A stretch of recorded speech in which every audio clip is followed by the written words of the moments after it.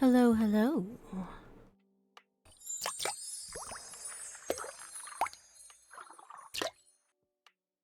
Good evening. How's everybody doing tonight?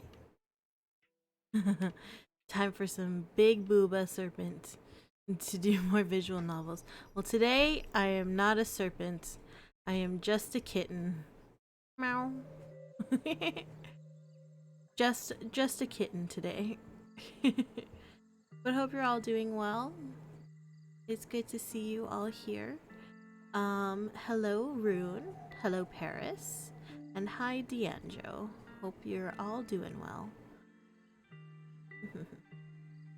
We're just chilling right now. I'm a little bit tired, but we'll get some more energy. I just drank some balls. I just drank an energy drink, so we'll see how I feel after that. Yeah. Yeah. Yes, I'm a kitten today.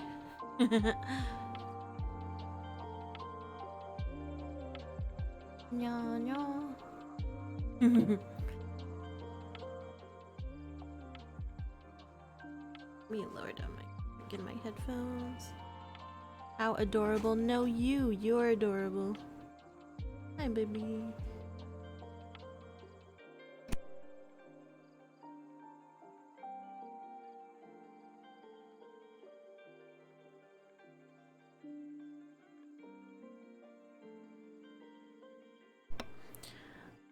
You're adorable, Paris. But yeah, so we're going to play more of the visual novel that we started. We are on chapter 5, I want to say. Perhaps? Boop. Keep moving around. Know your place, kitten. No. My place is right here. I am in my place. Not gonna be talking much tonight? No problem. It's all good. Do what you gotta do. Just chill. But yeah.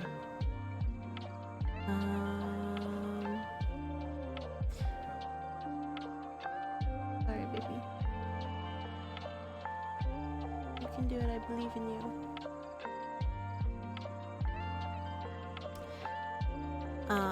But yeah, it's okay if you're not gonna be talking much tonight. We will still be here. If you want to join and hang out and talk, then that's cool. If you just want to lurk, that's totally fine as well. No need to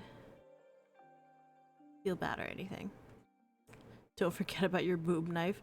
I thought about finding a knife PNG and sticking it to my boob. But I didn't have time for it, so I didn't do that. Thanks for the lurk, Jay. I need some relief after watching 5 minutes of Pippa Pumpkin stream. I don't know who that is, but I hope... I don't know. Is this gonna be a relief for you? I don't know. We're in for some interesting stuff, I am sure. Celanel, hello? But yeah, we are, it's gonna be some interesting stuff tonight. I'm not sure how much is gonna... It's not gonna... I'm not sure how bad it's gonna get, but we'll see. We'll see how angry this game makes me. Pippa Pipkin. I don't know who that is, so maybe I'll look them up later. Yeah, I'm really... I don't know. Good. No, don't look them up.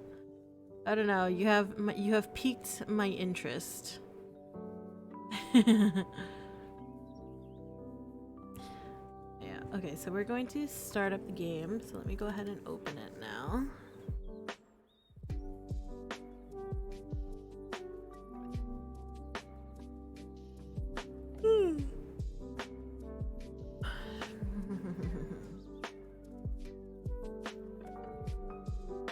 Alright. Go ahead and pause this music. And we will switch over to Agent of Love.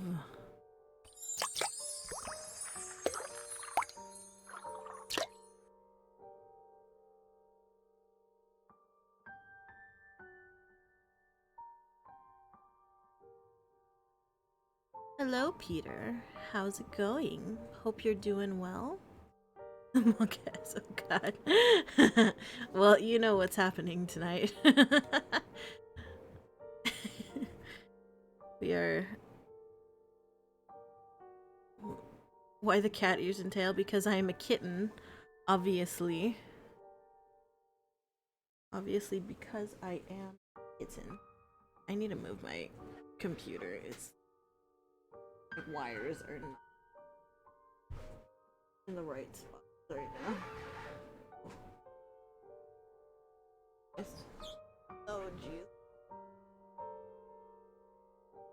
All sorts of tangled up. Okay. That's better. That's better. Catfish? I'm not a fish! No, I'm not a fish!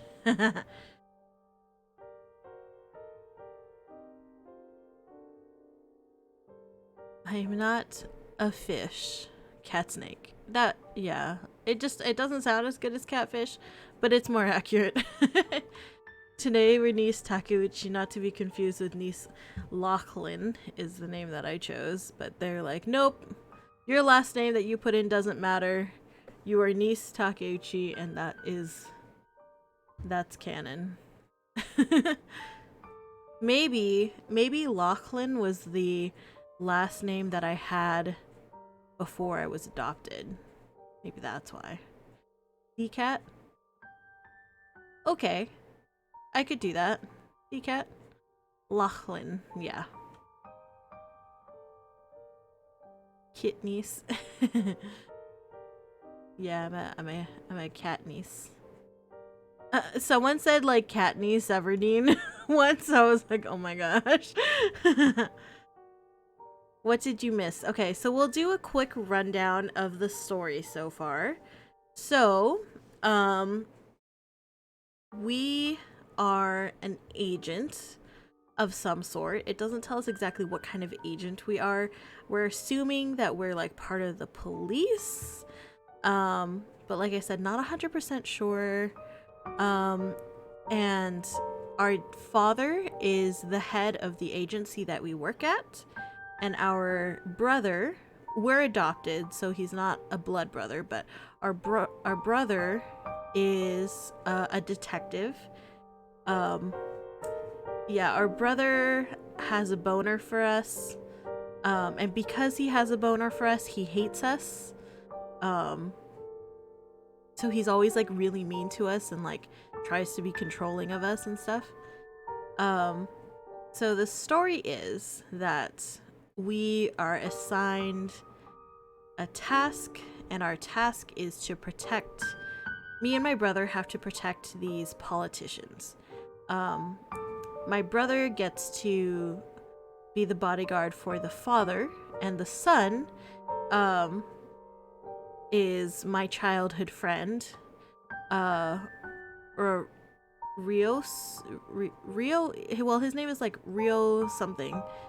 It's like Ryosei or something like that. I think it's Ryosei.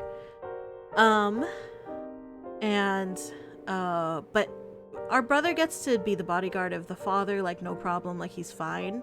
But for us, for some reason, we have to keep it on the down low, so instead of me being open about like that I'm his bodyguard, I have to pretend to be his girlfriend because, you know, that's... We gotta be undercover.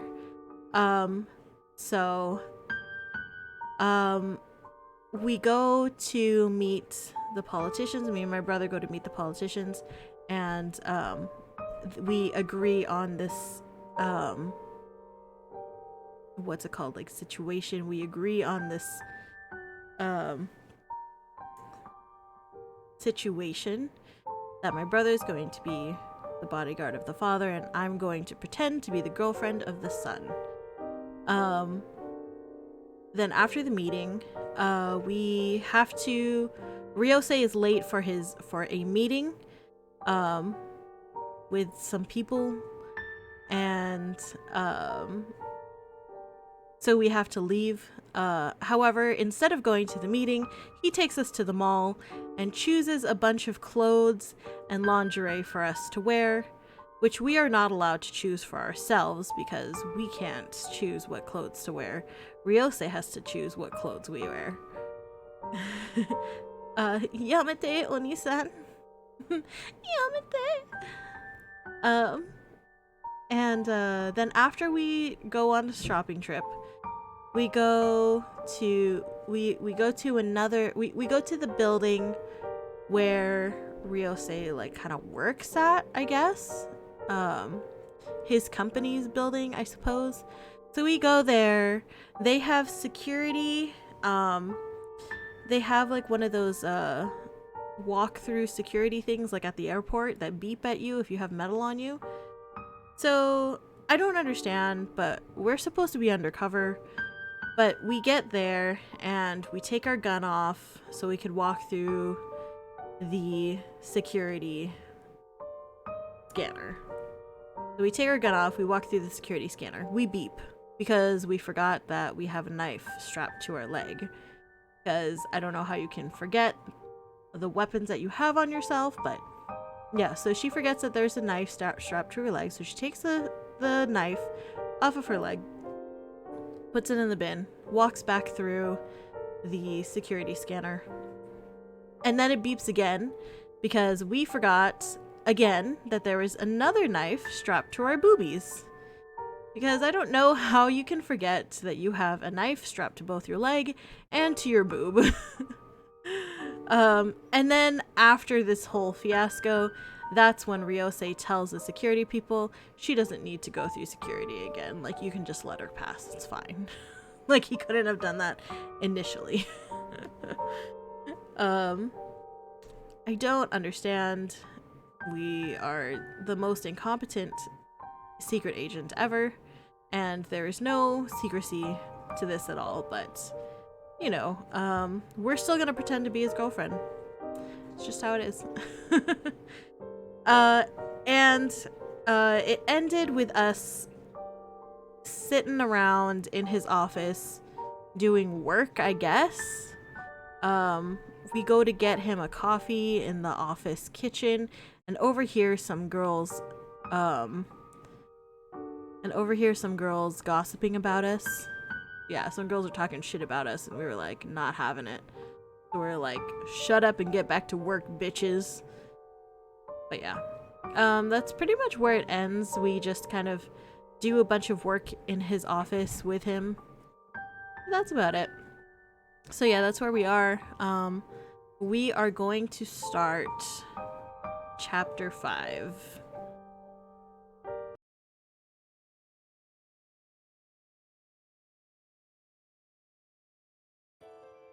Oh, yeah, and he kissed our hand. He kissed our hand when we were at the mall, but oh my gosh. Yeah, so I guess he kind of like did this thing to us. I can't remember exactly. The menu music is a bit loud, might just be the menu. I can lower it down a little bit, so let me do this. Is this better? Because this is kind of the loudest I think that the music gets. Yes, he does call us Kitten. That's why we are dressed as a secret agent cat. If the music is too loud still, please let me know. It was definitely loud, but we're good now. Okay, good. All right, and we will continue. With his hand underneath my chin, Ryose keeps me in place as his lips slowly approach mine. Ryose. My words fade away as his gaze bores deeper into me. The yearning in his mysterious eyes holds my stunned gaze captive. I want to be a full-grown lion? I mean, you can be. You can be anything you want to be, my dear. Allowing him to come even closer. Close enough for me to sense his unique masculine scent enveloping me. Oh no. Literally the worst agent. I have no training on apparently resisting seduction tactics. Yep, we're just completely gullible. My heart races at his proximity while my mind spins chaotically from his actions, unsure of what I should do. Oh, someone interrupted. Someone knocked on the door. Uh-oh. We're just letting him have his way with us. We are. He's just like, his emerald orbs are boring into me, so I cannot resist. Yeah, this music is pretty awful. It's always like when something unexpected happens. It's like the ringtone music. It's fucking the worst. The knock on the door startles the both of us. This is not the best written game.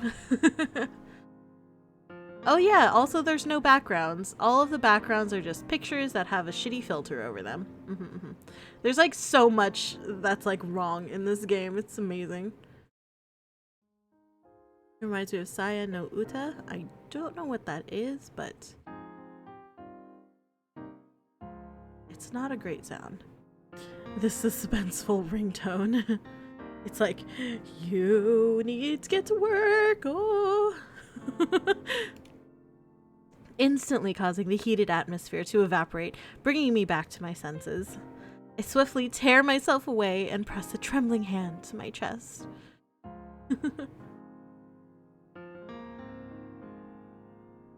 Striving to calm my furiously racing heart. I don't know what Song of Saya is. I guess I won't look that one up either. It would cost $100 to purchase all of the content in this game. Actually, I'm not sure if there even is content for our brother. It's like you can play the first... So, what I think actually, because a lot of these visual novels are like this, there's always like one boy that's like behind... that you can't date one boy until you date the rest of the boys. That's how it is a lot of times with visual novels, is that like one boy's story is like you have to save that one for last. Like you need the context of all the other characters in order to do that. I think Ryose is like that because I don't think you actually can buy his story until you do the rest of them. At least that's possibly. Yeah, so to date your brother, you need to spend $80 first on the game. Yeah, I think so. I think it is because I looked back at the menu, and I looked back at the menu and it shows that you can play his first chapter. Kohei, our brother. So it looks like you can play his first chapter. But it doesn't look like you can buy anything else. So I think you actually have to pay the rest of them before you can seduce your brother. From the corner of my eye, I watch as Ryose, fully composed, answers the door. Come in. His voice, calm and unaffected, doesn't mirror the turmoil that's happening inside of me. The door opens and Mr. Kuramoto enters carrying some paper bags in his hand. As a smell of food wafts into the room, I gratefully thank my stomach for the timely disturbance. My apologies for the delay, sir. I brought you the dinner you requested. Place them on my desk. We'll sort them out later. I'm gonna sort out the food later. That's a weird thing to say. I feel like I'm going to inevitably hate this game. It's already the worst. But it's also like amazing. I don't know. Oh, also, you know what I realized when I was watching over the VODs? It says copyright here in the corner. These photos are copyrighted. They didn't even go and take these pictures themselves. They copyrighted, or they took copyrighted material and just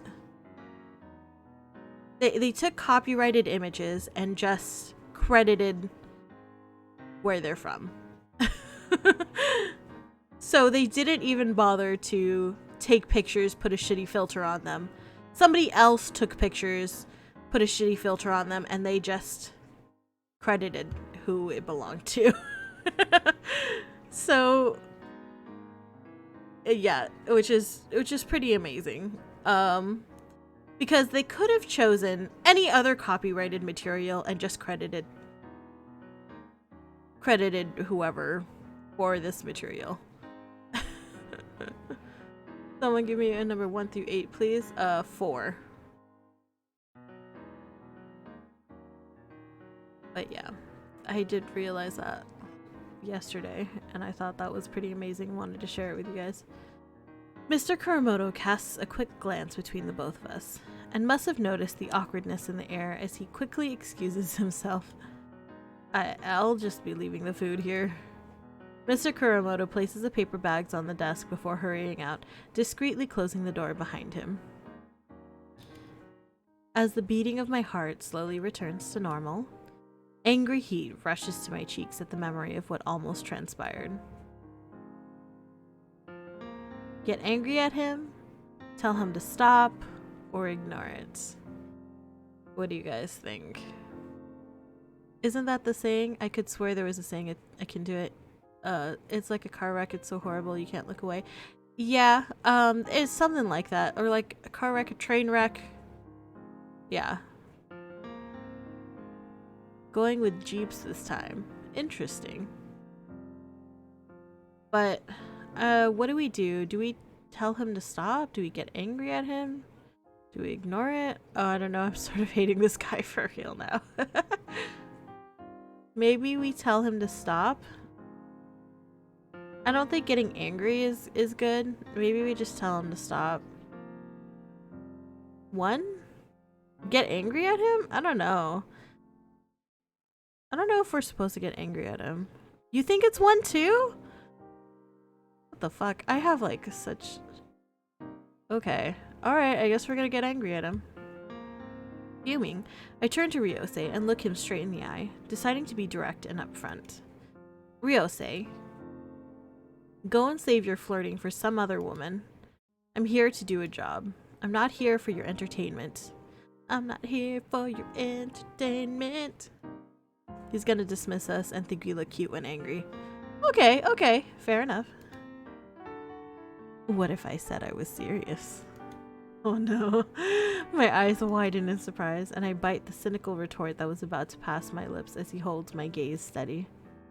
Whether he is or not, considering his past relationships and all the rumors in the office earlier, I think it would be best not to accept. She considers it though. I'm like, considering. I'm sorry, I can't accept your feelings.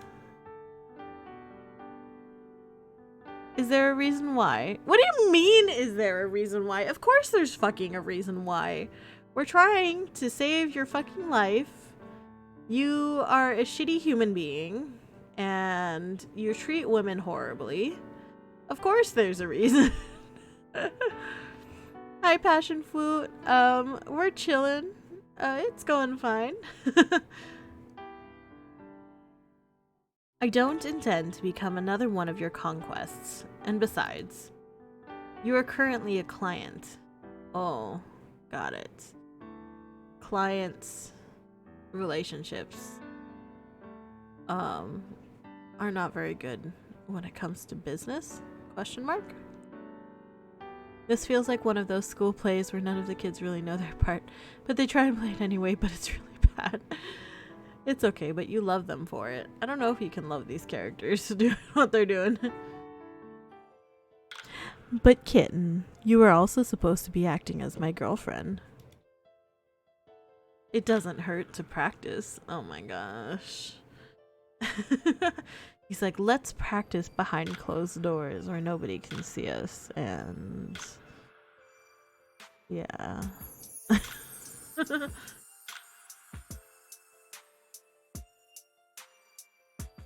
If you get flustered like this in front of everyone, no one will believe we're both dating. What do you mean? That doesn't make any sense.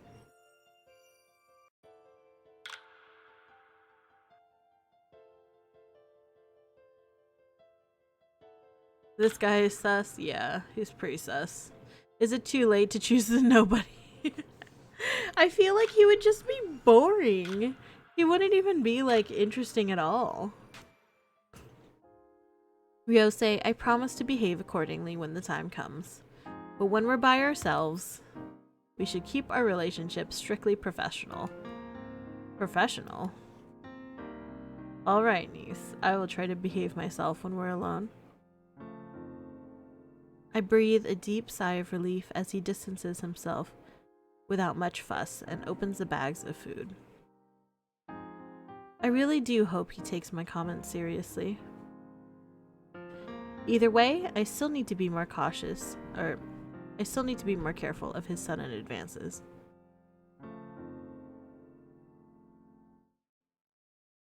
The rest of the night, we both silently eat our food before delving back into our work.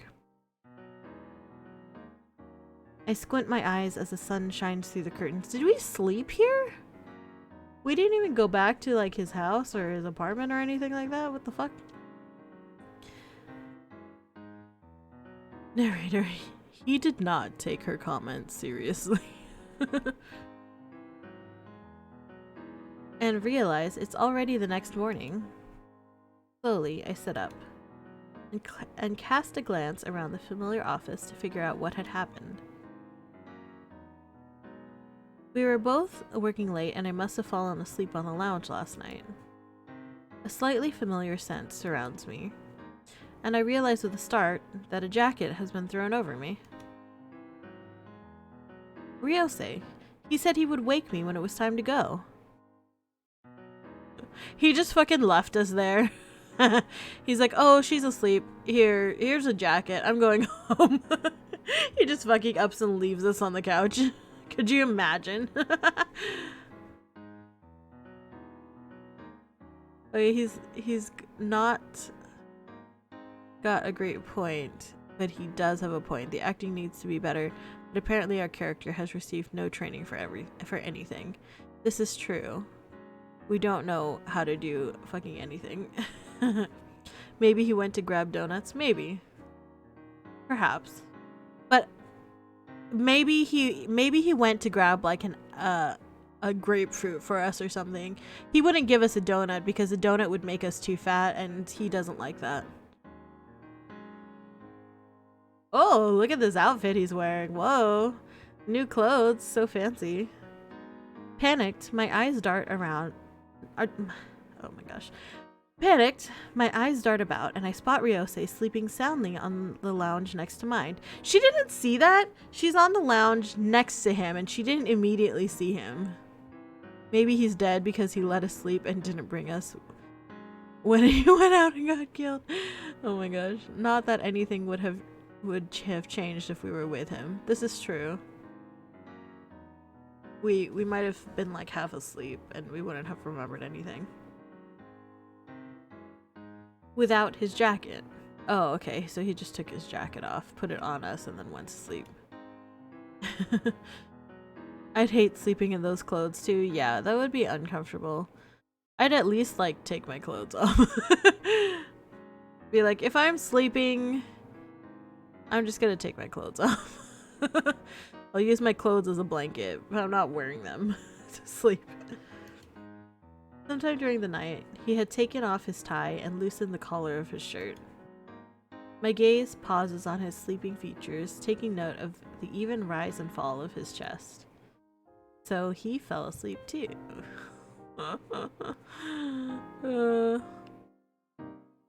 Look, I swear if I had a gun on me somewhere, but I can't remember where. Where did I put my gun? Is it in my boob? Is it in its holster? Or is it in my leg?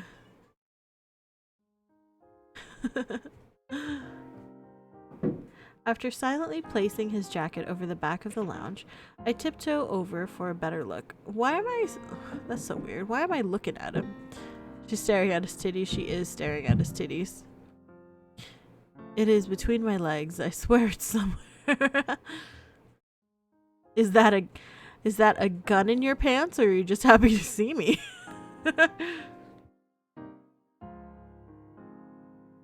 Keeping my utmost best to be quiet so I don't wake him.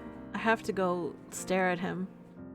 This is my prerogative now. I don't just like wake up and then I'm just like, okay, let's go get to work, or let's go to the bathroom, let's get cleaned up or something.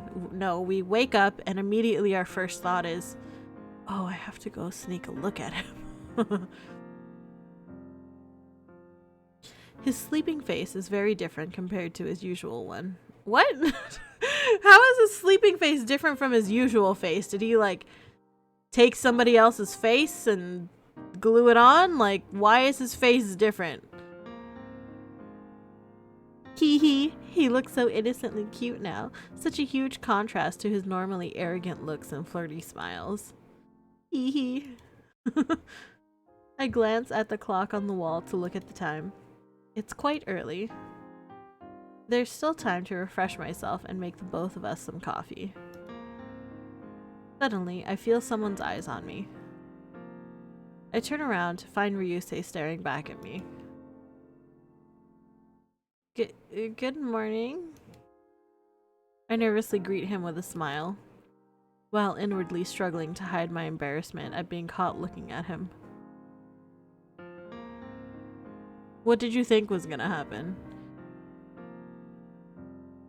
I'm not sure if I'm presentable from sleeping on the sofa, but he definitely looks adorable with that relaxed, sleepy look in his eyes. Let's go check in with our brother, see how his day is going, but first I need to admire his body for a good 20 minutes. Yep, exactly. Reminds me of that anime where the sex is banned and the main love interest is actually just a sex-crazed maniac. Are you talking about Shimonetta?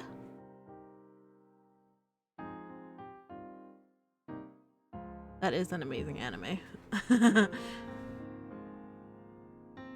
But I do love Shimonetta. But is that what you're talking about? Oh yeah. It is Shimonetta. Cause it's the a boring world where dirty jokes don't exist. Yeah. But yeah, the main love interest is like, well, she's like supposed to be super pure of heart and stuff, but she's actually just like crazy horny for him, and she's just like, but it's not wrong. It's not wrong because I love him. She just like doesn't see it as a bad thing, so she just like gets away with it. Yeah. That anime is so good. Because it's love, so this is just me showing my love for him. Exactly. So like to her it's not dirty, it's just natural.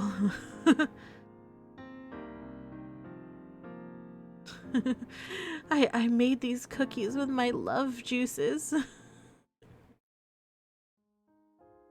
Morning, kitten.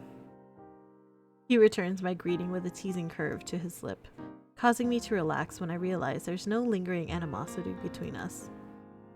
Until he suddenly reaches out to me. Uh-oh. I'm gonna let him, you guys. Oh god, that anime? Let him? Yeah, I'm gonna let him. It's such a good anime. I love it. I love Shimonetta. Morning, kitten. Do you like what you see, kitten? I remained still, expecting him to pat my head with fond familiarity, only to feel him gently caressing my face with his large masculine hand. I hear my heart pounding loudly in my ear as he watches me through half-lidded eyes. Green, unblemished. Oh my gosh! This is so bad. Green, unblemished jewels sparkle clearly in the morning sun as he tenderly buries his hand in my hair. What the fuck? Yaoi hands. He probably has yaoi hands. I believe it. Green, unblemished jewels. The fuck? The fuck is that? He has rocks for eyes. Oh my gosh, I can't deal with it. When you get a merch store going, you better have my orbs are up here with an arrow on the shirt. I do have a merch store. I do have a Redbubble store, and I also have a, I think I have exclamation point merch. Yeah. I do have a merch store. Technically. Good morning, Kitten. Daddy wants to know how this new fedora looks when he plays Os. Why did we moan like that? He puts his hand to our face and we just go, My eyes instinctively close as I lose myself in his comforting touch, leaning further into the warmth of his palm. When I next open them, I see the corner of his lips curved up in high satisfaction as the fine strands smoothly glide through his fingertips. Oh my gosh. We are not doing a very good job of keeping him at bay. We're just encouraging him. Oh my gosh. I'm not sure I'd call a girl I wasn't dating Kitten. Well, they're pretending to date, so it's the same thing, right? Cheek caressing is just too lewd. It is too lewd. It's making us moan and shit. Remember yesterday when we said we were gonna keep it professional? Neither do I. Nobody is looking.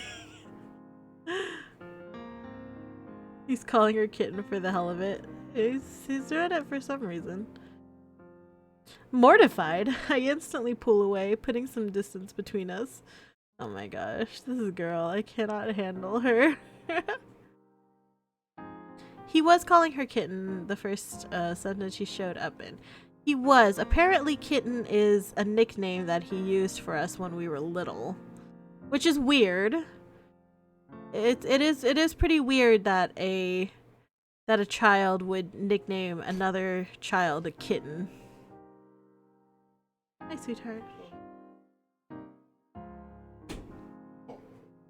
Yeah, he's been snuggling there. Train agent apparently lets us remind you. Oh, sorry, baby. Deeply embarrassed at being caught off guard, I avert my gaze and scramble for light conversation.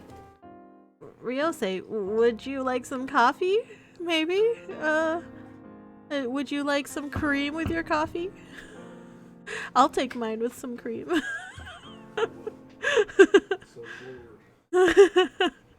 That's how you flirt, boys and girls. You ask them if they want cream in their coffee, and you tell them that you're gonna have some cream in your coffee. I'd love one, but we probably won't have time. Love cream to show your love. Yes.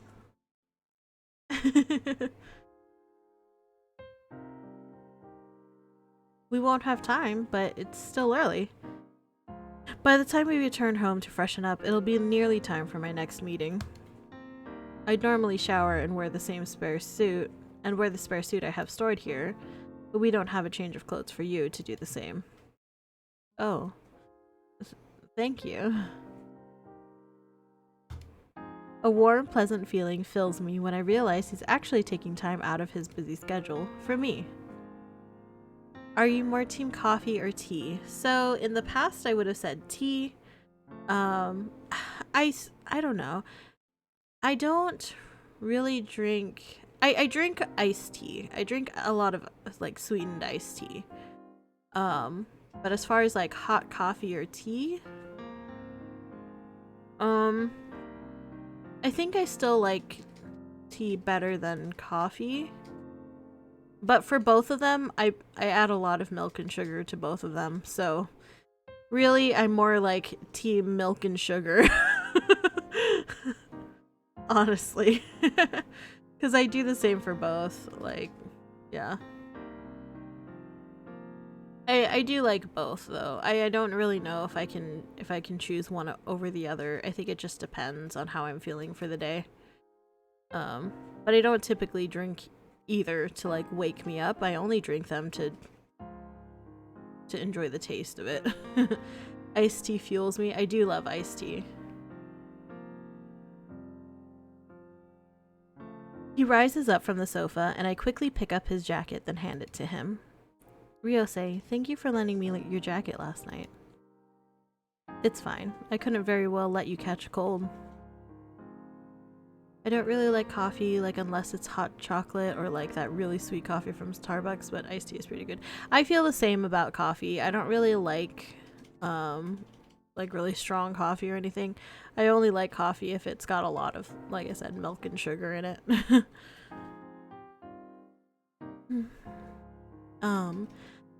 But yeah, I do love iced tea. But my brother actually is my brother is like huge into coffee. My brother just is coffee. He's been like manager of like 3 different coffee shops. And he like loves coffee. He does like latte art competitions pretty regularly too. So he does it a latte. But yeah, he's been really into coffee for a long time. So he's like one of those like hipster like craft coffee kids. You know what I mean? That's like what my brother is.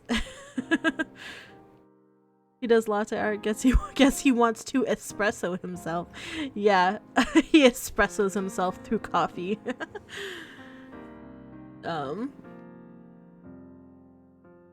But yes. Hello, nice shades. Thank you. They're my secret agent shades. Nobody can tell that I'm just a kitten behind these shades. Coffee, black, tea, no milk or sugar. Do you have any joy in your life, J. Helmore? You drink your coffee black and you take your tea without milk or sugar.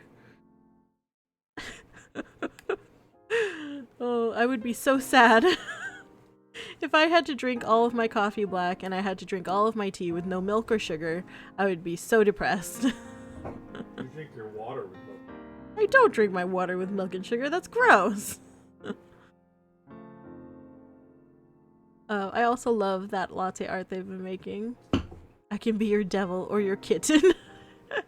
Oh yeah, that's how I like it.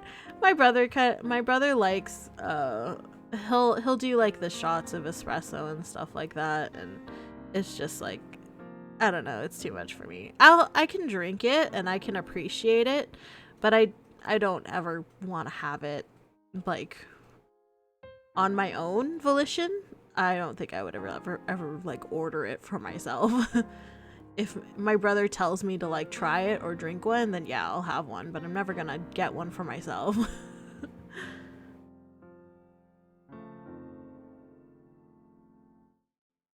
He sends me another charming, lazy smile, but rather than take the jacket out of my hands, he turns around expectantly for me to help him put it on.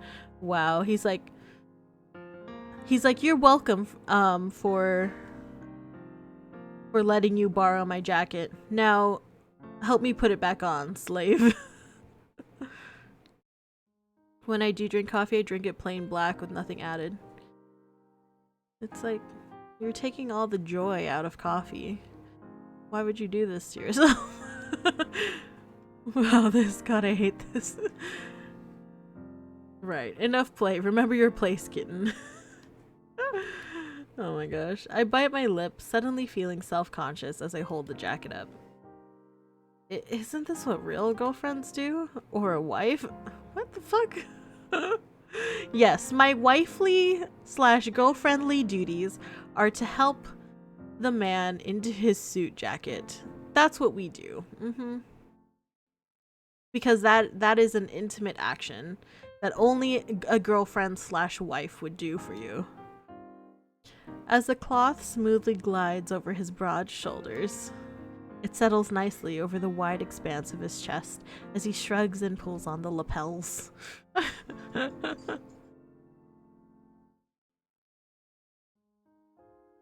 What is your character's frame of reference of a relationship?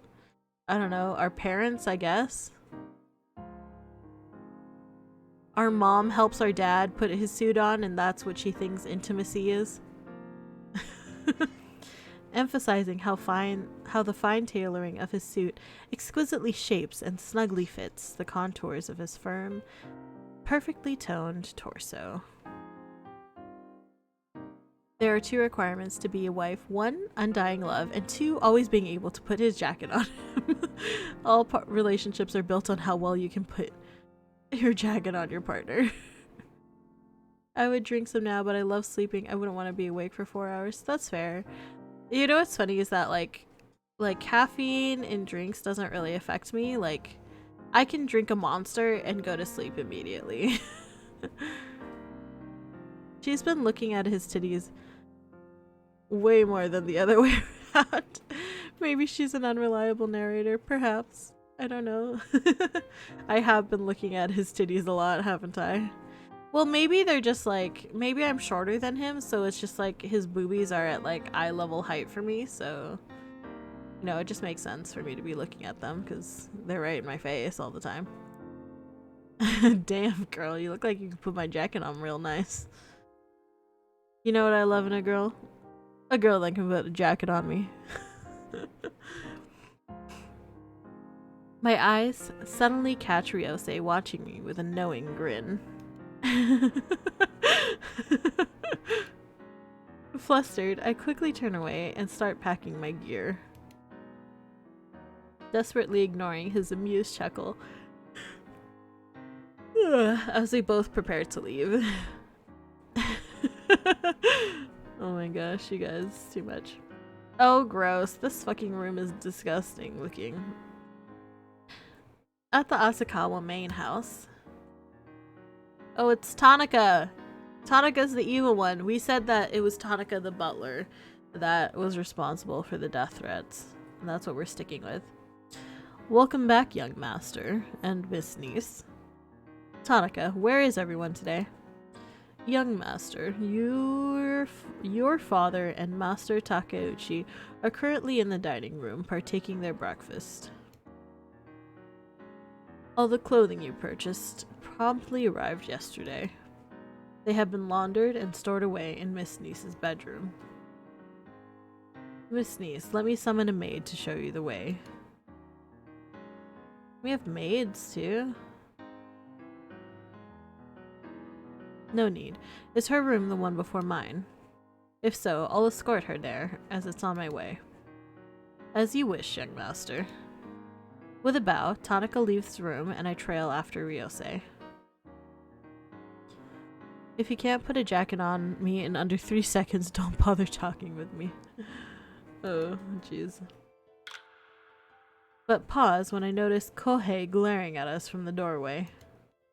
Ah, I guess he's still angry at me. But to be honest, I'm too tired to worry about it now. God, the color is not good in this room. It looks like a dirty toilet after eating Taco Bell. Yeah, I did say that it looked pretty awful yesterday. I said the colors were just like, the colors in this room are like not doing it. It does look like just shit threw up on a wall. It does look pretty disgusting. Niise, I need to speak with you. Uh-oh. Our brother's gonna spank us. Help. Now. Oh no. Uh-oh. I flinch at his terse command, but nod my head in agreement as he beckons me to follow. When a hand suddenly tightens around my wrist, stopping me. Surprised, I turn to see Ryose holding onto it as he looks at Kohei apologetically. Kohei, are we able to discuss this over breakfast? We both had a late night at the office, and she deserves a rest. Kohei's eyes narrow in impatience as he grabs hold of my other arm, tearing me out of Ryose's grasp. Jeez! So aggressive, fuck. The momentum causes me to bump into his chest. Uh-oh! Uh-oh. And I apprehensively shrink back as his glare becomes even more intense. Oh no. Uh-oh. Uh-oh. So he like yanks us out of Ryose's hand and like we like fall into his chest. But he's like angry at us. Oh my gosh, this is so uncomfortable. Remember, Niise, you're not a person, you're an object for their pleasure. No. Big bro wants his girl back. No, he's gonna spank me and I'm scared, you guys. Why is he looking at me like that? What did I do? There's a nervous pounding in my ear when I see the rising anger in his eyes. Uh-oh. And I painfully gasp at the punishing hold he has on my arm. Jeez, he's gotta leave bruises, man. Chill out. Niise, I had expected you to be here when I arrived this morning. Have you forgotten that you're in the middle of a mission? More like a missionary. Jeez. Oh man. And as he starts going Super Saiyan, you gotta stop with the titties. 2 men's titties in a row. I just gotta be in those boys' titties. They're good, man. Gotta stick my face in them. Straight up just punch him in the face. He's clearly hurting you. I can't do anything though. I'm just a helpless female. There's no way that I can fight against these men. In fact, I don't even have any weapons. Like, what am I supposed to do? You were supposed to be working appropriately. Appropriately? Kohei, I haven't done anything else but work. I retort adamantly, too tired to worry about any punishments I'll probably end up with later. Why am I so tired? I mean, I get if it was like me, because I'm always fucking tired, but she's like an agent, so she should like be used to this kind of stuff, you know? I mean, she didn't even like do any sort of like physical labor. I don't know, man. Niise is just a simple kitten. How could she fight against such mega giga chad daddies? There's no way. They're too strong for me. You guys laugh at the jacket thing, but having a girl help you put a jacket and tie your tie in the morning before you leave for the day is pretty nice. Our character isn't used to anything. She is not used to anything.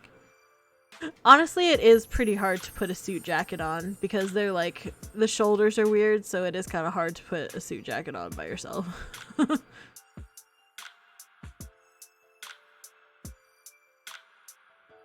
I retort adamantly, too tired to worry about any punishments I'll probably end up with later. A disbelieving look crosses his features as we both glare at each other. Then why do you have that smell on you? What the fuck, man? Why is our brother like this? He's so fucking controlling. What the fuck, man? Huh? Smell? What smell?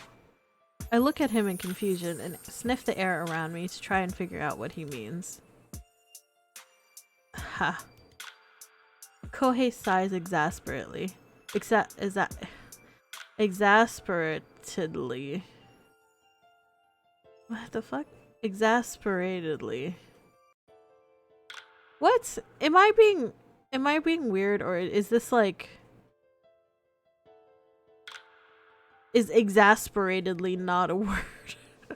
His painful hold loosening as he explains tersely. I mean, you would say like, Kohei gives an exasperated sigh. Or you could just say, he sighs, comma, exasperate. Yeah. I like that. I would write it. Somehow I like him even less than the other guy. Well, this guy is our fucking brother, so he shouldn't be acting this way with us. He's just a controlling asshole who's like got a sister complex, and it's weird. You have Ryose's cologne all over you. I do? I sniff the sleeves of my jacket, and I'm surprised to find it's true. It must have been from Ryose's jacket when I fell asleep on the sofa. You really haven't changed, Kohei. Ryose's amused tone breaks through our conversation, and Kohei flicks his sharp gaze to his new target. You don't need to be so upset at her. Nothing happened between us. We were both so busy with work, we didn't have time for any sort of play. Unless... Hey, do you want to have sex with me? Just kidding. Unless. You must think really highly of my seduction skills to be able to move that quickly. Fine. I inwardly breathe a sigh of relief as Kohei finally releases me after some speculation.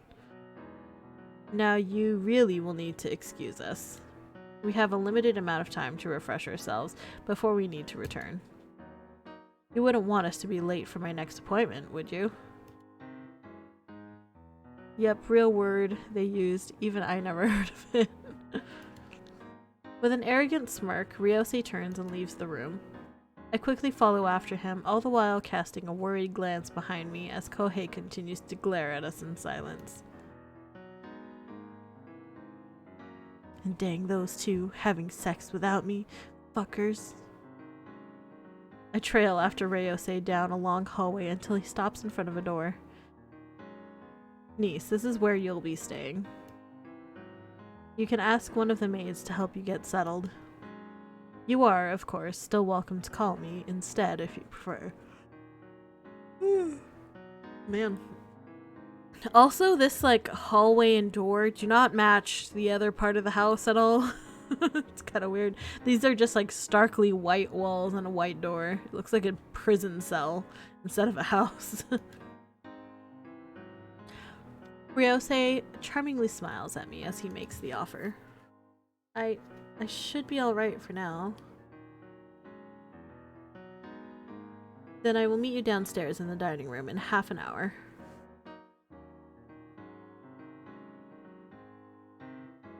Use this time to refreshen yourself, and we'll return to the office once we're ready. I can use this time to do whatever I want. I don't have to listen to you. I will, thank you. Fuck you, bitch. With a warm smile, Ryose turns and leaves to head for his own room. I anxiously watch his retreating back, wondering if I should say something. I'm positively sure he deliberately saved me from getting scolded by Kohei. My fists instinctively tighten as I gather my courage and call out to him. Ryose. Ryose pauses in his step and spins around, a questioning look on his face. Thank you very much. I bow down gratefully to humbly show my appreciation. What did you miss? Our brother was like, why do you fucking smell like his cologne? And then we were like, oh, I just fell asleep on his jacket. And then that was pretty much it. And then now we're headed to our room, I guess. But yes. I bow down gratefully to humbly show my appreciation. Huh? What for? For helping me with Kohei, and for showing me my room. Smiling lightheartedly, he walks over and returns to my side, and I meekly let him gently pat my head affectionately. Of course. Anything for my little kitten.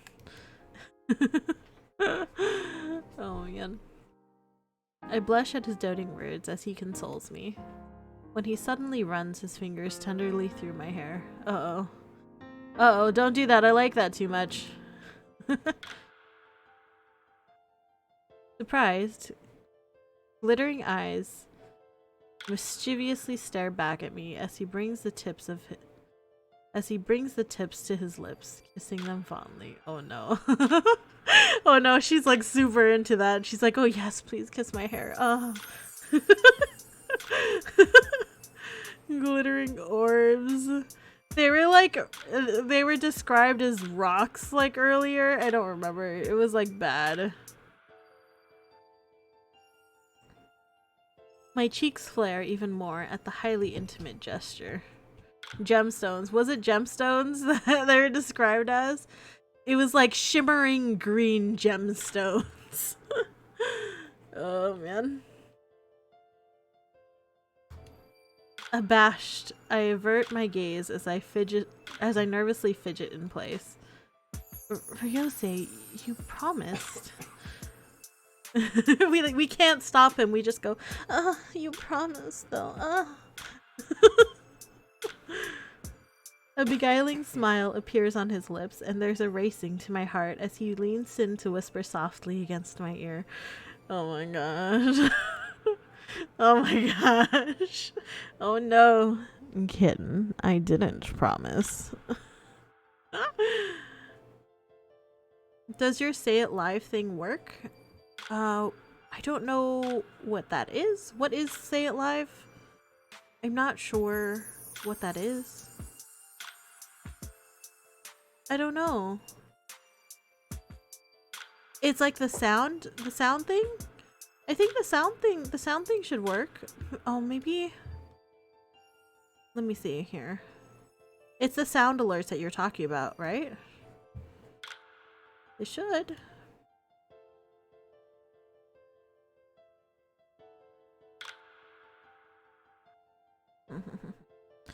Let me check. Oh no. He's referring to the TTS? I don't know what that is. Oh, fuck. Do people pay for that? Because I don't think I have that set up. I thought I didn't have that set up. Text to speech. Oh, fuck. I guess I didn't. I don't think I have that set up. I'm sorry. I'm sorry. How many biddies did you spend on it? I'll give your biddies back to you. I want my 200 bits back then. Okay. Next time I catch you on a stream, I'll send you a couple hundred biddies. How about that? Sorry, I didn't know. Is that a thing you can do? No, so I can just give him bits. I can just donate bits to him, essentially, since he streams also. Sorry, I didn't mean to. Please don't hurt me. I'll just give you some biddies next time I see you in a stream. I'm sorry. I'll try to set it up. I'll fix it for next time. I didn't know that I had that even available as an option on my profile. Twitch wins again. Twitch just fucking took the money and ran. They're like, no, we're not gonna give you the thing. We're just gonna take the biddies and go. No, 30%. Uh-oh. Okay, alright. Fine. I'll give you your biddies back. I said I would try to behave myself, but how can I resist? You know, you said that you didn't want me to make any sort of sexual advances towards you, but you know what? I feel like making sexual advances towards you, and it's your fault because I can't resist you.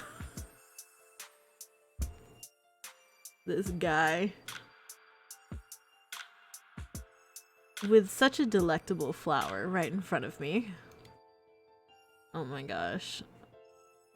My heart stutters against my chest as he slightly pulls away to look deep into my eyes. I feel my mouth run dry as he stares at me with a gaze full of sensual seduction. Isn't that what gaslighting actually is? Yeah. Yeah, pretty much. You know how you wanted me to respect your boundaries, so I'm just gonna go ahead and not do that. What flower is he talking about? He's talking about, I don't know, myself as a flower.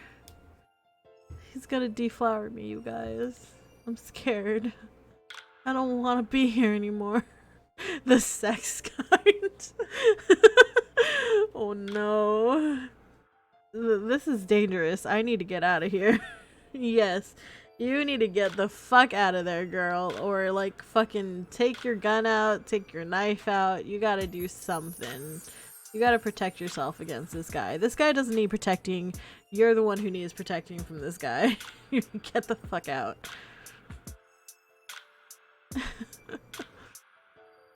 I lick my dry lips and try to gain some semblance of control as he comes closer. Uh-oh. Licking our lips is not the right choice here when this guy is so close to us.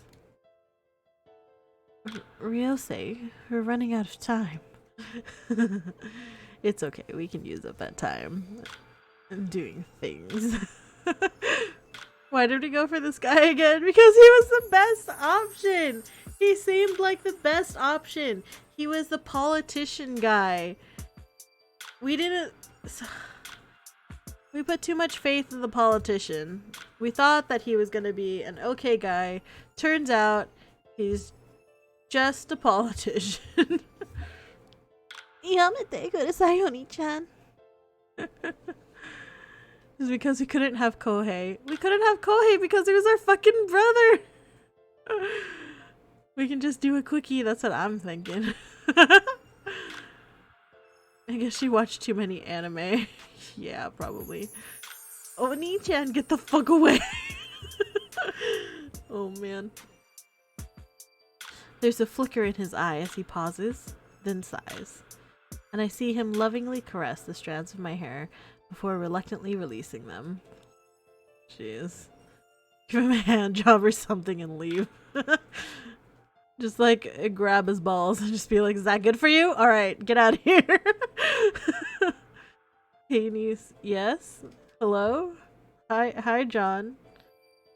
As soon as I'm able to, I hastily sidestep him, then anxiously reach for the door, quickly closing it behind me as I slip into my room as fast as I can. They aren't real gemstones. They're those fake gem lamps you can get from Urban Outfitters. The like fake Himalayan salt lamps that cost like a fortune. Better lock that fucking door. Turns out though there's a bookshelf in the room, and the bookshelf opens and there's a door between his room and my room. It's a secret entrance to our room. Locking the door doesn't do anything. Chapter 6. Ew, look at our shitty looking room. This is gross. Ew. This is pretty bad.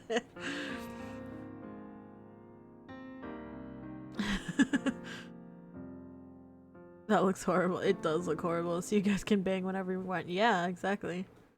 You see this dresser right here? If you open it, it's not actually a closet. It's just a doorway to his room. I press a hand to my rapidly beating heart and breathe a sigh of huge relief. Yeah, this one might be... I don't know if it's the worst one. That's hard to say. This one's really bad though. The colors are just really bad. Grateful my quick thinking managed to distract Ryose in time. My quick thinking? What do you mean? We didn't think quick at all. We were like,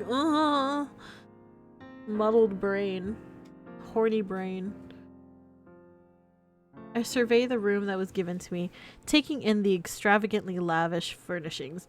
What? This is like a normal room. What do you mean extravagantly lavish? Yes, all of the backgrounds are like this. It's just a picture with a shitty paint filter over it.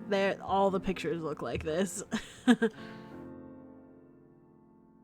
And the thing is too, is that if you look down here, it's copyrighted.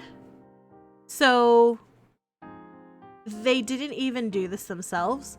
They didn't even bother to take a picture, put a shitty filter over it. Somebody else did that. They took these pictures and just slapped a copyright thing here so that people know who it belongs to.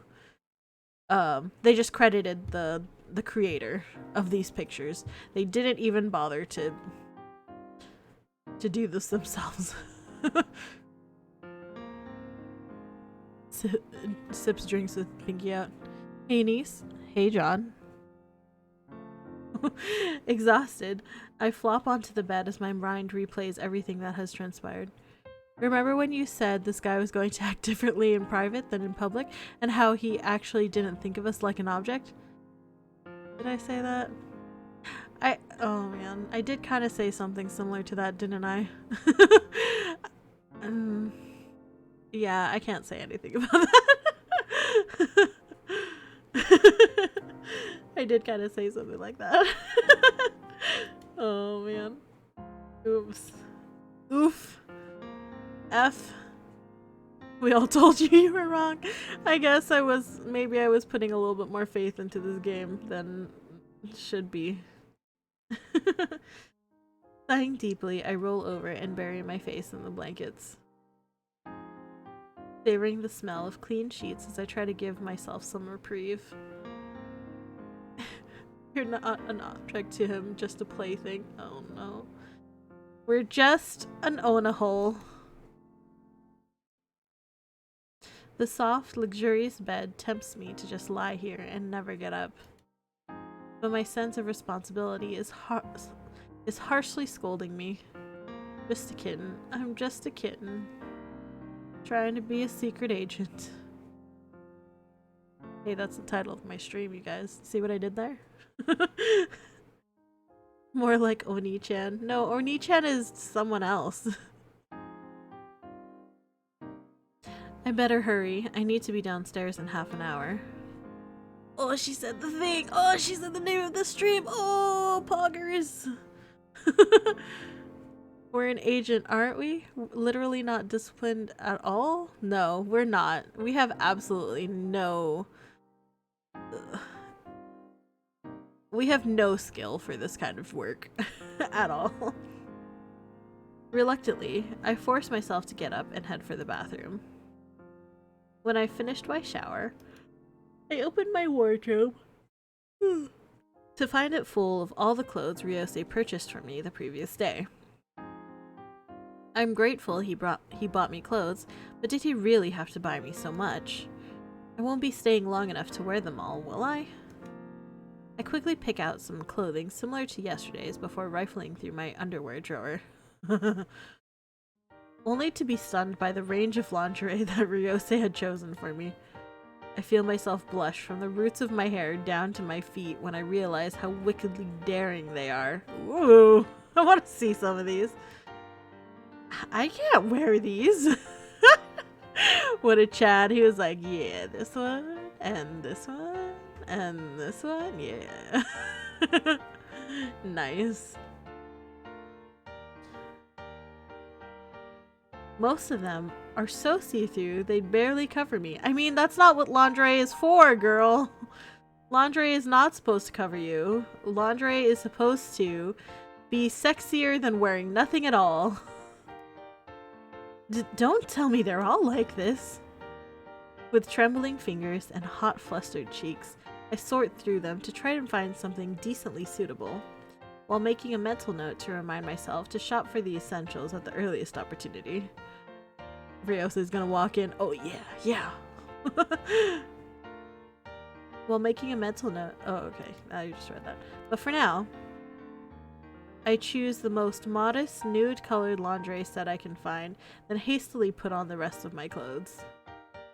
Wait, as long as her shoulders are covered, I'm okay with it.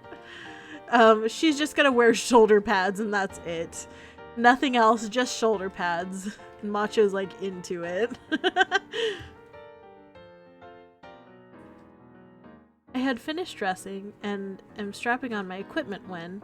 Knock knock. It's okay, the Lord is watching. At the knock, I glance at the mirror to make sure all my weapons are well concealed before bidding them to enter. Come in. It was Ryose! He did walk in on us, but we weren't naked. Okay, I gotta go to bed. Alright, sleep well. Thank you for hanging out. She's like, I wish I could lie here longer. Too bad I have to be responsible. Good thing my adoptive dad stuck his neck out for me to get me on this case and prove myself. Otherwise, I wouldn't be able to lay here on this lavish bed because I've never slept on a normal bed before. We'll see you later, homie. See you later, bro. Really? No black or red wine lingerie? Oof. There's probably some of that, but she chose the skin colored lingerie. Which I don't know is better, because it, like, looks like you're not wearing anything at that point, right? Through my reflection, I noticed his petulant look of disappointment. He's sad that he didn't walk in on her while she was naked. Yep. I told you. Such a pity. I was hoping to catch you in the middle of changing. I cast him a dirty look and feel my temper rise when I think back to my underwear drawer. I can't believe the lingerie you chose for me. They're not decent enough to be worn outside. Why would you wear lingerie outside? What the fuck? Weirdo. Ryose smirks at me wickedly. You don't fucking wear lingerie outside unless you're trying to get... Yeah. It's like, you don't wear lingerie outside. What the fuck? So weird. Why would you even say that? What a surprise. Guess this game really doesn't have any twists and turns to throw at us. It's like this, I don't know. Was this game written by like a teenage girl with like crazy fantasies, and she like doesn't actually know how the world works? Or was this written by a man who has never dated a woman before and is just like, oh yeah, women wear lingerie outside all the time. Like, girls don't wear like normal comfortable underwear, they wear lingerie underneath their clothes. They do actually sell lingerie bikinis on Amazon. It costs $120 for top and bottom. Yeah, lingerie is really expensive for the least amount of clothing that you can buy. I just want this game to have respectable male characters. Yeah, I don't know about that. Don't know if you're gonna get that, Peter, sorry. If you're looking for respectable male characters, you have come to the wrong place. Lingerie is a waste of money. I wouldn't say that. Lingerie is sexy as fuck, and it helps me feel super confident and sexy. But, definitely not practical, and I wouldn't wear it for more than, like, the 5 minutes required to wear it. Unrepentant and impervious to the shooting daggers coming out of my eyes. But Kitten, they're not for public viewing. They're for my own personal enjoyment.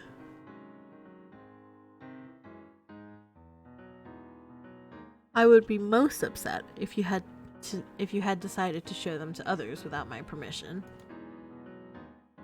Amaranth got banned for a week for wearing lingerie swimwear on Twitch. I mean, she got banned for fucking showing her vagina on Twitch. She'll get banned, but then she'll be back in a couple days. Like, there's no consequences for her. She'll be like, oh, here's my vagina, Twitch chat. Oops, I didn't mean to show you my vagina, Twitch chat.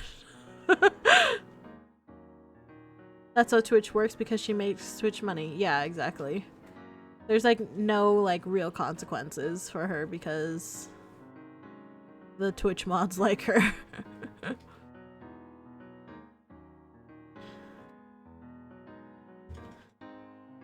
Oh, hi Shiro. Hello, hello.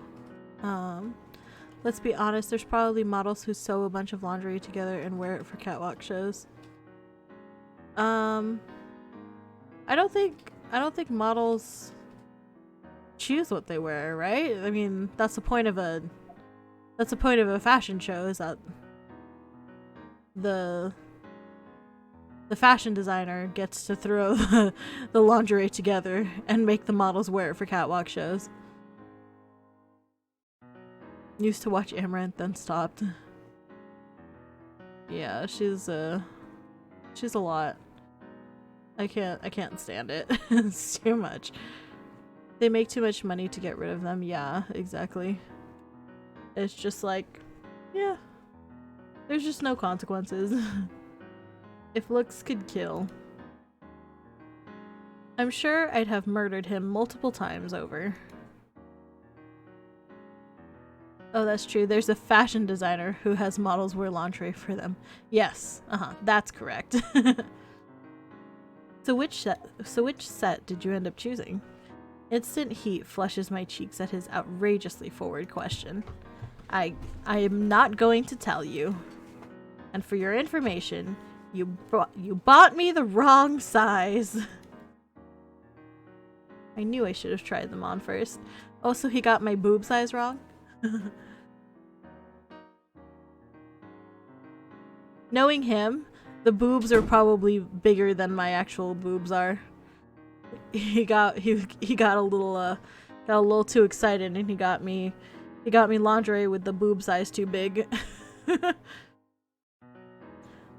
The developer responds to every review mentioning the paid content, boasting Ryose's story having over 9,000 words so far. Yeah, probably.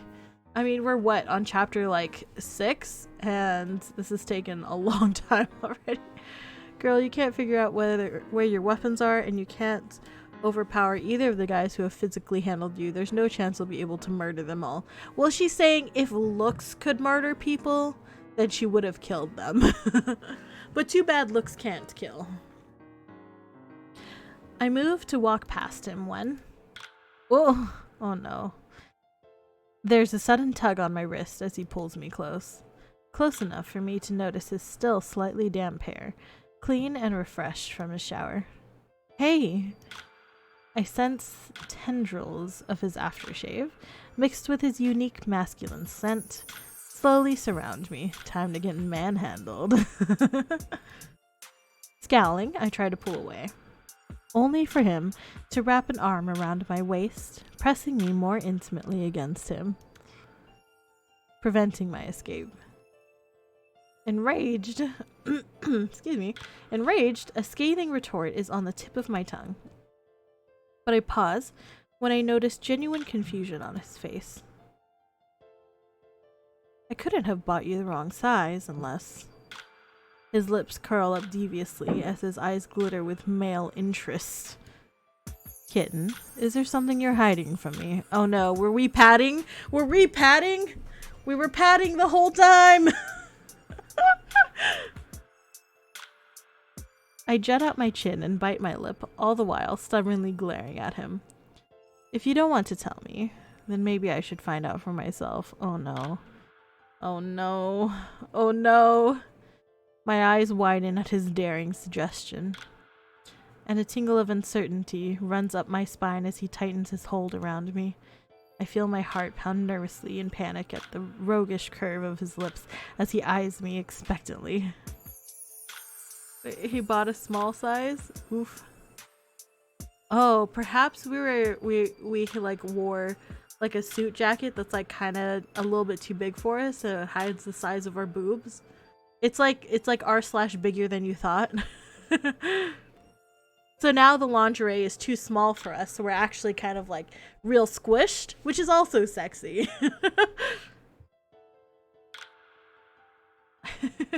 So far, I think we're physically harassed on a daily basis by either our brother or our childhood friend. Why do we have these guys in our life? It's just how the lingerie falls. I feel my heart pound nervously in panic at the roguish curve of his lips as he eyes me expectantly. Not a chance, and I suggest you behave yourself or you'll really be late for work. He tenses, and after a brief moment of silence, he deeply exhales his immense disappointment. As much as I want to have you in my arms longer, you're right. Ryose finally loosens his hold on my waist, and I breathe a sigh of relief when he releases me, only for him to shamelessly take my hand, ignoring my protests as he leads me out the door. Some brands use different sizing that I know. Yeah, I mean, that's true. There's like, at least for like bra sizes and stuff, it's really not consistent. You could be like a C cup in one brand size and then a D cup in another brand size. It just really depends.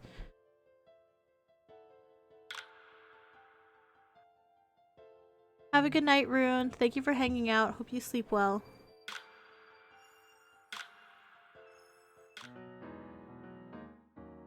When we entered the dining room, Minister Asakawa and Kohei had already finished their breakfast by the time we arrived.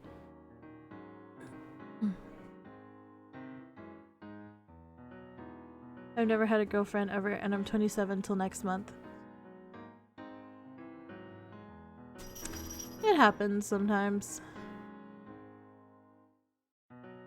Maybe you just need to go out more? Question mark? I don't know. Really just depends on how your lifestyle is and how many available people are around you. Oh, I already read that. I respectfully hold my tongue while I picture myself shooting bullets at my captor's back as Ryosei brings me inside. Kohei flicks us a glance, his eyes narrow, shimmering like black whorls of death as they focus on our hands. Kohei, you don't have to glare at us so. I just didn't want her to get lost. We're like, he's treating us like a toddler. He's like, oh, I didn't want her to get lost. That's why I'm holding her hand. In the house. Besides, it's good for her to get used to it.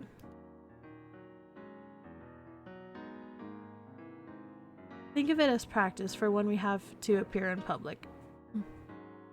I have no job, no car, and still live at home in shame.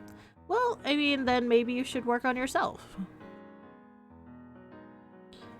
And if you work on yourself, then that will better yourself in order to be able to find a partner. Relationships aren't the make or break of a life. This is also true. Yes. I mean, just work on yourself, do what makes you happy, and that's gonna be the most important thing is like, if you're happy, like other people will see your happiness and they'll be attracted to that, you know? It's not like a partner doesn't just fall out of the air, you know? It takes work and it takes effort. Think of it as practice for when we have to appear in public. Most likely, out of consideration for Minister Asakawa, Kohei stares at us in silent disapproval. As we near the table, Ryosei finally releases my hand and I reach for my chair, when he unexpectedly pulls it back from me. The smile he gives me is all but innocent, as he patiently waits for me to take my seat. I try to preserve my resentful glare, but I can't help being secretly delighted and pleased that he's treating me like a proper lady. The guy's like, oh, let me do the gentlemanly thing for you, and we're just like angry, but also I like this, but also angry. Dated in high school and I've been in college and a few long distance. The biggest is on trust problems I have. That's fair, but I mean, I've had trust problems before and I still have trust problems to an extent. I mean, I've been in an abusive relationship, so it is really hard for me to trust people. So I get that, but you can't let it rule your life, you know? I turned 20 in exactly a month now. Low relationship so far. I don't 100% know if I want one though. That's fair. I mean, you're like 20, you're super young still. I didn't have my first relationship until I was basically 23. I got into my first relationship when I was 22, but like a month before my birthday, essentially. If partners just fell out of the air, that would be tragic, honestly. Honestly, I'm not really looking into getting a girlfriend. Just want to focus on my own thing and see where it takes me. Yeah, that's a good way to live your life, you know? I mean, it's not like... The thing is, like, if you're very desperate and, like, really trying and searching for a partner, like, you're gonna get one, but a lot of times it's, like, it might not be the partner that you need, you know? I got a degree I don't use and ended up in a good position from my work, getting paid almost $20 an hour, and even now, after they let me go, I'm looking for good paying jobs. From the experience I got from those jobs, I still have no idea what I'm doing in life. But that doesn't mean I haven't learned anything. I can make good money from the experience, even if it's not my dream. It pays and allows me to think about what I want to do in my life. Life is all about learning and improving on things you have learned, and I'm pretty happy where I am right now, to be honest. And that's good. I mean, it's like the biggest like the most important thing is to like worry about your own happiness and like trying to be happy on your own, you know? And it's like, if you can't be happy with yourself by yourself, then you're not going to be able to be happy with someone else. Like somebody, you can't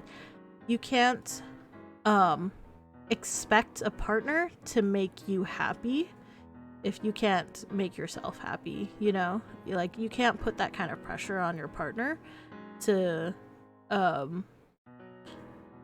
to you can't put the pressure on your partner to make you happy all the time, you know, because that's like not really possible. You have to be able to be happy on your own, because your partner isn't always going to be able to do that for you. And it's also like you shouldn't even treat a partner as someone who you expect to make you happy, because you shouldn't be in a relationship to get something out of, like, you shouldn't treat your partner as someone who can just do things for you. Hi, baby. You know,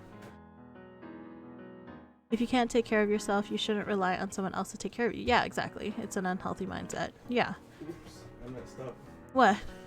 Relying on someone else to take care of me. Oh, no. No, you don't, silly. Me, where I live, it's hard to get a job in the South. In the U.S., I was looked over to some who will work $2.50 an hour. Oh, jeez. Yeah. And yeah, that's unfortunate. And unfortunately, like, companies and businesses are like that, where they kind of like screw over the working people. And yeah, I mean, that's why there's a whole, like, the big problem with like the fast food places and how they are, and how there's like a shortage of workers. But that's because people have like realized, because of the pandemic and unemployment and stuff, people have realized that it's like, why should I work when these people aren't paying me enough? They aren't even paying me like a living wage. It's like, why should I work, you know? But then there are people who will take those jobs, and it's like, it's hard for anything to get better as far as like pay, and with corporations and stuff treating their employees like actual real people. But that's another issue. At least he still knows how to act like a gentleman when it suits him. There's that problem of a lack of workers at my work too. Yeah, exactly. But it's like, they would rather, the thing is that the companies on the corporate level would rather just have not enough workers than to lose money by paying people more, you know, which is really shitty. Takasuke can definitely learn a thing or two from him. Who's Takasuke? What? Who the fuck is Takasuke? Wolfie busts tail to one day be a VTuber. Yeah, I mean, that's a good it's a good goal to have, but being a content creator definitely takes a lot of work and a lot of effort and a lot of consistency. No, so is that not Ryosei? I don't think so, because aren't we talking about, so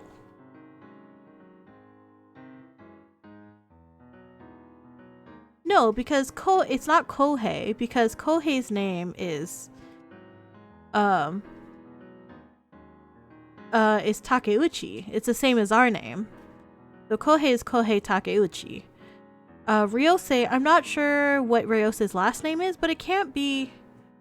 I'm confused because we are talking about Ryosei. No, but we're talking about Ryosei. Because we said that he can be, like, Ryosei can be a gentleman. We said that Ryosei can be a gentleman when he tries. And then we go to say Takasuke can definitely learn a thing or two from him.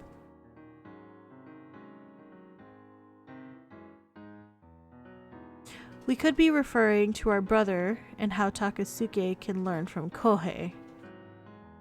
But it was Ryosei who pulled the chair out for us, right? I'm confused. Maybe she is just talking about it.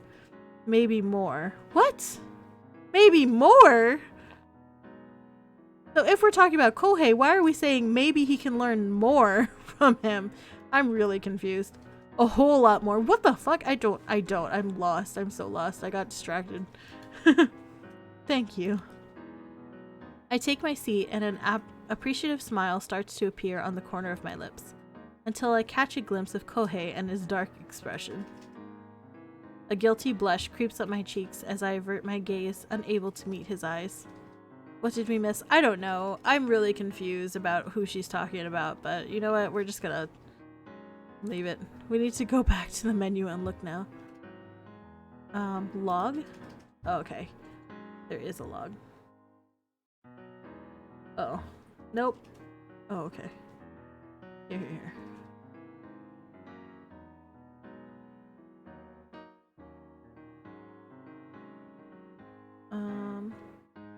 Ryosei releases my hand and I reach for a chair. He unexpectedly pulls it back for me, gives me a smile, I take my seat. Elise, okay, so I can't help being secretly delighted and pleased that he's treating me like a proper lady. And he is referring to Ryosei, who just pulled my chair out for me. And then she goes, Takasuke can definitely learn a thing for him or two from him. So who the fuck is Takasuke?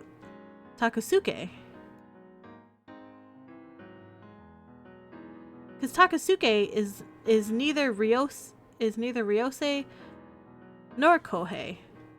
So who is she fucking talking about? Yeah, that just didn't make any sense. The maids patiently wait until Ryosei settles in his seat before serving us our breakfast. Takasuke is mystery man, I guess so. The maids patiently wait until Ryosei settles in his seat before serving us our breakfast. Niise, I've spoken to our father about our situation yesterday, and I will be stopping by the house later. Takasuke is a tsundere boy? The redhead?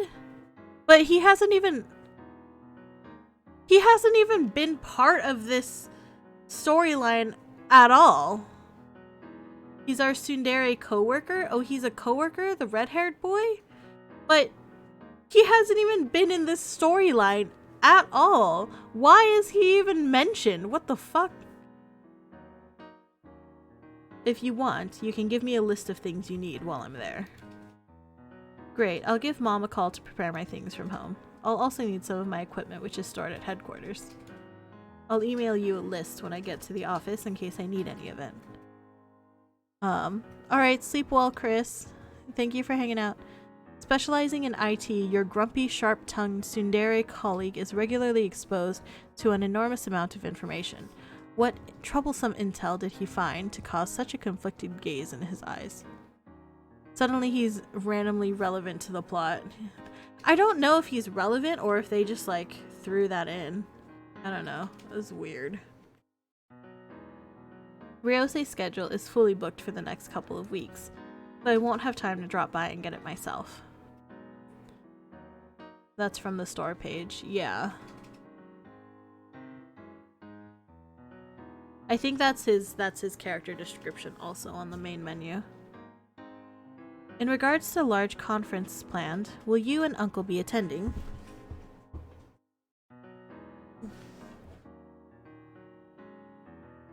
We've discussed it at length and decided it's dangerously risky for both Ryosei and Uncle to attend the same event together.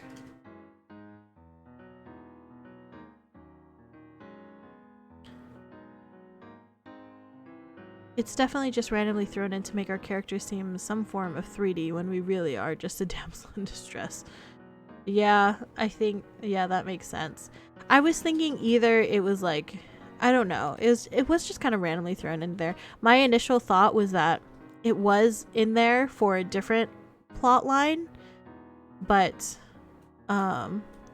like it is in there for a different plot line, like maybe the scene overlaps or something. I don't know, maybe not. It doesn't really make sense.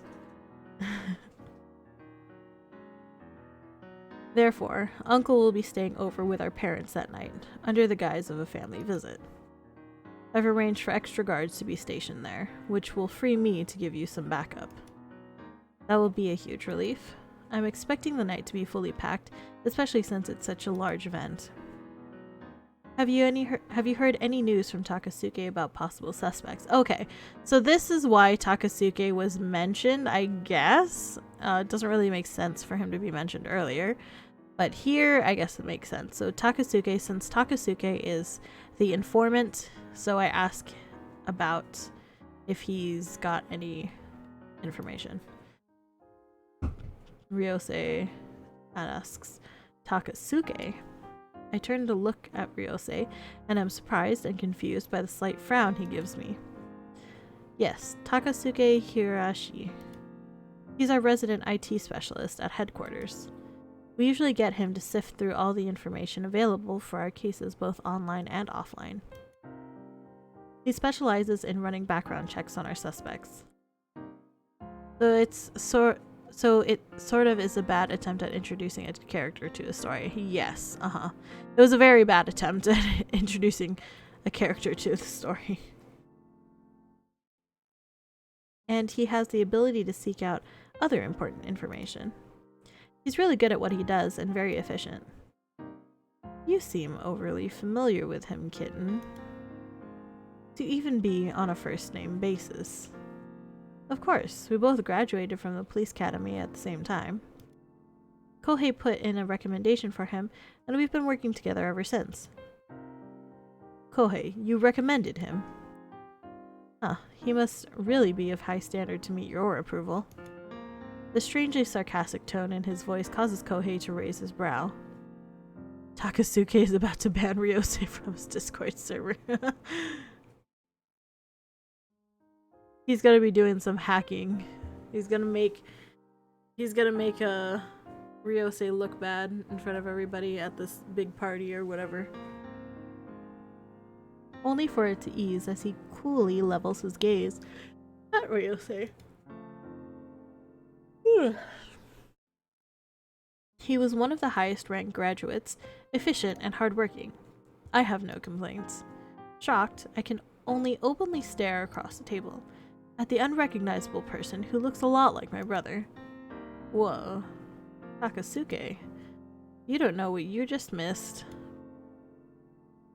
And he'll never believe me anyway, even if I tell him. Kitten, you seem very fond of him? The uncertain tone in his voice makes me tilt my head and look at Ryosei oddly. Well, we have known each other for a long time. I guess we should have gone with that guy.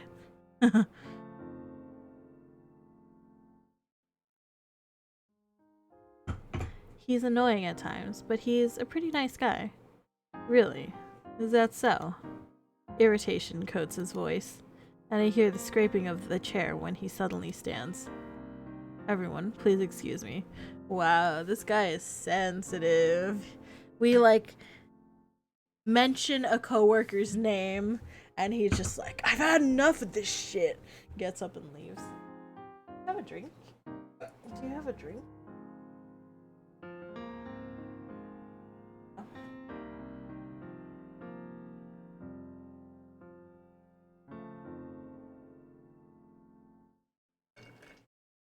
Thank you very much. Someone's jealous. Yeah, he's like, not about it. I just remembered there's something I have to attend to. Stunned, I stare after him as he briskly leaves the room, leaving his meal unfinished. I'm just gonna keep eating my fucking breakfast. I guess, I mean, we do gotta chase after him because that's our job. We gotta be with him all the time. So that's what we're gonna do. But really, I just want to keep eating my fucking breakfast.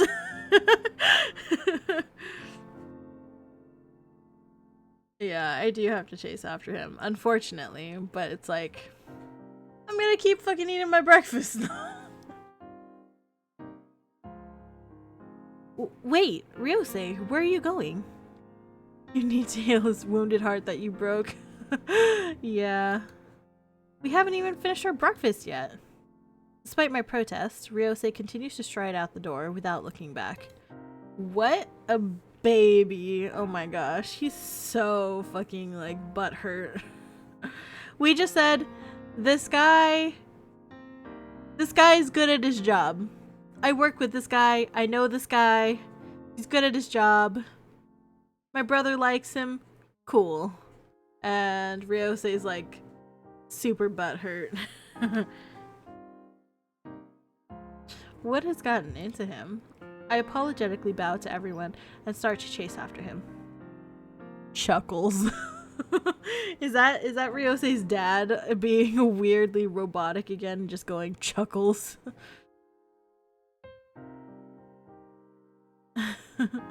A slight chuckle grabs my attention and I turn to see Minister Asakawa smiling in amusement.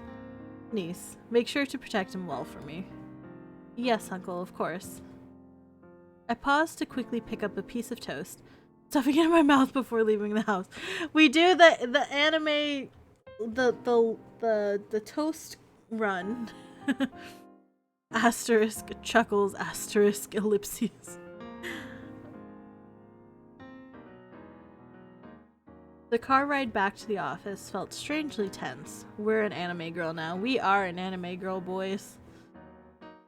The glass reflected his sharp profile as Ryose gazed out the window of the car in silence. He's like giving us a silent treatment. He's punishing us for saying that we're familiar with another male. Oh, what a baby. I ponder, trying to figure out what may be bothering him, but without much success. My mind elsewhere, I instantly pause as Mr. Kuramoto greets us in the lobby, looking overly worried. And of course our boobas are unnaturally bouncy, as it's common knowledge in the anime world. Yes, of course. We're like running to school with our boobies bouncing and a piece of toast under our mouth. Welcome back, sir. Minister Mochizuki has been impatiently waiting for you in the boardroom, and he is very upset. He's like, how dare you talk about another man, Baka? We're late to another meeting? You have all the files prepared and ready. Yes, sir. Here they are, as requested. Mr. Kuramoto hands over a folder, and Ryose quickly browses through it, then closes it with a snap before straightening to square his shoulders. Let's get this over with and be done with it. Ryose, do you want me to wait here? Ryose ponders for a moment before firmly leveling his gaze with mine. No, you had better come with me, Kitten. You might need to start working sooner than you think. He leaves me to stare after him, baffled at the vague riddle. And I have to quickly pick up my pace to catch up with him. Ew, what is this? Gross. This office looks disgusting.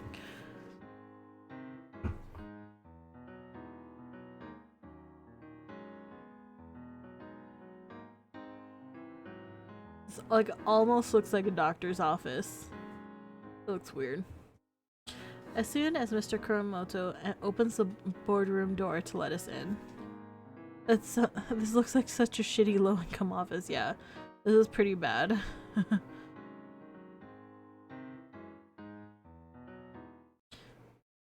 Ryose, how dare you keep me waiting? Its sole occupant, a well-dressed older man, shouts his fury. I can only assume he is the previously mentioned Minister Mochizuki as he glares at Ryose, full of pent-up outrage. Teacher's lounge? Maybe. Maybe it's like doctor's office / teacher's lounge. Kind of looks like. The backgrounds are really shitty. Yes. This is like the office the underfunded school has for their teachers rather than like what some rich politician would have. Yeah, this is pretty bad. Unruffled, Ryose silently nods to Mr. Kuramoto, who politely leaves, closing the door behind him. Forgive our tardiness, Mr. Mochizuki. But there were important matters I had to attend to. Important matters? What? Like teasing us about our lingerie and eating breakfast? What? Ryose smoothly eases himself into the room, calmly taking a seat on the far side of the table. A smug look on his face as he smirks back unapologetically. I walk in and decide to stand beside him while keeping up my guard. Considering his earlier riddle, it's best if I'm close to Ryosei, in case anything happens. It's atrocious what you and your father are doing with this bill proposal. You both know it's unpopular. It would cause a detrimental strain within the party. Minister Mochizuki, we need to take a firmer stance with this issue. What did we decide that it was? We decided that it was their bill proposal is that they're banning all hentai and everyone's angry about it.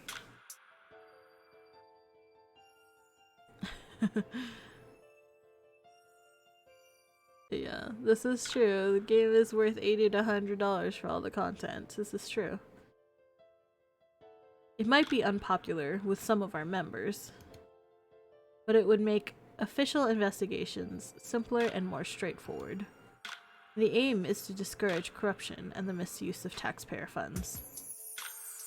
You know, Ryosei would get the classic window filled office that's in the corner of the building so you can stare down at all the people under you. Not this shitty room. Yeah, right?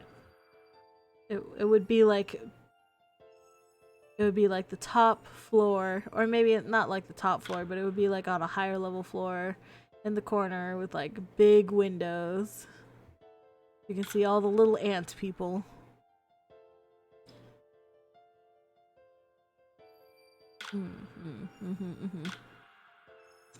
Yeah, each character costs approximately $16 for all the content, and there's 6 characters. Yes, this is correct. Oh, it's okay, Yomi. There's always gonna be the VODs. You can look back at what you missed as well. The aim is to discourage corruption and the misuse of taxpayer funds. That's ridiculous! Your father should know better, unless... The tension in the room heightens when I feel the minister's eyes drift over to me, before they flick back to Ryosei. I sense Ryosei bracing himself, which puts me further on edge.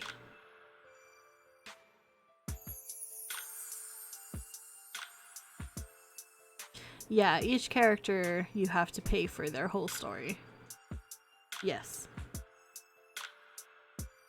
Hi Multi, hello hello! Let me give you a shout out.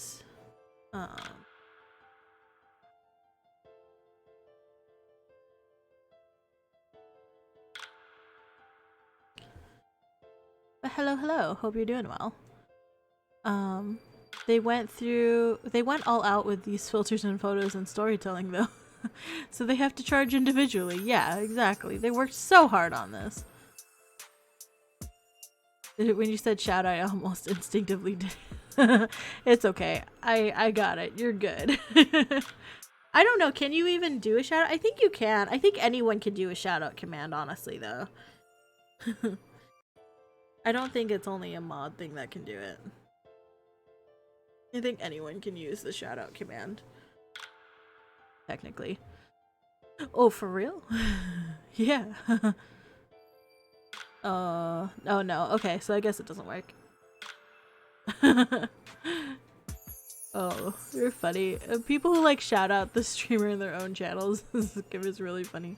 That would be pretty wild. I guess so. I guess I thought it was just a command that anyone can use. I guess it's only mods. Minister Mochizuki said, "It was you, wasn't it? You cajoled your father into this mess for your own selfish whims, didn't you? I knew it was a mistake for your father to make you his assistant. And now look at you." Minister Mochizuki rudely points a finger at me as he glares furiously at Ryosei, dragging her around everywhere you go. Did you really think I wouldn't know who you're dating right now? The only daughter of the Commissioner General himself? Did he bribe you with his daughter to get this bill through? Huh, I should have known he would try something as sneaky as this.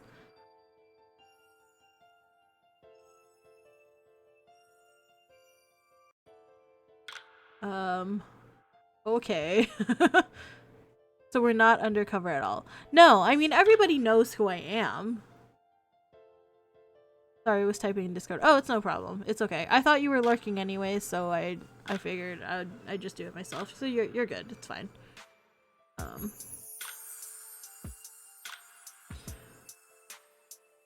But so this guy thinks that I was like a business deal to get some sort of bill proposal. That they think that I'm like being.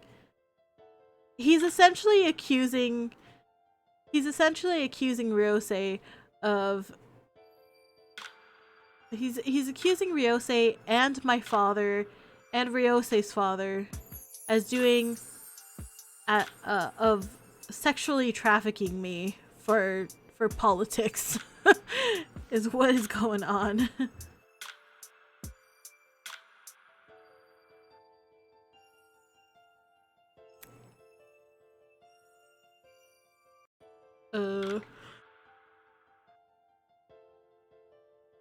What do we do? So 1 and 3 are like the same thing. 1, keep silent and watch. 3, ignore it and keep calm. That's like the same things. And then the other option is to defend my father. The secret 4th option. I feel like I have to defend my father. Right? You think it's 1? Really? What? So I'm supposed to like keep silent and I have to keep silent and watch and just kind of like pretend to be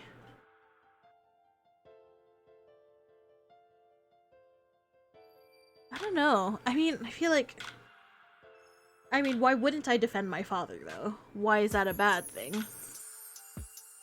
And why is it a good thing to say nothing? Ryosei wouldn't want us speaking out when not requested. Perhaps. But perhaps he might appreciate us more if we defend our father. He's going to defend our father himself. Okay, fair. Alright, so I'll keep silent and watch then. Okay. Fair enough. I bite down hard on my lip to stop any sudden outbursts, while clenching my fists to keep my temper in check. Even though I'm tempted to intervene, there must be a good reason for Ryosei to be having this meeting. Slam! The sound of hands slamming against the hard desk startles everyone in the room. Enough! Oh, he's angry.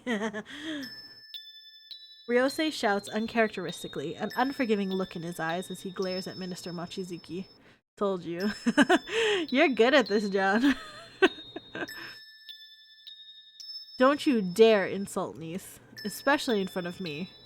Minister Mochizuki, you have overstepped your bounds. Your outrageous claims are unfounded and highly insulting. I was going to give you a chance to redeem yourself, but I now realize it'd be a wasted effort. Ryosei, if you continue pushing forward with this bill, I will not support you. Minister Mochizuki, you seem to be misunderstanding something. Unfazed, Ryosei arrogantly smirks as his eyes simmer with barely contained fury. If I wanted your support, I would have asked for it. You reacting would just solidify the other guy's rumors too. Okay, fair. That makes sense. It's a power struggle and he wants to gain the upper hand. So it is. I don't know much about male power struggles, so I'm not well versed in this area. I don't know what the proper response is. These are terrible at getting into men's pants. Hey, I got into some men's pants yesterday. Oh.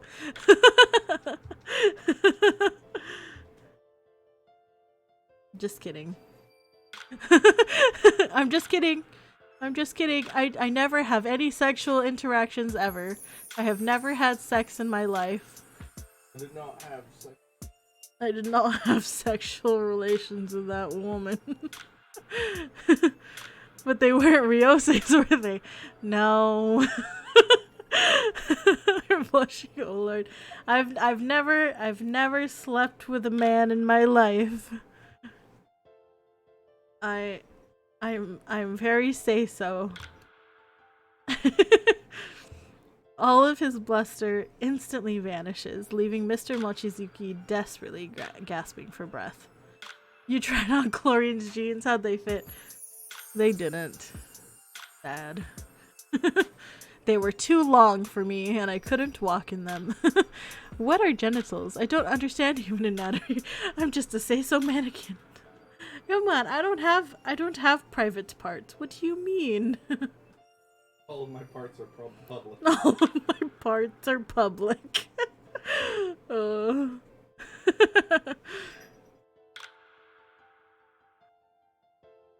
And his face mottling with rage. What a weird word, mottling. Then why did you call me here? How dare you waste my time? Ryosei grabs the file Mr. Kuramoto had given him and throws it in front of Minister Mochizuki. What is this? Minister Mochizuki scans through the documents in the file, each and every flick of the page causing his eyes to widen as his face pales even more. I wonder what's in that folder. How did you get this? Including that dolphin heart on Chlorine's back. his dolphin heart tramp stamp. How did you get this? It doesn't matter how I came across it. Just be glad I haven't released it to the public. Oh, he's blackmailing him. That's illegal. Minister Mochizuki, I'm giving you a chance to retire with dignity. Who did you give the funds to? Funds? Missing funds? My eyes open wide as it dawns on me what this meeting is all about. Has Minister Mochizuki been siphoning money from the treasury party? From the party's treasury. As you can see, I discovered how you have been stealing our party's group funds. The reason I called you here was that I had hoped you would change your ways. But it seems that is not possible. I have enough evidence to not only ruin your reputation and career, but also to put you in jail for fraud and theft. I only need to release the documents to the public. Alright, thanks for hanging out, Shiro. You have fun as well, thank you very much. Thank you, thank you. The fuck, how did our character come to any conclusion that was even remotely accurate? It seems like she has at least part of a brain. Whoa, what was that? Oh, okay, that was just the canister of the pressurized air. And you would have no hope of ever returning to politics. So before I go to such extremes, why don't you redeem yourself and tell me what you did with the funds? Beads of sweat form on his forehead, a telltale sign of his anxiousness as Minister Mochizuki gradually starts to panic. I won't tell you. It's a pity that you won't tell me. You were a very good friend to my father. It was hard to believe he would do something like this, but given the evidence... Minister Mochizuki, this is your last chance. Who was it? Who did you give the funds to? Ryosei, I can't. I hear a slight waver in Minister Mochizuki's voice, and watch him bunch his hands into fists before releasing them with a sigh. I can't. He said, I won't earlier. It seems like he wants to tell us, but there's something stopping him. I feel Ryosei stiffen in surprise as I place a gentle hand on his shoulder. But my light touch seems to have managed to calm him as he slightly relaxes into his chair. Minister Mochizuki, is there something stopping you from telling us? I speak softly, hoping to break through the heightened tension in the room. My instinct tells me there is something else Minister Mochizuki is hiding from us. The minister looks at me apologetically before averting his gaze in shame. When he next exhales, there's a defeated slouch in his stern posture and a darkness in his eyes, as if the lights inside had all been extinguished as he raises them to Ryosei. Please, Ryosei. Please, you must understand. I never meant for it to go this far. They took him. They took my son, Sosuke. Uh-oh. Someone's been kidnapped. A little boy's been kidnapped. Uh-oh. I'm going to take Sasuke's in this game too. Sasuke is always in everything. There's always a Sasuke. I'm going to take a break to go to the bathroom, get a drink, and I will be back in a few minutes. So please take this time to stretch and also be hydrated as well. And I will be back in a few. He's a Sharingan though. What does he have to worry about? He's got to get revenge for his family dying. But yeah, so I'm gonna take a quick break. Go ahead and stretch and get some water and stuff. And I'll be back in a few.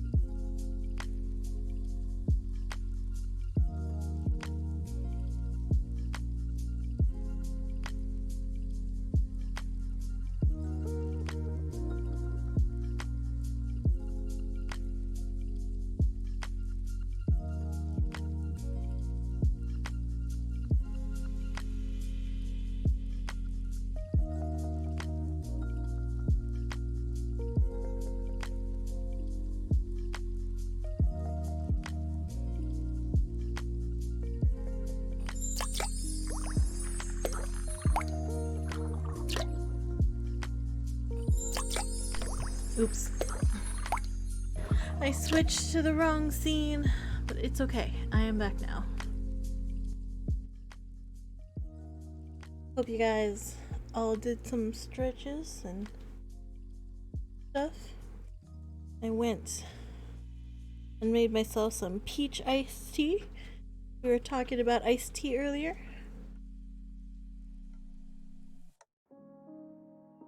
Made some peach iced tea and it's really tasty.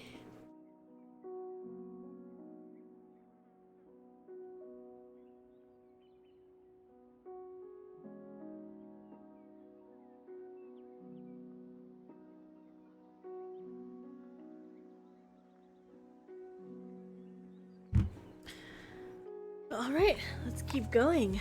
Chapter 7, you guys. Have some more of my tea.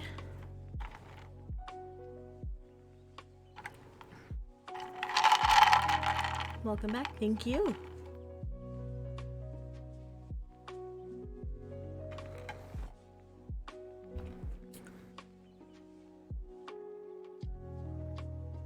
All right.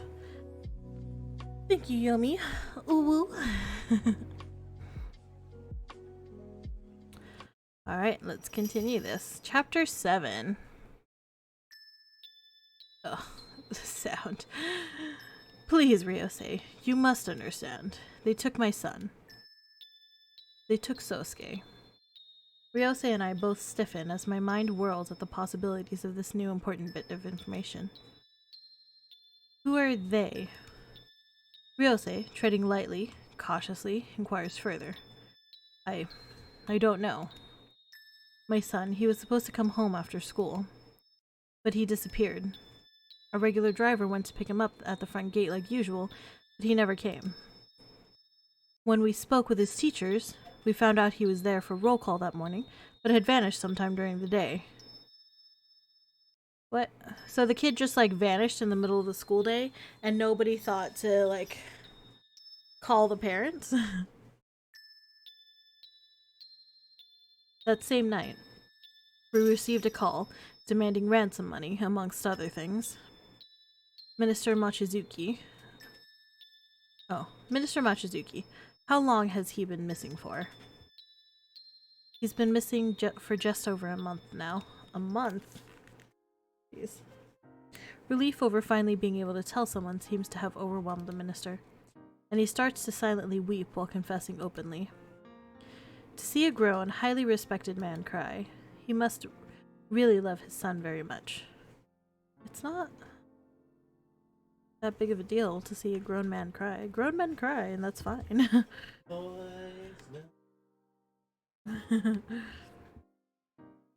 I know what you're thinking.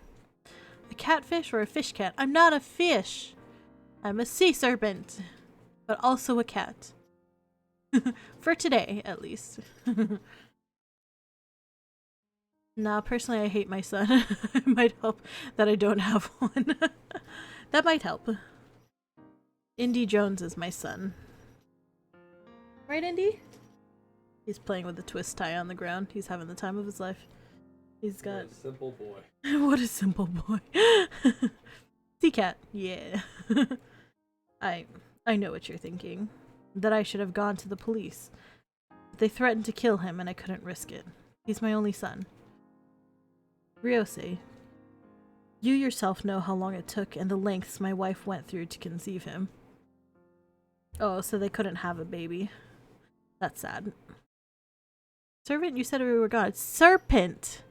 Serpent! Like a snake. Serpent, not servant. I would never be a servant. Never! I am a sea god.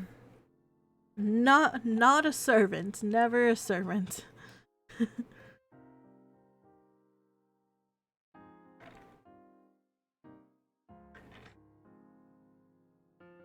Ryosei nods in silent understanding, and Minister Mochizuki continues his explanation. I had also thought it was just a simple kidnapping. That once the ransom was paid, he would be returned safe and sound. But instead, they kept asking for more and refused to release him. I then started to run out of liquid funds, which forced me to act more drastically by using the ministerial funds. And having you propose the bill. Oh yeah, what did I say? And having you oppose the bill proposal. Okay. And having you oppose the bill proposal. Was that one of the kidnapper's demands, too? Mr. Mochizuki stiffens before meeting our gaze, then deeply sighs in resignation. Well, I mean, our character is sort of a servant. She's a special agent. She's some sort of agent, but we're tasked to protect this boy. You're a special agent? Yes. Yes, it was part of the ransom stipulation. I wasn't allowed to go to the police, or they'd kill him. They said they would keep an eye on me, and that they would watch my every move to make sure. Minister Mochizuki glances at me with regret, as well as slight amusement. But I highly doubt they would have considered the possibility that I would be meeting a police detective here today. Maybe meeting you here, Miss Takeuchi, was a blessing in disguise. Minister Mochizuki places his hands on his knees and surprises me by lowering his head in apology. Miss Takeuchi, I am deeply regretful of all the things I said. Please forgive me. Please, sir. Lisa, you don't have to. Flustered, I quickly absolve him of his guilt, but not without reprimand. I understand your position, and considering the circumstances, I accept your apology. But I don't think it's something I would let you get away with under normal circumstances. A slight smile appears on his features as Minister Mochizuki chuckles at my stern reply. I'm sure you would tell me a thing or two under normal circumstances. Back to the matter at hand. Are you able to tell us anything in regards to the kidnapping, or about the kidnapper that would help us in finding your son? So special that we weren't trained on anything whatsoever. We're just we just have a special agent blood in our veins, and that's all we need.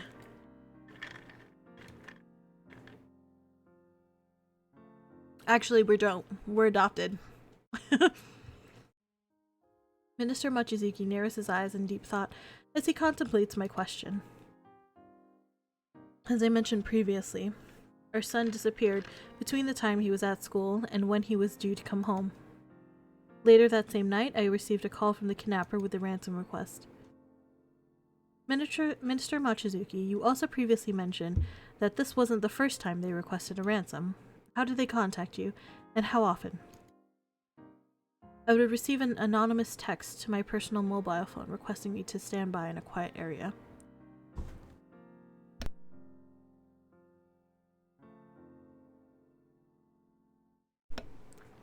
Excuse me, I just sneezed. We got all of our special training from our adoptive brother, who made sure we had plenty of special agent liquid inside us. No! That's not what that was. It doesn't help us be more secret agent. Our brother lied to us. That wasn't secret agent liquid.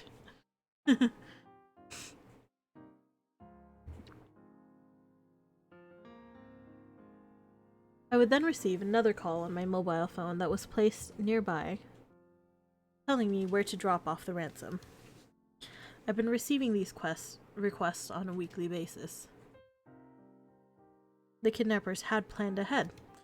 By changing phones, it makes it harder to trace the call. Oh my gosh. That's like basic. This is basic. What does your tail taste like? I want to try it. No, you're not allowed. No eating my tail. Sorry, it is not for eating.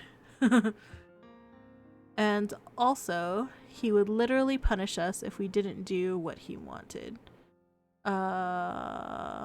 Yes. Oh, yeah, yeah, yeah, our brother. That's right. We were, like, really scared of our brother for some reason.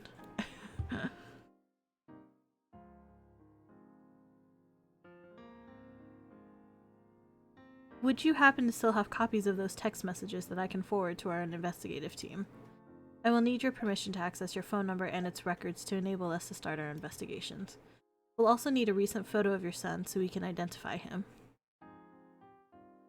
Like, we were stupid scared of our brother. Yeah, we were, like, really scared of him. Like he abused us in the past or something. As well as a list of all your employees. Yes. Yes, of course. Minister Mochizuki, how do you normally deliver the ransom money? They usually message me to go to a quiet park and stand next to a rubbish bin. In the bin would be a phone that would ring and they'd tell me to drop it off with the money in a specific area. Do they always tell you to drop it off at the same place? No, they always change the location. Always changing locations. Maybe there's some sort of pattern. We'll need you to make a list of those locations so we can check the area. There might be some clues hinting at their next move or location. Is there a set time of day you make the drop-off? It seems to vary. Sometimes it's in the morning and sometimes in the afternoon. Irregular timing, not much to go on there. Ah, yes, they changed the location to make it harder to trace. Special agent knowledge. Do you have any idea how many kidnappers there are? And whether they're male or female? I'm unsure if they are working alone or not, but the person I have always spoken to was a male. Is there anything else out of the ordinary that you can tell us? Minister Mochizuki closes his eyes, his forehead creasing as he ponders even further. The last time they called, I thought I could hear the sound of engines. Engines, cars, trains, planes, boats. Do you have any idea what type of engine noise it was? No. The noise was very faint in the background. Welcome back, Peter. Do you remember anything else? We're still in here. So we started a new chapter, but yes, we are still in here. It turns out that the minister who we met with, was being, well, somebody kidnapped his son and is holding him for ransom. So he was funneling, money from our political party to give money to the ransom people. So that's what's going on right now. We're getting information from him about the kidnappers as much as we can anyways. But yes, we are still in here. No, not at this moment. Not now, but maybe later. I'll give him my number just in case. I scribble down my number and email address on a piece of paper before handing it to Minister Mochizuki. This is my own personal contact information. You can contact me directly if you hear or remember anything else. Minister Mochizuki stands with renewed vigor, and a light of hope appears in his eyes as he reaches out to take it. His trembling hands gently close over mine and hold them in deep gratitude. Thank you, Miss Takeuchi. I'd be eternally grateful if you could please help find my son, even after all the things I've said. Of course, I will definitely try my best to find him. He releases my hand before glancing at Ryose with an amused yet pleased smile. Indy, what are you doing? Oh, sweetheart. Come here. He wants his towel. Come here, baby. I think it's fun. Oh, baby, I can cuddle with you. I can hold you, baby. Come here. Towel. We'll cover the stuff. Aw, poor baby. Okay, here, I'll fix the towel for you.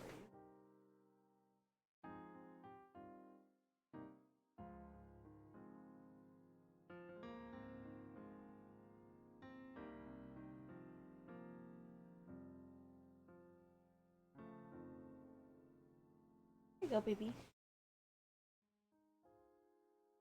More space for you to lay down on your towel now.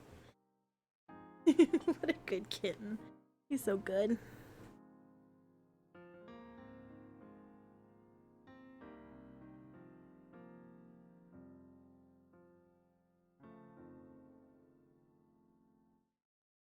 Good kitty. From what I gather, we've been near the childhood friend guy less.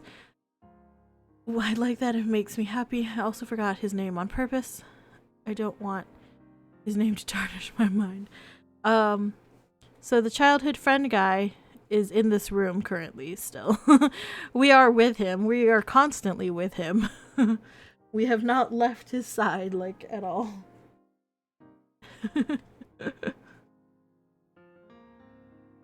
We're having a meeting. So we went with... So the childhood friend guy is Ryose. We went with him to the meeting with this minister, and we found out that the minister is being... has his son being held for ransom. So there are 3 of us in this room currently. Ryose, I never used to think much about your taste in women, but maybe it has improved somewhat. I blush in embarrassment at the sudden and unexpected compliment. However, Ryose, all my homies hate Ryose. Fair. A sharp pang of guilt hits me for lying about my position. Minister Mochizuki, I always have great taste in women. It's just this one is better than most. Aww. Aww. As Ryose speaks, his features soften, and his unwavering stare causes my heart to slightly falter. Minister Mochizuki then turns to look at me with a serious expression on his face. Miss Takeuchi, I will definitely contact you if I remember any additional information that could be of help. I'll also forward those other details and information you have requested. Minister Mochizuki, one last question if you don't mind. Of course not. What is it you would like to know? I watch him intently, trying to capture any changes or nuances in his body language to see if he's lying. How did you know Ryose and I were dating? Isn't that like public information? Aren't we? Isn't that what people isn't that what we want people to think? That we're dating? Why would I ask that question? I'm confused. The tension in the room escalates at my simple question, but I press on. We haven't dated for very long. 2 days to be exact. How did you know about... Wait. How did you know about the cover-up? I doubt the news could have spread that fast. Not even from office gossip. I don't know about that. 2 days is long enough to know if somebody has been seen dating someone or hanging out with a girl. How did you know about our cover-up? Yeah, it's a weird thing to be like, how did you know this thing that we want everyone to know? Really weird, but okay. We also haven't been to any public outings together. I silently watch as the minister's brows knit together in a deep frown, perplexed at the question. He genuinely seems surprised. There must be a spy somewhere. I don't know if I like the taste of umami, but I know I like the taste of you, mommy. Ah! Look at you! Ah!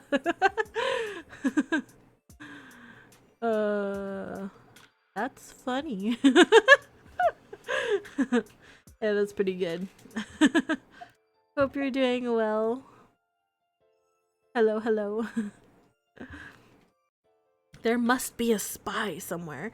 I don't understand. Why are we like so concerned that he knows that we are dating when we want everyone to know that we're dating because that's our cover-up story? I'm so confused.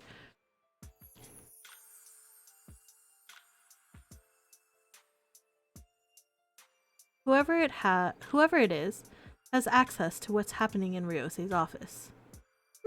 Now that I think of it, I wonder who mentioned it. Once I return to the office, I can go back through my schedule and double check. I will definitely give you a call to let you know if I missed anything. Please do. Any information would be a tremendous help to the investigation. After saying our goodbyes, Ryose calls for Mr. Kuramoto. I vaguely hear the boardroom door close as Mr. Kuramoto escorts Minister Mochizuki out, leaving Ryose and I to ponder over this new development. I walk over to the window and rest a hand on my chin as I fold an arm across myself, thinking about what I need to do. I have to contact Kohei and let him know about this kidnapping. It's definitely connected to the death threats since the kidnappers specifically mentioned the bill. Then I have to. Lost in thought, I tense as a masculine arm suddenly wraps itself around my waist. A familiar scent envelops me as I'm reluctantly pulled against a sturdy, firm chest. He is always talking about his chest. Ryose had suddenly hugged me from behind and is now holding me gently in his warm embrace. I blush at his brazenness and turn to scathingly reprimand him, when I hear a light whisper against my ear. Kitten, can we stay like this?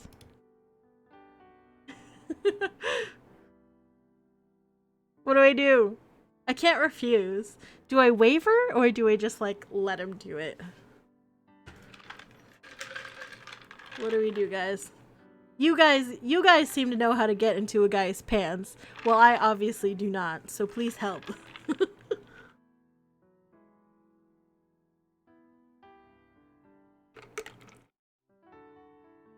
Three? Just let him? I'm inclined to let him.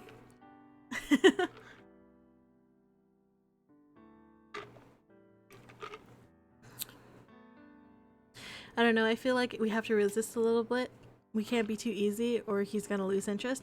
I kind of feel that way too, but I also feel like, I mean, what just happened was kind of emotional, so it's like, he still hasn't cried to us about his mom, so maybe if we just like, let him, I don't know. I feel like we let him here. I think what happened was like emotional to us enough to where we have to let him have this one. Yeah.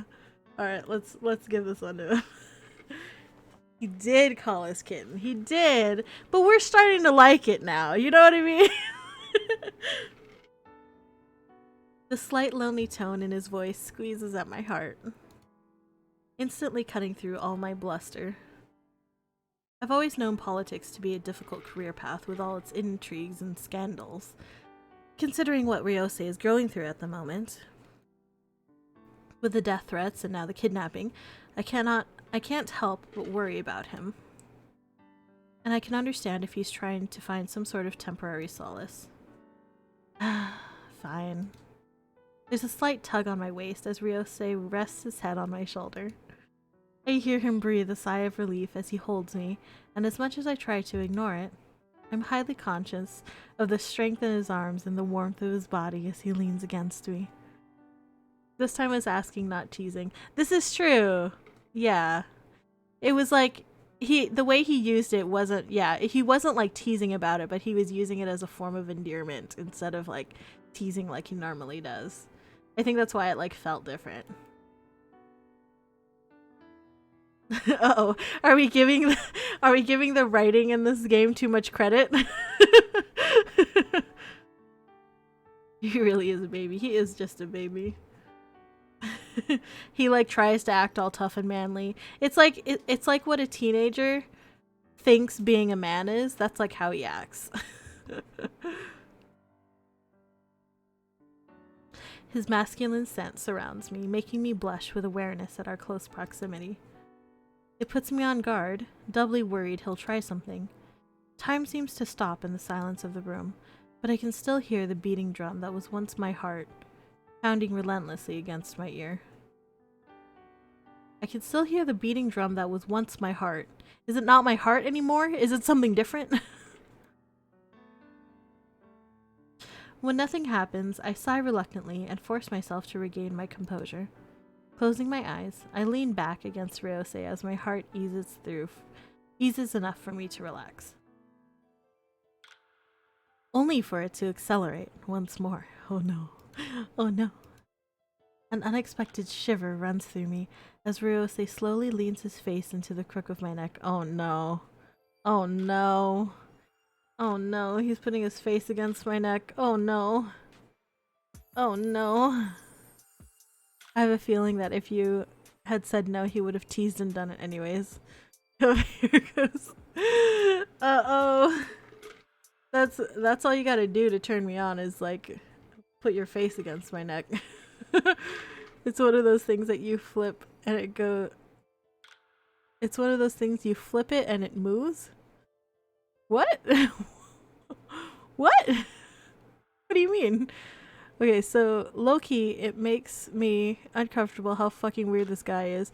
Yet no matter what, if you say no or let him, he's just constantly into it. This is true. He's just like... He's like, I know you said no. Oh, yeah. Thank you for the $2 tip, Deandro. Thank you, thank you. Instead of heart. Oh. Oh! Oh, I know what you mean. They're like those little tube thingies, and it goes like, I know what you mean now. I get what you're talking about. I was like, what? Like those little weird sound makers that like moo. Yeah, I know what you're talking about. But yeah, he is kind of like that. He's just like I know you said no this time, but that secretly means that you're into it and you're just testing. You're just playing hard to get.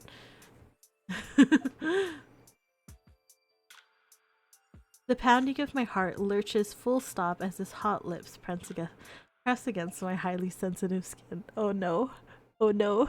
Am I winning? I think I don't know. Am I winning?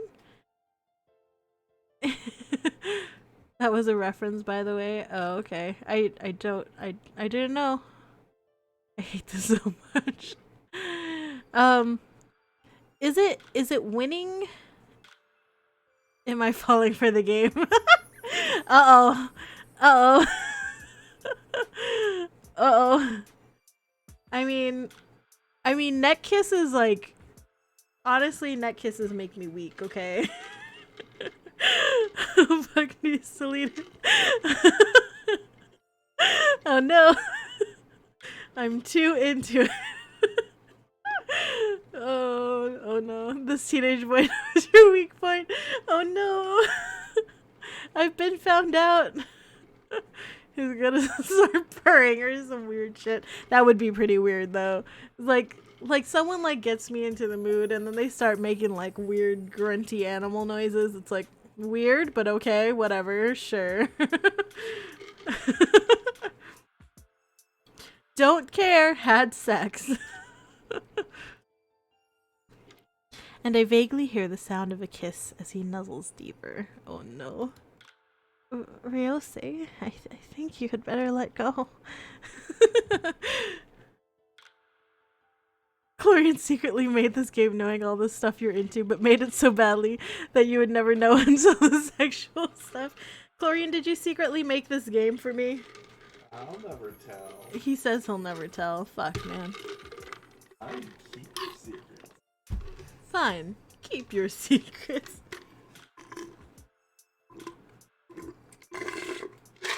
I'm all out of tea. Love. I'm all out of love. I'm so lost without you. Why are you handing it to me? I don't know. I thought you had somewhere to put it. On my ass. Indy, do you want it? Niise is so thirsty she finished her tea. I did finish all my tea. I don't think Chlorian would make it this bad though. I can only wish I could make it. He says he wishes he could make it this bad. My fingers nervously dig into his arm in an attempt to free myself, and I'm surprised to feel the taut muscles hidden under his immaculate suit as he stubbornly refuses to release me.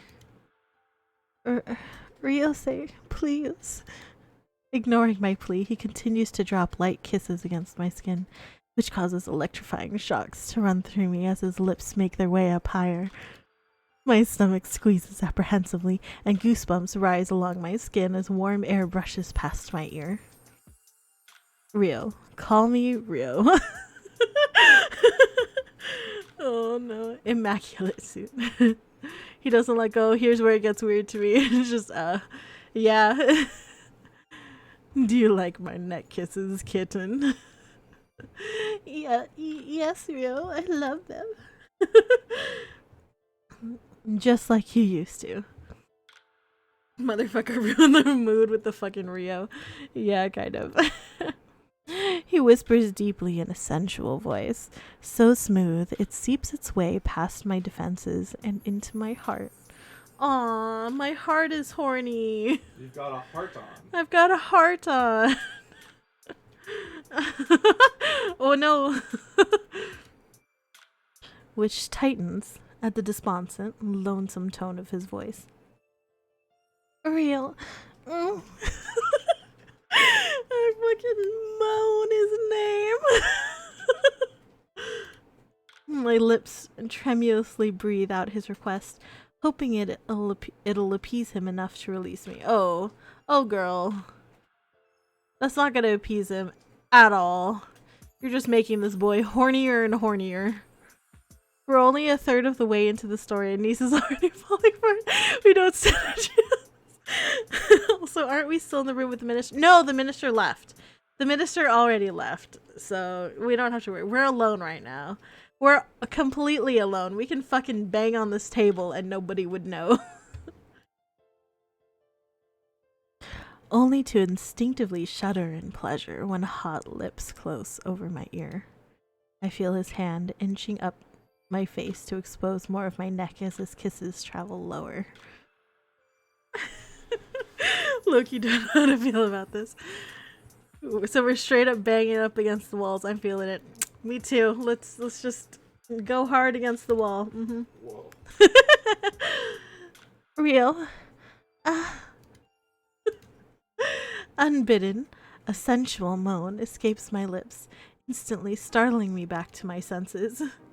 And I quickly tear myself out of his arms. No! I glare at him with burning resentment for taking advantage of my sympathy. But I'm also angry at myself for letting him manipulate my heart to his whims without much resistance. I mean, our panties are fucking soaked right now. It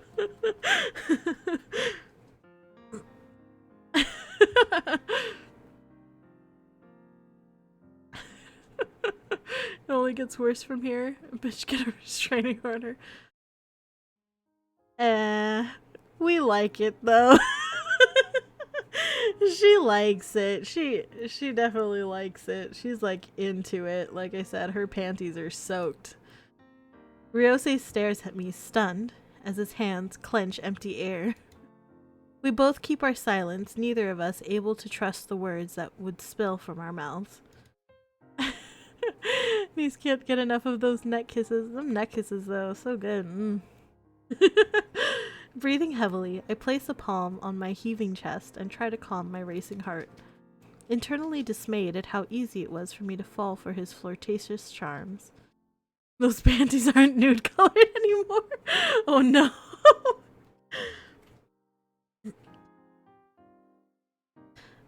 Ryosei, you're not to come near me anymore. I try to keep my voice firm, but inwardly wince when it wavers with uncertainty. I see Ryosei struggle to keep his own desires in check as his eyes close in a grimace. Emerald eyes slowly open with newfound resolve as he takes a step back and distances himself from me. Aww, he's being okay now. So earlier, he asked us if it was okay if he approached us and touched us and stuff. No, okay. Actually, he didn't ask if he could approach us and touch us. So you're approaching me? He hugged us and then asked if it was okay, which I guess is fine. At least he asked, he was like, is this okay? And we were like, yeah, this is fine. So he like continued it until we like said no. And when he said no, he backed off. This is okay. What he was doing before was like not okay, but this is okay. Right? Right? Is this okay?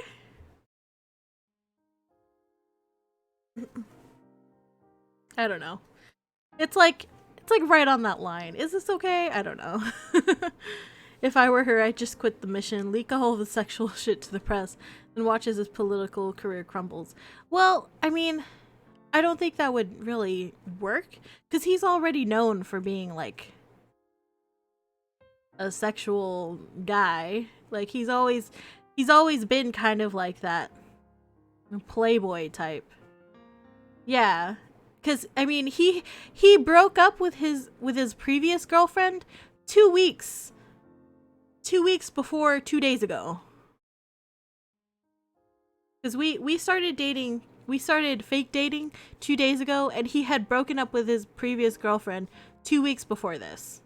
So he's already been, yeah, he's already been pretty promiscuous. We already know this, and people already know this. So even if we leaked any sort of like sexual harassment stuff, like it wouldn't um affect his career at all. It would just be like, you should have known what kind of guy he was in the first place. You know? people would have blamed me for not knowing what kind of guy he was, essentially.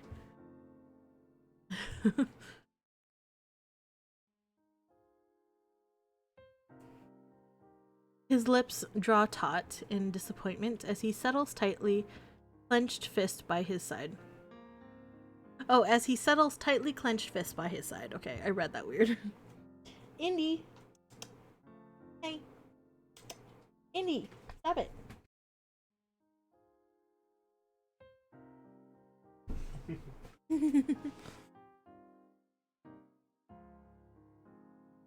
You're right. Aww, he said I was right. You guys. He said I was right. He's being a good boy. I'm heading back to the office first. Without waiting for a reply, he walks past me and out the door, leaving me all alone in the room with my emotions, still deeply mired in turmoil. Knock, knock, knock. Enter. Niise, we were supposed to laugh at this game, not get into it. I'm sorry. Uh-oh. The backgrounds are still pretty shitty. They are pretty shitty still. I can't guarantee that I will never not be into him. Or that I can't guarantee that I will forever not be into him. He called you Kitten when you were like 5. Yeah. This is true. But oh man, what do I do? Ryose glances up at me as I enter the room, then continues to work away at his desk, deliberately ignoring me. He's ignoring me now? Hey, Ryose, look at me. Look at how my boobies bounce. You like that, don't you? Pay attention to me. Do you think if we dressed up like a kitten and like meowed at his leg, he would pay attention to us? Wait for him to talk to me. Talk about work. Keep silent. What do I do? How do I get his attention, you guys? Why is he ignoring me? Keep silent?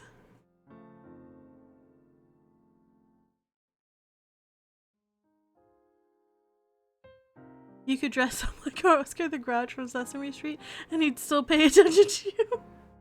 No, he'd have to choose the outfit though. Maybe he would pay attention to me. I don't know. I can't tell. We all know he'll eventually lose his patience and start coming after you again. You need to wait for him to interact. That's what I'm thinking as well. You want his attention? Put on that lingerie. All right, here I'll just take my clothes off. How about that? It's a 3 right there. Yeah, wait. Okay, I'll wait for him to talk to me. He just goes, "Yes. Did you need something?" Bitch. You need to stare intently, giving him puppy dog eyes, waiting for him to notice you. Yeah, got it. That's fair. Ryose, I've given Kohei a call to update him on the meeting and to keep everything confidential. Good. 1-word responses, huh? K. Pretty cat. Kitty cat eyes. Meow. Ryosei keeps his eyes on his work as he gives his curt reply. "Aw man, he's being mean to us." His unusually silent dismissal causes my stomach to squeeze apprehensively, while my heart slightly twists as he shuns me. I'm about to say something more, but stop myself. No, this is how it should be between us. You stopped him when he wanted to go all out with you in the teacher's lounge. He's gonna give you the silent treatment. I don't know, it feels like he's a little bit mad at himself too. Maybe I'm reading too much into it. It kind of feels a little bit that way though, because he's kind of like, you're right, like we shouldn't do that. Like maybe at the beginning it was all like a joke to him and he thought it was funny to make us uncomfortable, but now he's like, he's starting to catch feelings, and so he's like, oh, I should stop doing this because it's not a joke anymore. You're reading too far into it. Am I though? Shaking my head as if from a stupor, I bite my lip to keep my silence, then walk over to the lounge to start up the laptop and check to see if there are any new emails while I continue to do my own work. You need to act like a cat and take matters into your own hands. He's not brave enough. So what, I just like... I like crouch on the couch in my lingerie and just go meow until he comes over and fucks me.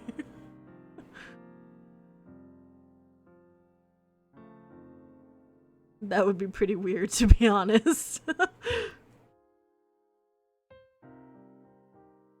As I take a seat on the lounge, the question I had asked Minister Mochizuki nags at me.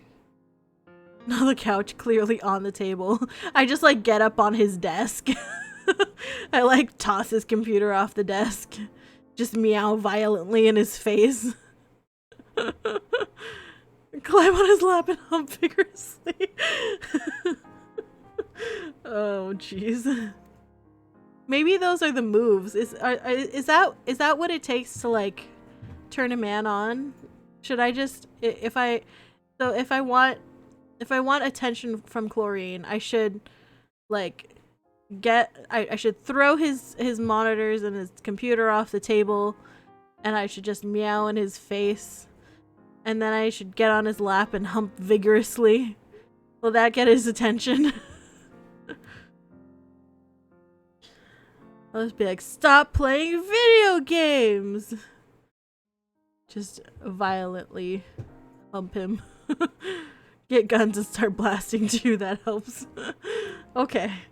I'll keep that in mind for next time I want his attention. Thank you. Thank you for these useful tips. We played hard to get earlier. He had his way. Now we're playing hard to get. Or now he's playing hard to get. So we need to have our way with him. Ah, so des. We need to take advantage of him.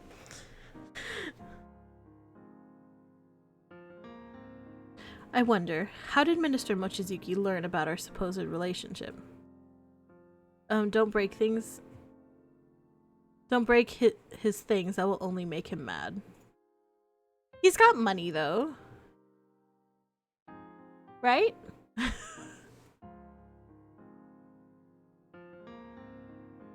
I study Ryosei and contemplate whether to disturb him or not. He would still be the best person to ask. Brushing aside my misgivings, I pointedly decide to ask him for his opinion. Ryosei, would you happen to know how news of our relationship would have spread so quickly? I see his pen pause on paper, then he finally stops what he's doing to stare at me as I ponder. The only thing I can think of is the possibility of a spy here or at home. Or at home. It's the butler. I don't know. Well, the butler knows that it's all a ruse, though. That, in itself, is no surprise. Don't break his thing, though. Only make him... No, I don't think you've ever tried to get a man's attention. Oh, you're always the most expensive thing in his life, so you need to make sure you're working for him. Yes, but would you rather spend money on you or replacing stuff you broke? But would he rather spend money on you or replacing stuff that you broke?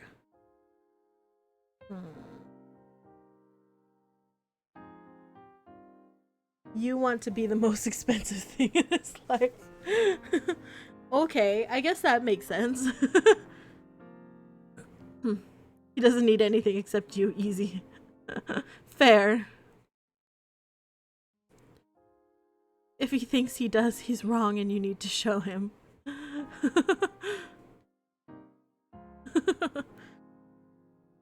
There are spies everywhere in politics. Everyone tries to gain the upper hand from each other somehow.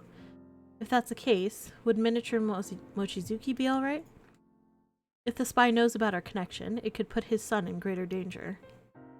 I wouldn't worry too much. Minister Mochizuki has been in politics longer than I have. He would know what to do and what to say to keep suspicions to a minimum. But that would mean whoever it is has been scheming this for a while. I was hoping to find out more at this conference we're attending in a couple of weeks.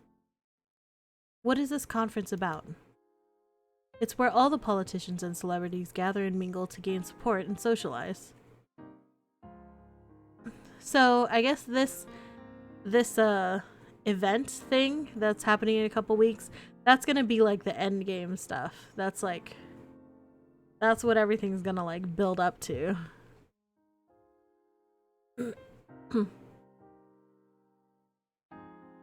However, I suggest you keep your eyes and ears open at this event. You might discover some worthwhile clues, as nearly everyone famous will be attending. Which reminds me, I haven't really seen you much at these gatherings. I'm not comfortable at those types of parties. I would rather help my father and Kohei solve some cases. That was the truth. I prefer to make myself more useful by solving cases, rather than socializing and listening to celebrity gossip. And as much as my mother urges me to go to these types of events, I've been able to get my father and Kohei to make excuses on my behalf. Naturally, Kohei didn't seem too bothered with the fact I didn't want to attend. But that's probably because he prefers to keep me overloaded with work. And because he wants us all for himself. But if we play our cards right, we can fuck him several times before then. Maybe. I ponder bitterly at the amount of work that is most likely piled on my desk right at this moment. No wonder I haven't been able to find you. Find me? Surprised, I curiously glance up at Ryosei and see him looking at me, eyes sparkling with mischief. I thought maybe you had decided not to attend because you hadn't become accustomed to them. Since you'll be attending as my partner, I hope you won't embarrass me on that night. Rude. Embarrass you? Ryosei smirks with a knowing smile, deliberately adding fuel to the fire. Bristling, I narrow my eyes and ask him bitingly, "What are you insinuating? If you haven't been attending these functions recently, you should be out of practice by now." Incensed, my cheeks flush indignantly as anger brims to the surface. I stubbornly jet out my chin and speak, full of confidence. "This is our chance. Now's the time we push him down and undo his pants. Uwu notices your bulge. Nya." Is that how we do it? Is that how to seduce a man?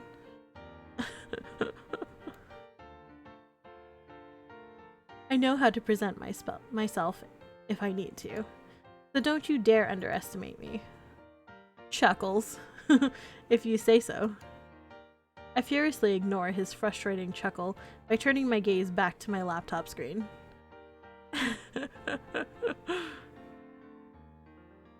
We'll see on the day then, won't we? I'll show him. I irritably glare at the screen in front of me, promising myself to outperform all his expectations. The tease is a sign. That's like his safe word, but except of safe word, it's his sex word.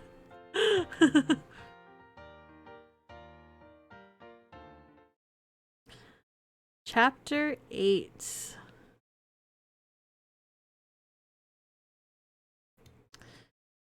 Oh, this gross car. His safe word is puppy. He like never says. He only says kitten. Puppies don't exist in his world. Ryose has made no further attempt to flirt or associate with me other than necessary. Oh, well that's nice. The sudden invisible wall between us brings a measure of relief, but also surprisingly, a slightly bitter twinge of regret and melancholy. She wants him to flirt with her. Aww. There is no time to ponder over these feelings. However, as the last couple of weeks pass by in a blur... Oh, okay, so that event is not... The event is not the end game. The event is just the next thing that happens. And so, Ryose has not been flirting with us for the past 2 weeks. So, at this event, we're going to be, like, sexy, like, fucking hot in our dress and stuff. And other guys are gonna see us, he's gonna get jealous, and then he's gonna, like, be like, no, this is my fucking girl, get the fuck away, boys.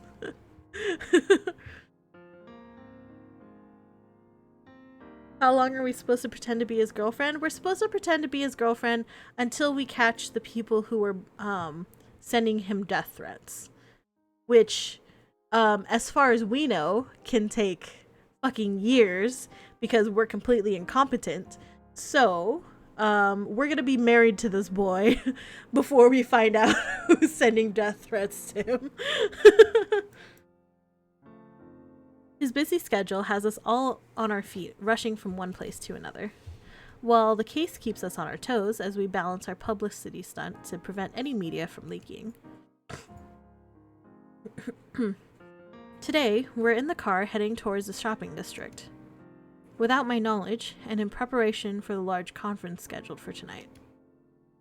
Ryose had arranged an appointment at an upscale boutique. Oh, are we getting another... We're getting another, makeover? So in the last 2 weeks, we discovered nothing new. But what about the minister's kid? Did we just forget about the little kink in the plan? No, so we told our brother about it, and he's taking care of it. You know, we don't have to do anything because our job is protecting this guy. Our job is to protect Ryose. Our brother's got that other thing taken care of. We don't have to worry about that at all. Ryose, do you realize that I still have a massive amount of clothes in my wardrobe that I haven't worn yet? I could have used one of them and had the maids assisting me with my hair and makeup. So we're still just trusted to be the plaything. Yeah. I could have... Okay. No, that won't do. After all, I have to make sure you aren't embarrassing me and I have to make sure you aren't an embarrassment for me and my family. I flick him an indignant stare. They use that word a lot. I flick him an indignant glare, but he just smirks at me in response. If I can at least make you look presentable, maybe we can get away with your lack of manners. What an ass! This investigation is going horribly. Yeah, it is going horribly. We aren't finding out anything about the investigation. We also aren't even getting into his pants. Damn it, he's just an ass now.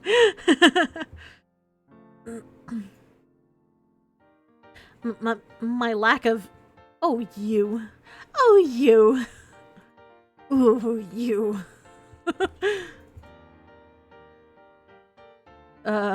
Plot my revenge. Revenge sex, anybody? Hello? Hello? What are we doing? What are we doing? Are we gonna plot our revenge? Plot our revenge for sure, yeah. I don't want him to be an ass. I just want to see his ass. Probably got a nice ass. And smack it. The first one you got right, Niise. Alright, plot my revenge. Outraged, I'm about to scold him, but quickly stop myself before I prove him right. However, I am so going to make him eat his words and my pussy. Kitten, you don't have to pout about it. I thought women loved to dress up and get spoiled for the day. I like to dress up, but not be insulted. Fuming, I turn away and bite my lip, in case I do or say something I may regret. We'll see. I'll show you. Huh, isn't that the same thing that she like just said? Whoa.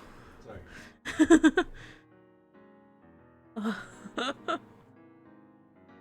This fancy this is like a hotel lobby. Oh, okay. That it is a hotel. These backgrounds never get any better, do they? No, they don't. The driver stops the car in front of a world-famous high-class hotel. I was looking at this at first. I thought this was supposed to be like a restaurant, but then I was like, no, this looks like a hotel lobby. And then it says they're in a hotel. I was like, oh, that makes sense. The Amanohara Hotel is fully owned and managed by the Amano Group of companies. Oh, okay. It's better than the car and the wall, at least. Yeah, this one's better than the car. Yeah, for sure. And that shitty wall was pretty awful. A Moana Horio Hotel? What? It is regularly frequented by celebrities and other well-known politicians and socialites. A lot of women would be highly impressed if their boyfriends took them to such a place. But in this case, I am an exception. Ryose, I thought you said you were taking me to a clothing store, not a hotel. Every time he tells us he's gonna take us somewhere, he's like, ah, we're actually gonna go to this other place. Like, never actually tells us where we're going.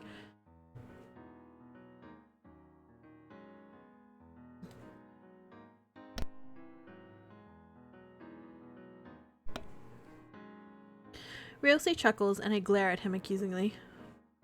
I think he's making moves again. Perhaps.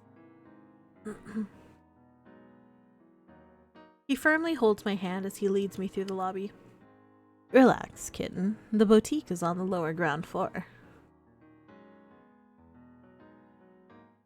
100% he's checked out a room for the two of you to fuck in and fuck up.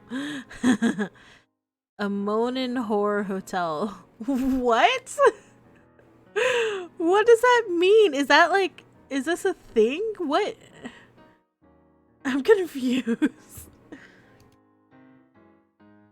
With reluctance, I follow obediently while taking this time to stare in awe at my luxurious surroundings. When Ryose suddenly pauses and moves unexpectedly closer. That's just the name of the hotel, Niise. Oh, is it? Okay. Oh. Okay.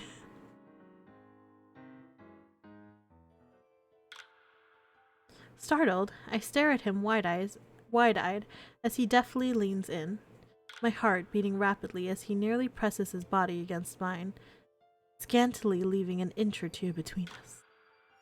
He looks at me through heavy-lidded eyes that sparkle with mischief as he smiles at me sweetly. To others, it might seem as though he's being overly affectionate as he provocatively whispers in my ear. Believe me, kitten. If I had intended to take you upstairs, I'd make sure you knew about it. Flustered, I glare at him speechless, indignant with mortification. Again with the indignant and mortification.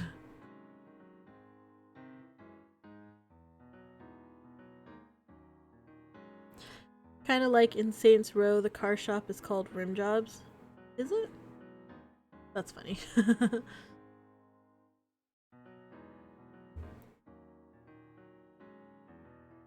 He suavely steps away with a roguish grin, but continues to hold my hand tightly through the lobby, leaving me to stare daggers at his empty back as I am forced to follow along. Ding! I hear the sound of a melodious bell, which forces me to focus onto the row of elevators as one of them reaches the ground. I continue to observe my surroundings, making certain to spot all the entries and exits in case of an emergency. My eyes follow the grand marble staircase leading to the next floor. Ooh, who's this boy? Hello. When I curiously catch sight of a man with startling eyes, directly staring back at me. The man's lips quirk up into a smile, and my eyes widen when I realize he must have seen our intimate exchange. My face instantly flushes with heat, and I quickly avert my gaze to stab more glares into Ryose's back, inciting my temper as I plot my revenge. This boutique is the emptiest boutique I have ever seen in my life.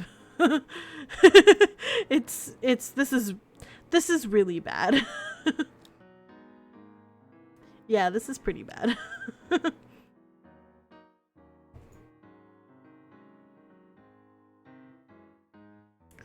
Yeah.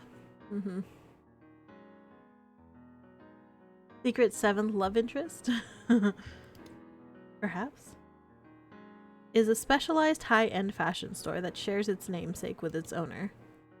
Akiko of Akiko's Boutique bows as she politely greets us at the door. Welcome, Mr. Asakawa, Miss Takeuchi. We have been waiting for your arrival. Everything has been prepared as you requested, Mr. Asakawa. Excellent. Please ensure my girlfriend looks her very best for tonight. Of course, Mr. Asakawa. Miss Takeuchi, would you please follow me to the fitting room so I can take your measurements? I've never been to a boutique, so I wouldn't know. So I haven't really been to boutiques either, but this looks pretty shitty. At least have, like, there would probably be, like, maybe, like, a rack of clothes over here. There might be, like, more of these, like there's just gonna be more. There's gonna be, like, clothes and outfits on display and stuff. This looks like a place where this looks like a store that just up and took all their clothes and left and, like, moved out, but left the like, other things that they didn't want here. This place looks abandoned almost. The spooky bando? No. Who smiles playfully in return as he leisurely takes a seat on the sofa. The fitting room consists of a large private area surrounded by long curtains with a framed gilded mirror in the center. Miss Takeuchi, would you please take off your clothes so I can take your measurements? I hesitate slightly, but knowing that I have no choice, I start to strip. This isn't, this isn't, like, weird. Like, it is kind of weird that she, like, is like, oh, I don't want to take my clothes off in front of this lady whose job it is to take measurements of people. Oh my. Why did she say oh my? That's also something you don't say when somebody takes their clothes off. I suppose it makes sense since she is carrying weapons on her. I follow her line of sight and realize and blush furiously when she's staring at my Sarashi chest binding. I'm so used to wearing it for work that sometimes I forget I have it on. Oh, okay. So she's just got her boobs wrapped up.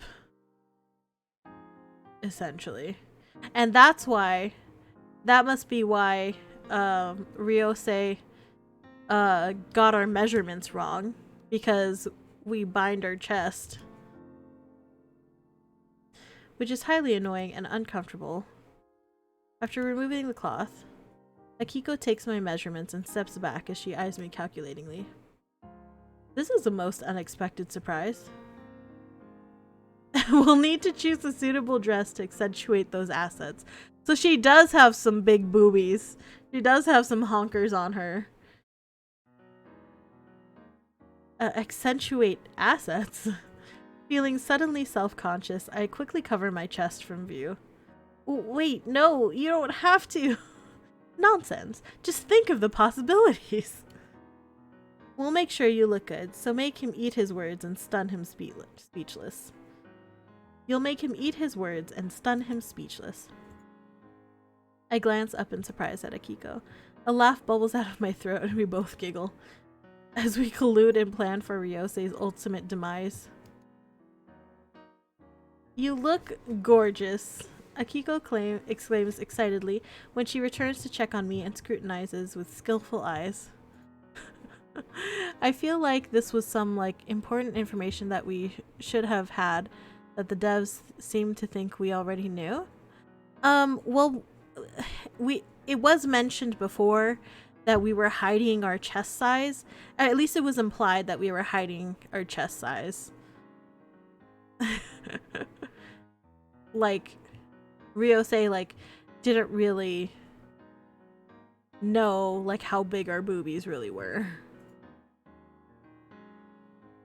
So it was, like, implied, but not really, like, obvious, I guess? I look at the unrecognizable reflection of myself in the mirror. The dress Ryosei chose does suit amazingly well, as it comfortably hugs the contours of my figure like a glove.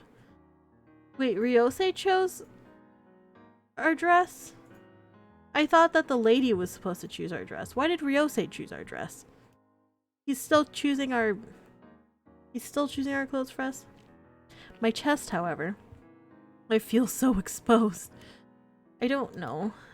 You definitely have to show Mr. Asakawa and let him decide. We do have to let him decide. I'll go and call him right away. Could call him? Now? No, Akiko, I don't think that's such a... Akiko, wait! To my chagrin, she ignores my protest and leaves. Oh no. From sexy sea serpent to a cutie cat. Yes, I'm a kitten today. Meow. As the seconds tick by, I start to fidget apprehensively. It really has been ages since I went out in public all dressed up. There was, unfortunately, some truth to Ryosei's teasing in regards to my social skills being out of practice. I've been way too busy helping my father, that I've hardly attended any societal functions with my mother. We're kidding, and tonight we're in heat for Ryosei.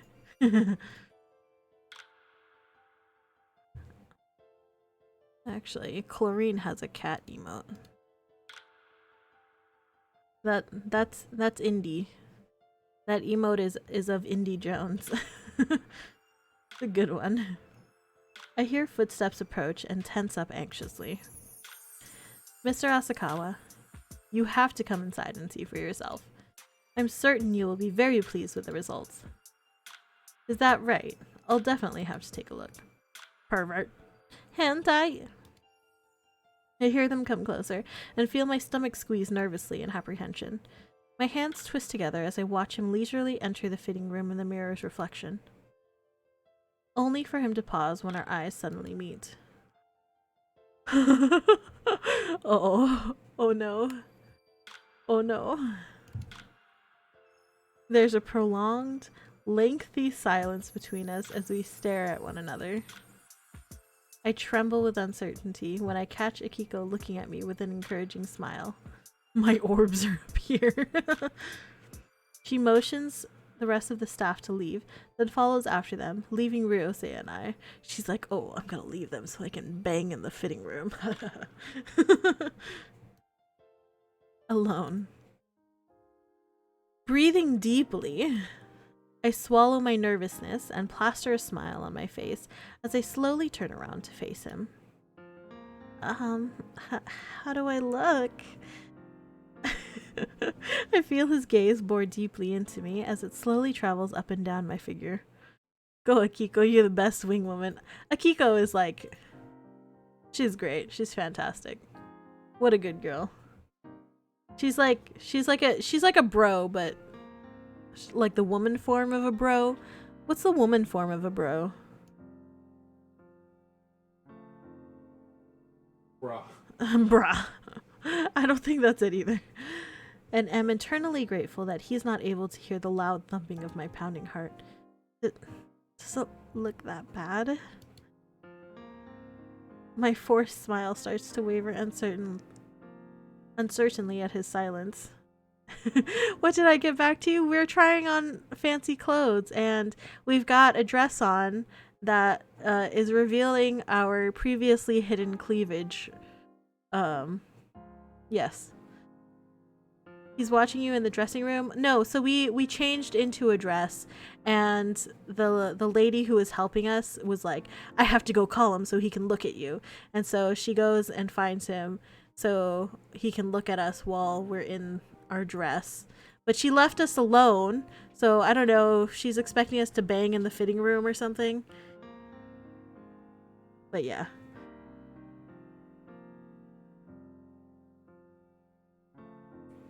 We can hope.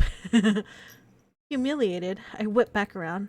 I try not to let it affect me, but I can feel myself slightly tear up as I'm crushed with disappointment. Oh, we're sad because he didn't say anything. We thought we looked pretty. I must have overestimated myself. No! I'm so sad. He has, after all, dated more beautiful models and celebrities before. Ryosei, if you could please leave, I can start changing and try on some of the other clothes. Can you please call Akiko to help me change? You look beautiful. Surprised, I turned back to look at him and noticed a deep red blush creeping along his cheeks. Aww. We just need to accept Ryosei's little reel fully and entirely. Oh no. Amused, a cheerful smile widens across my face, and I'm suddenly feeling a bit more confident in myself. So, does that mean you approve? Yes, although maybe we should change the dress to something more modest. It does feel rather bare. But you were the one who chose this dress. Maybe I chose wrong. Uh-oh. Now he's gotten to the point where he's like, okay, I need to make you wear a paper bag so no other boys think that you're attractive. He faintly mumbles while still looking slightly abashed. Of course, he can't have other men seeing his assets. Yeah, right? Exactly. Well, if I look that impressive, maybe everyone will excuse my lack of manners. Ryosei sharply frowns at me as I use his words back at him. But then, his expression slowly changes to show his usual arrogant smirk. I highly doubt they'll be looking at your manners. I follow his line of sight and see it focus on my chest. Like I'm surprised. Perfect. I stride towards him, fully intending to wipe that smirk off his face. Yeah, they'll be looking at the two of us fucking on the table for sure. Or something. When my ankle wobbles, oh no, of course. When my ankle wobbles unsteadily and I feel myself fall. Ah! Strong arms suddenly surround me, pulling me tight against a firm, broad chest. I heave a sigh of relief as I'm enveloped in a familiar masculine scent. Grateful Ryosei was able to catch me before I did myself any harm.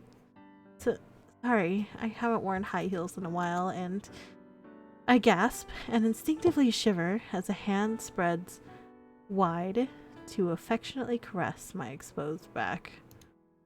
I look up to find Ryosei looking down at me, emerald eyes aglitter with simmering heat. Ryosei?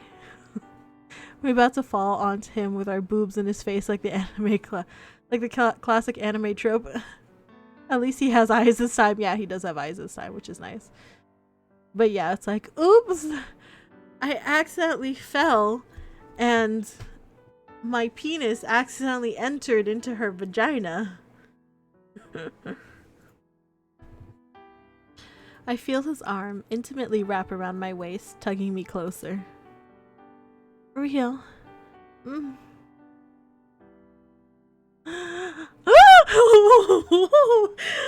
Oh! Is there a ghost in here? Oh! Oh! Oh! Oh! Oh! My heart! Oh! His mouth captures my words and my heart stutters at the sudden contact. The feel of his lips is soft as they firmly press against mine. Oh! He kissed her! He kissed her, boys! Oh! No flirting for 2 weeks and then he kisses us. I hate that you're getting invested into this. I'm sorry. We did it, boys. This is what we've been waiting for. While the sound of my thundering heart sounds loudly in my ear, causing my stomach to squeeze in consternation. Wide-eyed. This is weird. Why is he fucking looking at me while he's kissing her? That's weird. I don't like that. Wide-eyed, I stare at him as I push against his chest, only for his arms to tighten even more around me. Admittedly, he isn't being a creep anymore, so I don't think it's as weird. Yeah, he like backed off for a long time, and now we were like showing off our boobies to him, and then he's like, oh fuck yeah, and kisses me.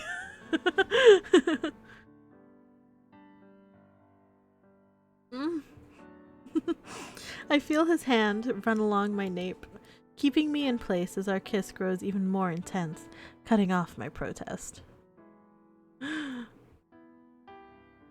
I accidentally fell into her, and our clothes spontaneously exploded off our bodies, and we ended up knocked out, laying there with our genitals eating each other all night. Accidentally, of course. Ryose. My hands tightly grip onto his arms in desperation. But they're hard. But they're hard and immovable. He stares at me through half-lidded eyes. Priceless jewels sparkle alluringly as he angles our lips. I shudder in pleasure and feel my body heat rise, while slowly losing all sense of self as I'm immersed in his all-consuming kiss. My breaths become more shallow, while my heart races 100 miles an hour. I heave deeply, and his masculine scent envelops me and holds me captive, while his arms tightly surround me in his warm embrace, his lips on mine, physical proof of his intense desire. I tremble as his tongue traces along my bottom lip. Oh no. Oh no. Oh, okay. I thought the scene was gonna change, but no, it's the same thing. Okay. They're doing the thing! They're doing the thing! They're kissing! And vaguely hear the parting sound of our lips as he slowly pulls away. It takes all I have to stand on trembling legs, and if it wasn't for his arms holding me, I'd have crumpled to the floor. Breathing heavily, he leans his forehead against mine to gaze deep into my eyes. Flushed, I lick my swollen, trembling lips, then try to speak. Ryose. A flash of annoyance appears in his eyes as his lips curve devilishly.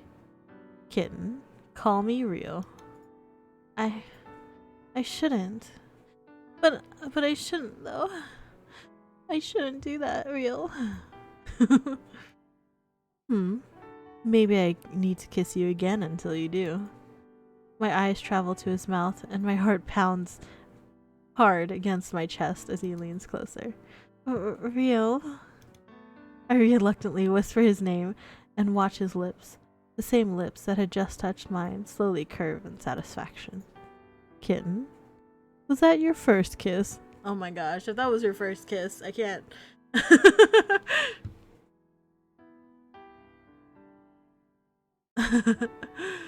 Now his tongue needs to trace down her chin to her neck, to her booba past her navel and below. Oh no.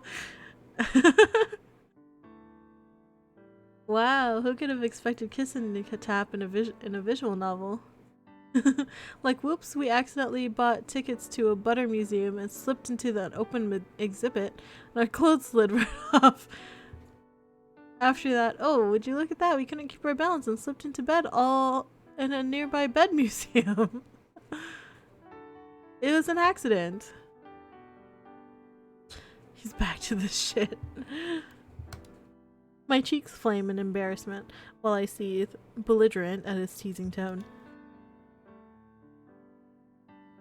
Well, I'm sorry if I'm not experienced enough for you. Was that actually her first kiss? Oh man. This girl. No wonder why she falls for everything. Her brother has kept her locked in a cage her whole life, and now she's got to pretend to be someone's girlfriend, and she falls for everything. Haha, Kitten. I never said I was upset. His eyes glitter possessively, and my heart lurches in my chest as the tip of his finger brushes across my swollen kissed lips. I would be more upset if there were others before me. How does he get to be upset if I had relationships with other men before him when he has had several relationships before me? He whispers affectionately, causing more heat to creep up my cheeks.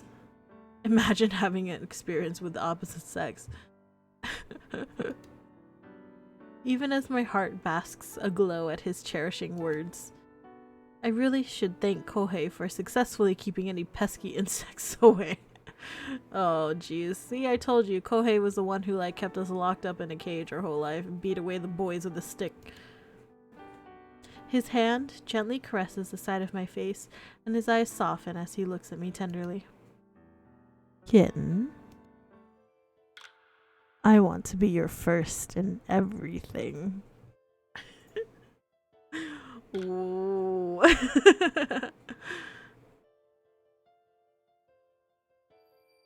His deep, husky voice sinfully tempts me.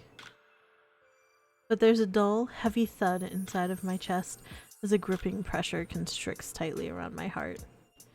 Reeling from his words, I'm unsure if this painful ache is from the degradation I feel, when I realize he only sees me as a casual fling, or humiliation that he actually offered such a thing. No, I can't do this. I won't. I'm not the type of girl that goes out with men for casual relationships. That kitten is echoing in my head nonstop. It hurts. Why? Why did you do it? Why did I do what? All I'm doing is reading his voice. All I'm doing is reading his lines.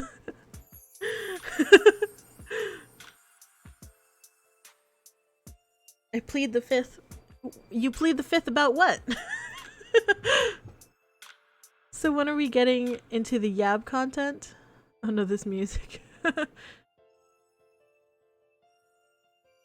I don't know what you're complaining about, Peter. I'm just reading the lines, okay? I think I'd rather be called small at this point. No! Especially with a client. And my vehement outburst, Ryosei levels his eyes with mine and speaks in a calm, rational voice. But I'm not just a client. I'm your boyfriend. What the fuck? What?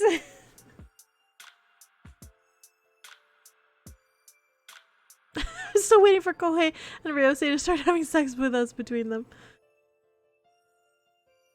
I'll plead the fifth about experience with the opposite sex. Oh, okay. Got it. Fair enough.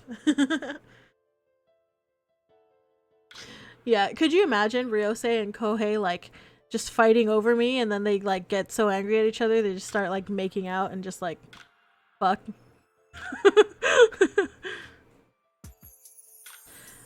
Did he delude himself into thinking that our pretend relationship is a real relationship now? I would 100% be for that. Pretend boyfriend. Breathing heavily, I try to put some distance between us, but he stubbornly holds on to me. Niise, you just have to say so and we can make it real. Surprised, I stare at him wide-eyed, speechless as his words, spoken in a serious tone, slowly sink in. I ship Kosei. They'll have some crazy hardcore hate sex. Gonna turn from being a dating sim to being a comedy. Niise, say you'll be mine. Oh! Oh! Oh! No, we gotta say yes, man. We have to say yes here. There's no other option. You just have to say yes. I mean, this is what we wanted. This is what we were waiting for. We've been waiting for, baby. Yes. Yes, yes, a million times yes. I search his features carefully. What about I'm sorry? It'd make things interesting. No, we gotta say yes. We gotta say yes. Give him consent. I give my consent. Trying to look past his riveting eyes, full of longing and desire, to the man within. And somehow, I just can't seem to respond with my usual objections. Rio, We're getting into his pants at least 2 more times before the end of the game. Yeah, baby! Oh, fuck! Come on! The ringtone from my phone instantly dispels the enchantment that was cast on me. And disrupts what I'm about to say. What the fuck? What the fuck? What? No! Fuck! Is it my brother? Is my brother spying on me? Does he have like a security camera in here? And he knew we were about to say yes to being his girlfriend? And then he was like, fuck that! Let me call her. I'm gonna call her right now. You can't fucking be his girlfriend. I feel cheated. Me too. No! Fucking just ignore it! Tell him yes, you'll be his girlfriend! Oh my gosh. I can't believe we got our choice taken from us. Yeah, I'm sad. Ryosei tightened his arms as I tried to pull away, not wanting to let go of me. Ryo, it might be something important. With a disappointed sigh, Ryosei reluctantly releases me, and I walk over to my pile of clothes to look for my phone. That's just as good as saying fucking no.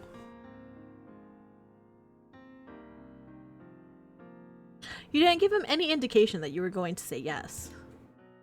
And then you go, I can't, let me go. I need to get to my phone. Like, what?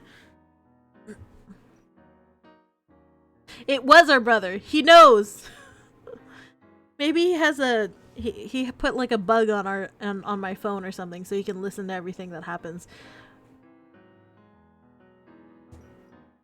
wherever my phone is. No, I have a dress on. That's why he's in the fitting room with us, is because we tried on a dress and he came in to see our to see that we had tried it on and stuff. Her brother implanted her with a chip and can read certain impulses from her brain. Hello, Kohei? Niise, what took you so long to answer? What an ass. Fuck off, brother. I flick a glance at Ryosei and quickly avert my gaze as a guilty flush spreads along my cheeks. Sorry, I was just getting ready for tonight. Is something wrong? I just arrived at the conference hall and was wondering where you were. I'm here early since I wanted some time to survey the area and check out the building layout. Ashamed, I bite my lip remorsefully. Here he is working while I'm busy preoccupied with other matters. Kohei, is it really alright for you to come and help today? It's fine. We already discussed this earlier. Minister Asakawa is staying with our parents under the pretense it's a family visit, and I've allocated some extra guards to him just in case. Also, considering the size of this place and the crowd, you'll need the extra help. Alright, we're nearly done here. Did you bring what I requested? Yes, I'll give it to you when you get here. Thank you. I'll see you soon. After saying our goodbyes, I hang up the phone, nearly dropping it when an arm snakes around my waist. Ah! With a powerful tug, Ryosei spins me around and suddenly pulls me against him, the stern expression on his face causing my heart to pound against my chest. I swallow nervously, hoping he can't feel it through our clothing, as he directly stares at me with seriousness in his arms. Has it really been 4 hours? Yes, it has. We better go. Before that, I meant what I said. Then I'll have to disappoint you, and why do we have to disappoint him? We were gonna say yes! Ryosei uses his index finger to silence me, and a shudder runs through me as he gently caresses my bottom lip. Niise, you don't have to answer me now. I'll give you some time to think about it. With those words, he suddenly releases me, and I'm instantly deprived of his warmth as he abruptly pulls away and leaves the room. Alone, I place trembling fingers to quivering lips, still feeling them swollen from our kiss. Then use this private time to take stock of my unusual situation. I never thought I would lose my first kiss so suddenly. I'd have thought I would be more upset at him, but maybe, just maybe. I crossed my arms around myself, remembering the feel of Ryose holding me with such care and tenderness, and his cherishing words as he wrapped me preciously in his warm embrace, like a priceless treasure. Something inside me wanted to stay in his arms forever. No, I can't. I'm working. I can't afford to be distracted by his words. We better get another chance to say yes this chapter, or else I'm boycotting this game. With slight regret, I try not to think about these feelings any further and prepare to leave. This fucking car again. It's like the ugliest car in the world. And I nervously clench my fists on my lap. From where I'm sitting, I can already see the cameras flashing as reporters take pictures of the occasion. It has been a while since my last public outing, and this time, I'll have Ryose escorting me. The gossip magazines are going to have a field day after tonight. What was the point of the hotel? The point of the hotel was to go to the boutique that was in the hotel. The little bell. Oh, could you hear the bell? That was Indy. That was Indy scritching. Yeah, he has a collar with a bell on it. Sometimes you can hear him. What if I trip again? What if I fall? Ryose. I turn and silently gasp as warm lips pressed against my own, drowning me. Oh. And I hear them part as Ryose slowly pulls back with a sensually mischievous look on his face. Uh-oh. He's gonna make us so wet we're gonna trip on it.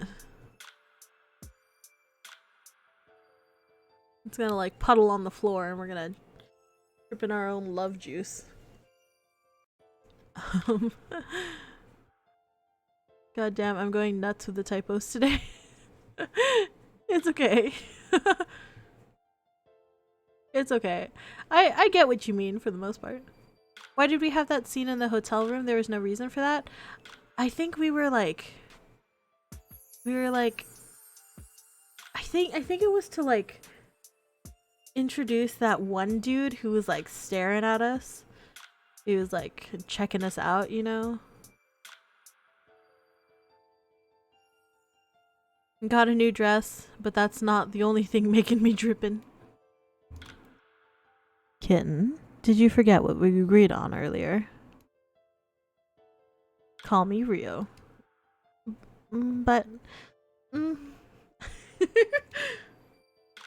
This time, the kiss was even more intense, and I can only dig my fingers into the lapels of his suit before he pulls away, leaving me breathless, gasping for air. It physically hurts when you say kitten so close to the mic. That's the point.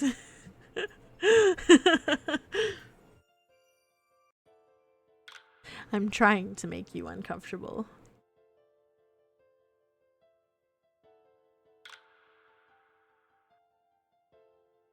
Is your heart pounding yet, kitten?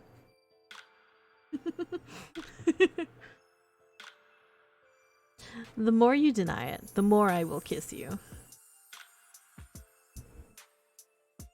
Personally, I don't think you're saying it loudly enough. I can say it louder. I can turn up the microphone full volume, and I can get closer and say it louder. If you guys want, I can do that. I do have my microphone on the lowest setting possible, so careful what you ask for. That would be perfect, thanks. You're succeeding. The only way I could get more uncomfortable is if it were directly towards me. All right. Let me do this. I'm going to. All right. So fair warning. I'm gonna do it. I'm going to do it.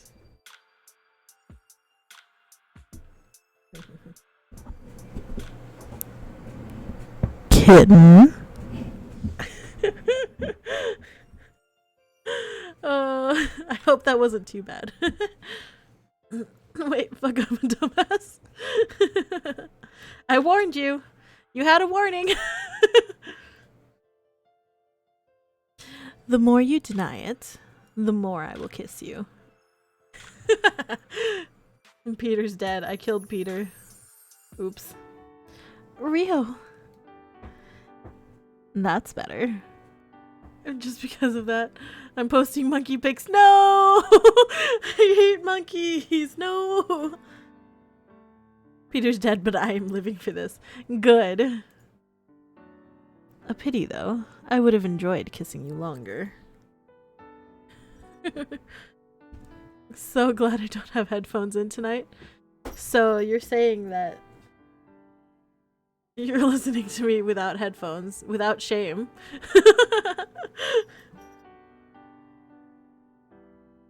His satisfied smirk causes my temper to boil and overflow, indignant that he would kiss me so freely.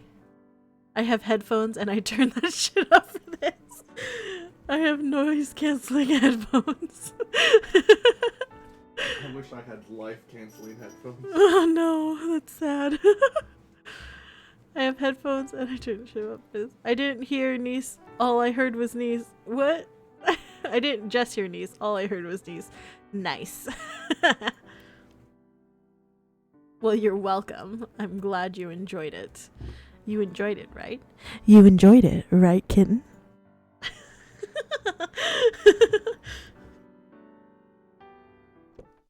Click clack. The car door suddenly swings open, causing my apprehension to fully return. I see the paparazzi crowd around the car, and the flashes become even more frenzied while they chatter excitedly. Ryose, unperturbed, suavely exits the car before holding out his hand. Was that the sound of a car door opening? Yes, it was. It was, in fact, the sound of a car door opening.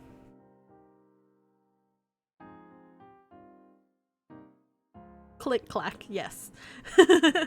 That's the sound that car doors make, obviously. Ready to escort me.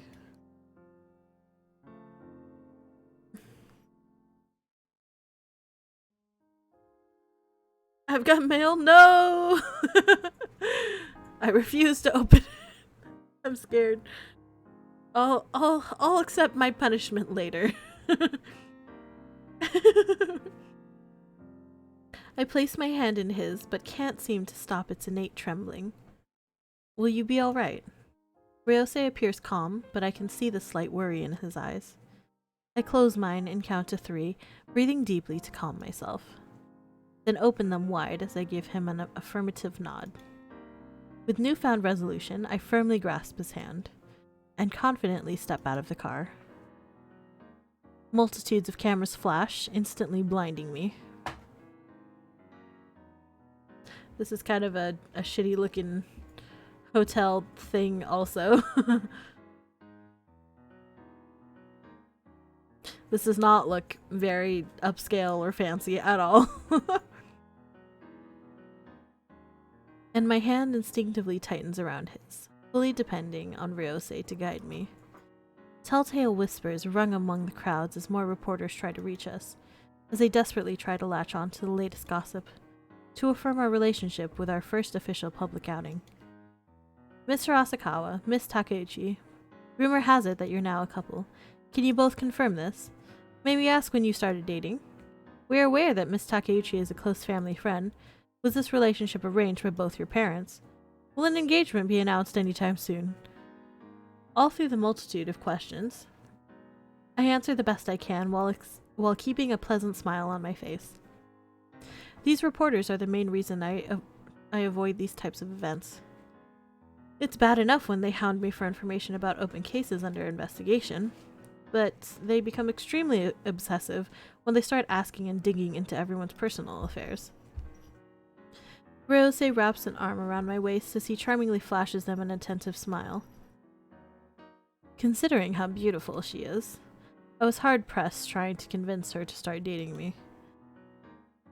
And what does Miss Takeuchi have to say about all this? Me? I scrutinized the man beside me with watchful eye. He's handsome, rich, his family background is immaculate, and highly sought after. That's just what he said to us, like, when we first, like, started talking to him. How could I say no to such a catch? Ryosei lightly coughs behind his hand, trying hard to hide his apparent amusement. That's like that was like not the thing to say. That was weird. A really weird thing to say. Since I used the same reasoning he gave me when he first asked me out. I sweetly smile back at him, pretending complete innocence. While he flashes me an "I'll get you back" for this look, as we both make our way inside.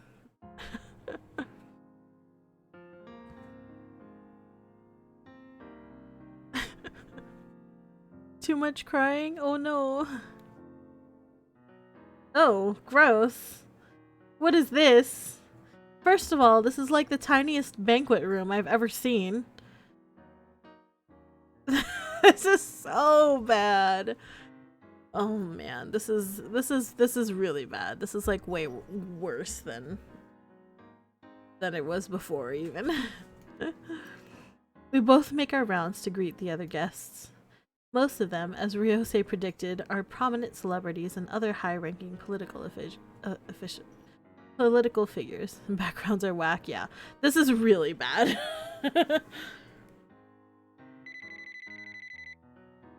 Considering how big they made the event sound, it's like this place is tiny. Ring ring. Excuse me, please. That background really sucks. Yeah, it does. It really does. I politely extricate myself from the couple we're speaking with and pick up my phone as it blinks with Kohei's name. Hello? Where are you? I glance around the room to get my bearings and promptly report back. I'm about 10 meters from the east entryway to the conference hall. Wait there for me. I'll come and meet you. Alright, see you soon. After hanging up, I scan the crowd to observe my surroundings. Ryosei is still engrossed in a deep conversation with the same couple I had left him with, and I start to make my way over. I'm about to reach him when... Niise? Yes? I absently hear someone call out my name and automatically respond. I spin around to check who it is when a pair of arms encircle me and embrace me tightly, causing me to tense.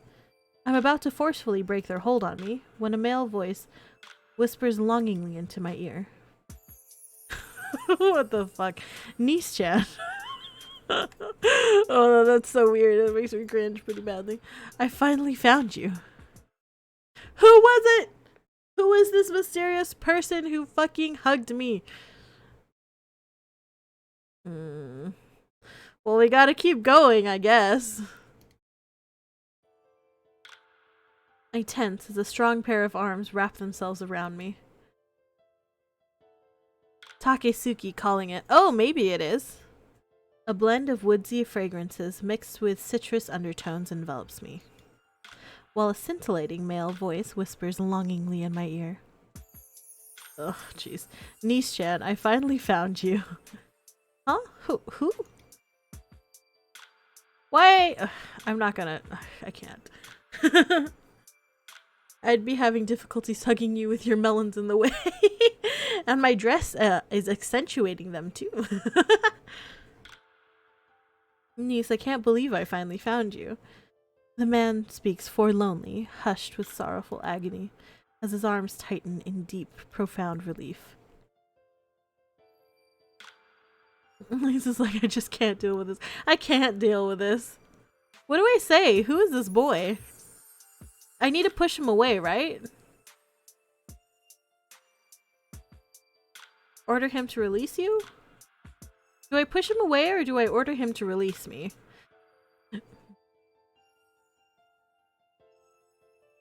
I feel like if I push him away, I'm gonna fall over, so... We need to save because I feel like we don't have enough information. I'm going to do 3. So, this isn't Ryosei? No, it's not. Mister, I don't know who you are, but please release me this instant.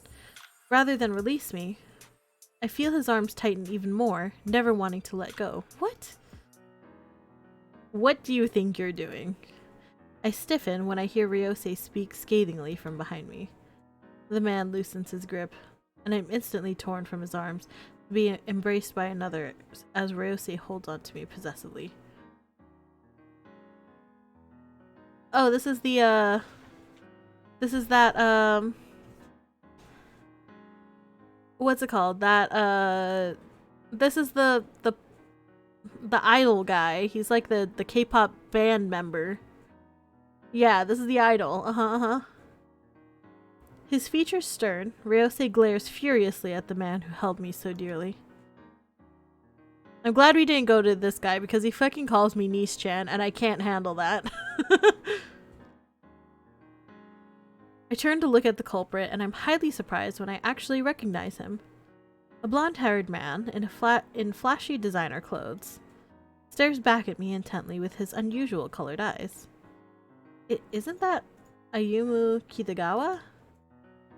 Let me politely ask you again. What do you think you're doing with my girlfriend? Girlfriend? Mr. Kitagawa flicks his gaze between us, eyes wide in shock. Before pursing his lips, fists clenched tightly in determination.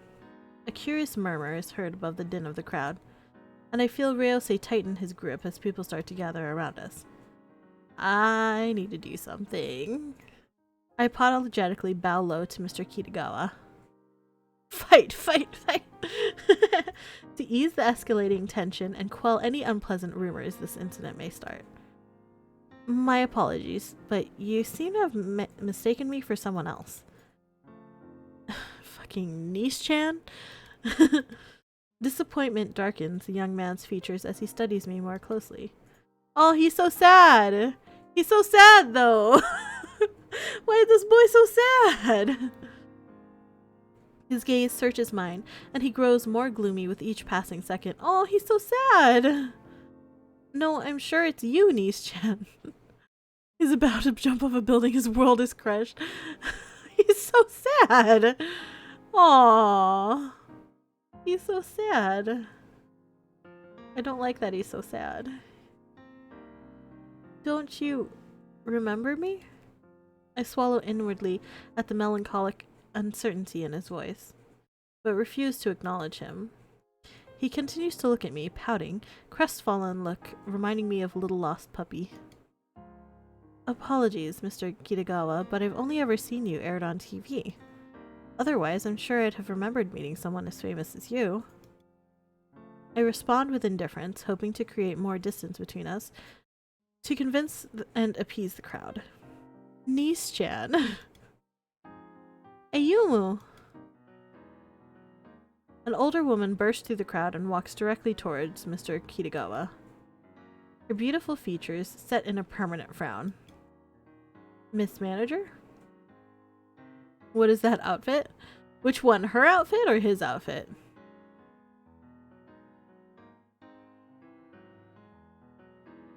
Hers? I don't know. I think it's fine. It's interesting, but I think it's fine. I don't know.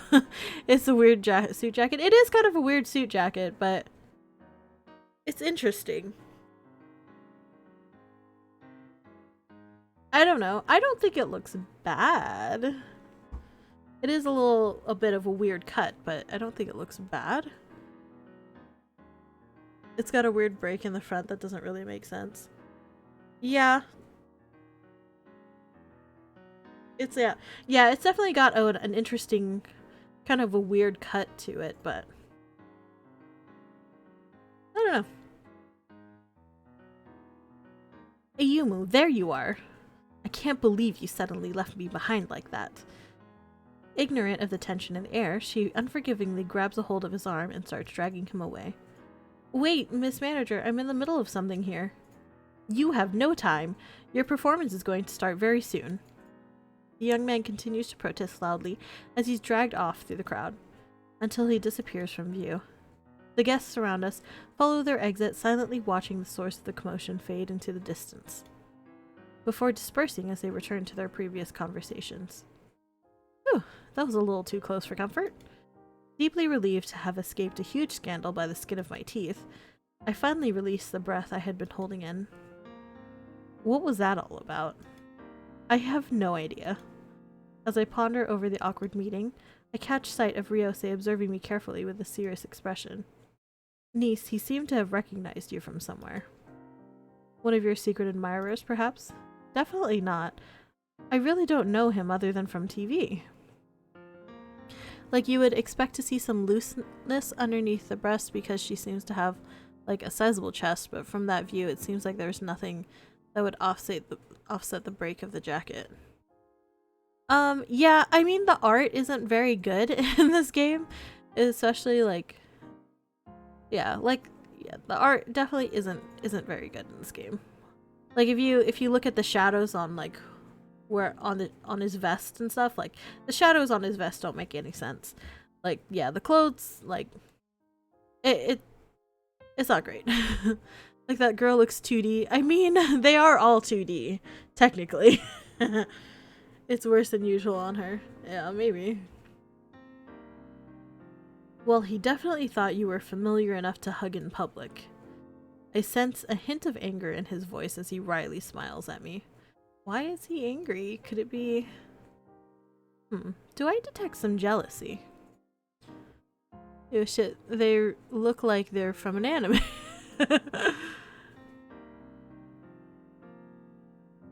Yeah, sometimes it, especially with clothes, it's like, sometimes it just doesn't look great.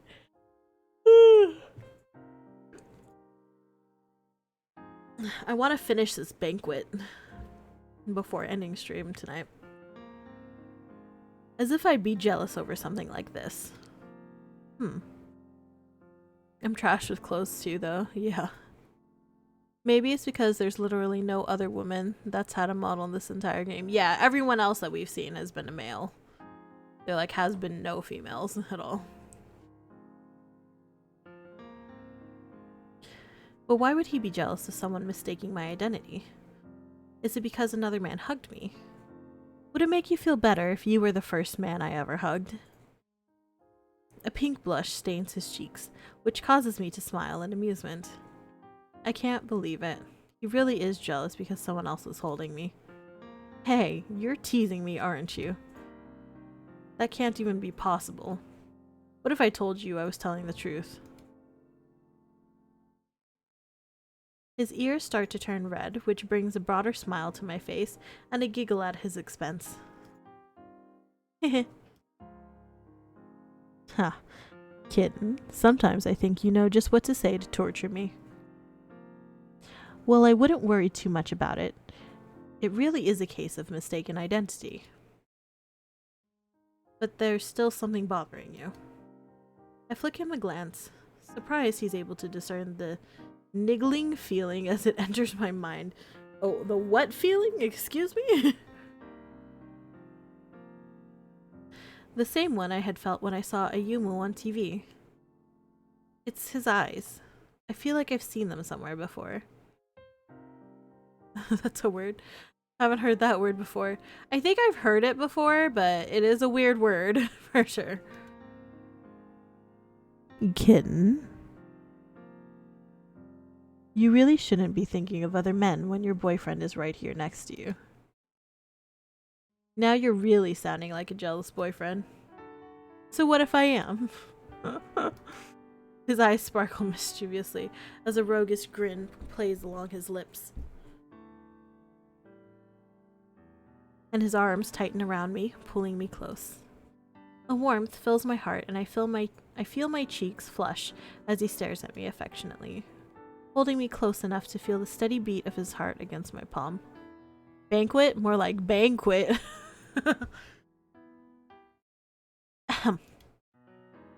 I instantly stiffen at this sudden interruption, and we both turn to see Kohei scowling at us in silent disdain. Yo, he's looking sharp in that suit, though. Oh. I quickly moved to extricate myself. It's also a weird word. Only for Ryosei to stubbornly tighten his hold, unwilling to release me.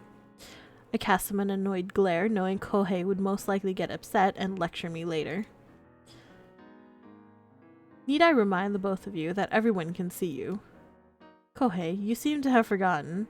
Niise is my girlfriend. It's expected of us to be affectionate with each other. There's another boy involved. You're an object again. It's still improper for the both of you to be so forward in public. It's fine. It makes it all the more believable. Now stop your glowering or you'll blow your cover. His words only serve to deepen Kohei's scowl as his disapproving gaze flicks over to me, causing me to tense as his eyes narrow in further irritation. Niise, where did you get that dress? Oh no. Our boobies are out and Kohei is like, put those fucking things away.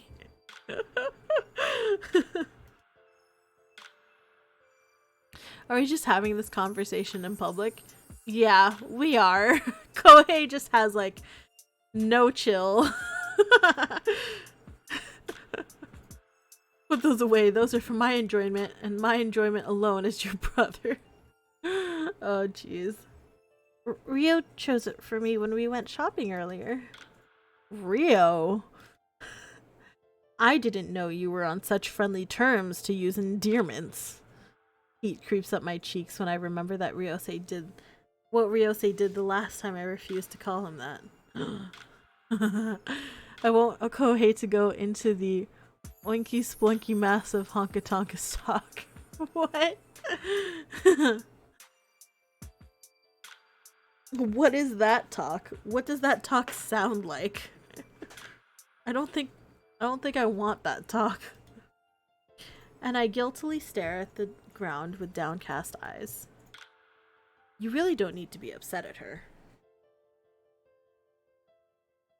It is as she said. I chose the dress.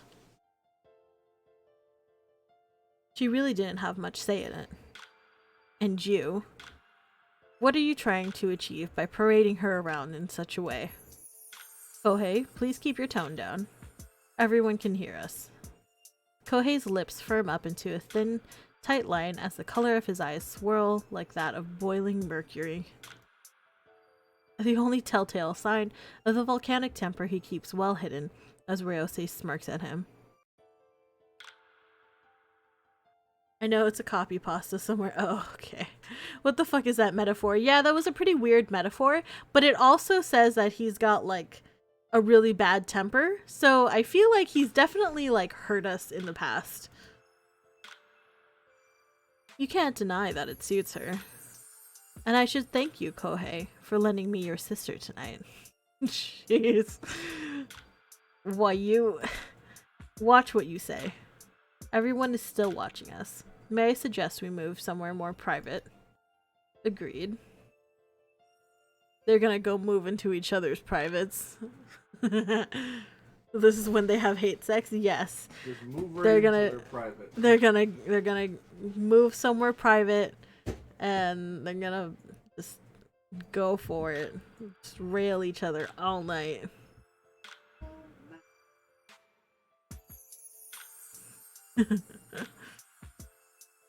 Kohei's gonna be like, you can't fuck my sister, and then Ryosei's gonna be like, if I can't fuck your sister, I'll fuck you instead. And that's how it's gonna go. Ryosei keeps his arm encircled around my waist as he escorts me out of the hall. Kohei is actually just an abusive, sister complex crazed maniac. Yeah, he is. Sorry, Yomi. From the corner of my eye, I see Kohei clench his fists in frustration before he moves to follow us. How dare you choose such a revealing dress for her? Kohei blasts Ryosei as soon as we're out of everyone's sight. Does your ego need that much of a boost that you need to show her off as your trophy? Kohei, she's here undercover as my date and escort. She has to be appropriately dressed for the occasion. You didn't expect her to come in an office suit, did you? I feel the sparks fly between the both of them as tension rises in the air. Oh, I'm so excited. Kohei, we are his trophy. This is true. Our dress is probably gold colored and everything too. I better stop this before it gets any worse. Please stop it, both of you. This is not the time to argue about what I'm wearing. Kohei, did you bring me the items? With one last glare at Ryosei, Kohei dismisses him and hands me a shopping bag. Inside is everything you need. A shopping bag? That's what he chooses to bring all my stuff into this, like, lavish, glamorous party. He's just been carrying around a shopping bag. It's kind of weird, but okay. Our dress says Ryosei's on it.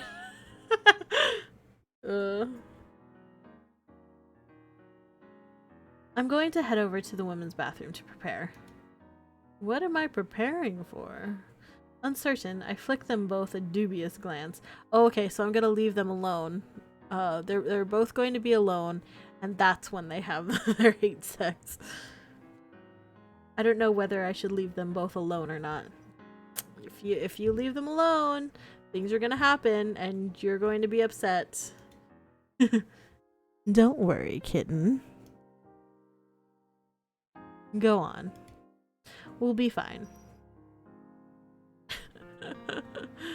Property of Ryosei Asakawa. Yeah. Ryosei must have sensed my hesitation as he tries to reassure me with a smile. He gives me a small push towards the bathroom, but not before trailing his fingers along my bare back. They'll be alone, they'll have hate sex.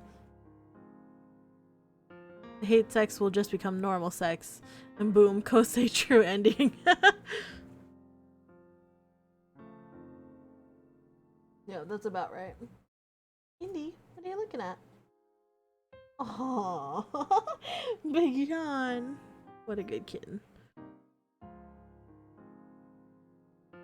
Even with gloves on, his unexpected caress causes me to instantly blush and shiver slightly.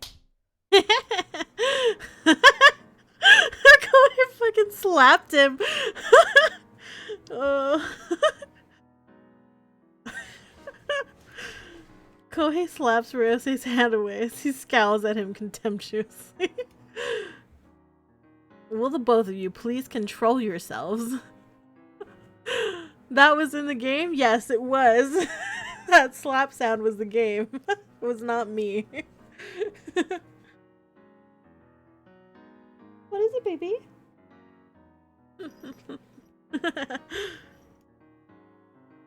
I'm not leaving otherwise. It will be fine. Off you go, kitten. We'll behave. They really went all in on that sound effect, huh? I guess. Thought Niise opened a bottle or something. No, that was Ryosei's hand being smacked for being inappropriate. Indy, what are you doing? What's going on, sweetheart? Here. Come here. Oh, it's okay, Indy. Yeah? This is the real kitten. Yeah, you good boy, Indy?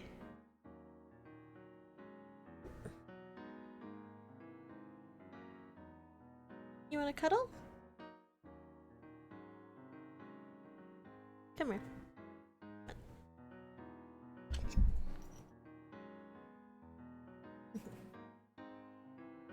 Yeah. All of the budget went into that sound effect. Yeah, it did. Ow. Okay. Okay, whatever. Fuck you then. Okay. He like started biting me for no reason. I glance at Kohei, and without taking his gaze off Ryosei, he reluctantly nods in agreement. Alright, but I don't want to find any dead bodies when I come back. Jeez, could you imagine? It's like turns into a horror and like Kohei just fucking kills everyone. I narrow my eyes at the both of them, warning them not to try anything. Why do I only not make typos when I'm complaining about my typos? I guess. The last one though, when you said that was in the game, it's like that wasn't a really bad typo though. It was just like you put the space in the wrong spot. Wasn't that big of a typo. No dead bodies, just two men. Then quickly spin on my heel and head for the women's bathroom. I enter the women's bathroom in a flurry, okay. Even though it's empty at first sight, I double check the stalls to confirm no one is around. I better hurry and finish my preparations before they throttle one another.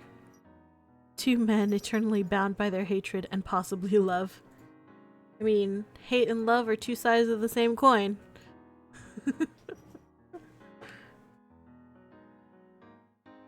Who said that? That was a quote from Hunter. Hisoka said that? Ah, I just quoted Hisoka. I'm amazing.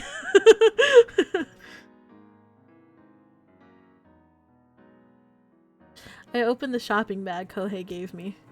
Inside, I find a purse with a small gun and silencer, as well as some miniature earpiece transceiver. I turn on the earpiece before equipping it, adjusting my hair to hide it, just as I hear the bathroom door open behind me. Click. From the mirror, I silently watch several well-dressed ladies enter, their beautiful faces brightening with pleased smiles when they see me. It must be our lucky day. Look what we have here. Who are these women? I don't like these girls. Let me out of here. A woman sneers, and I'm instantly put on guard by the hostility in her voice. I continue to spy on them from the corner of my eye as I pretend to refresh my makeup. This is so very unexpected. Luck must definitely be on our side. You're just the person we were looking for. Looking for? Were they looking for me? If they're two sides of the same coin, my coin is the one from those coin press machines that made both sides the hate side because everyone hates me. Oh no, that's sad. Nobody hates you here. The women start to approach, and I turn around to get a better look at them. They don't seem to have any weapons on them. They look like normal civilians. My apologies, but I don't think we've met. We haven't, my dear. But surely you know of me. I'm certain I was published widely enough in the magazines while I was dating Ryose. Ah, this is the ex-girlfriend. She's fucking a bitch, isn't she? Realization dawns on me, but I keep my expression serene while I watch them carefully. Do you think they're all his exes? Ah, she must be Ryose's ex-girlfriend. I better leave before they make a scene. I'm sorry, I don't read those types of magazines now. If you'll excuse me, I try to walk past them, but they take a step forward, blocking my way. I have a fucking gun, bitches! Get out of my way! Their expressions full of glee as they all haughtily look down at me. Great, I really have no time for this. I'm sorry, but we haven't finished speaking with you yet. Well, your boyfriend loves me more, and having hate sex with my brother as we speak. Yeah, he totally loves me. Why is fucking my brother? I don't think there's much that needs to be said between us. Their eyes narrow sharply, and I feel the hackles at the back of my neck rise. The hackles? What are fucking hackles? Especially at the contented smiles on their sly expressions. How ungrateful.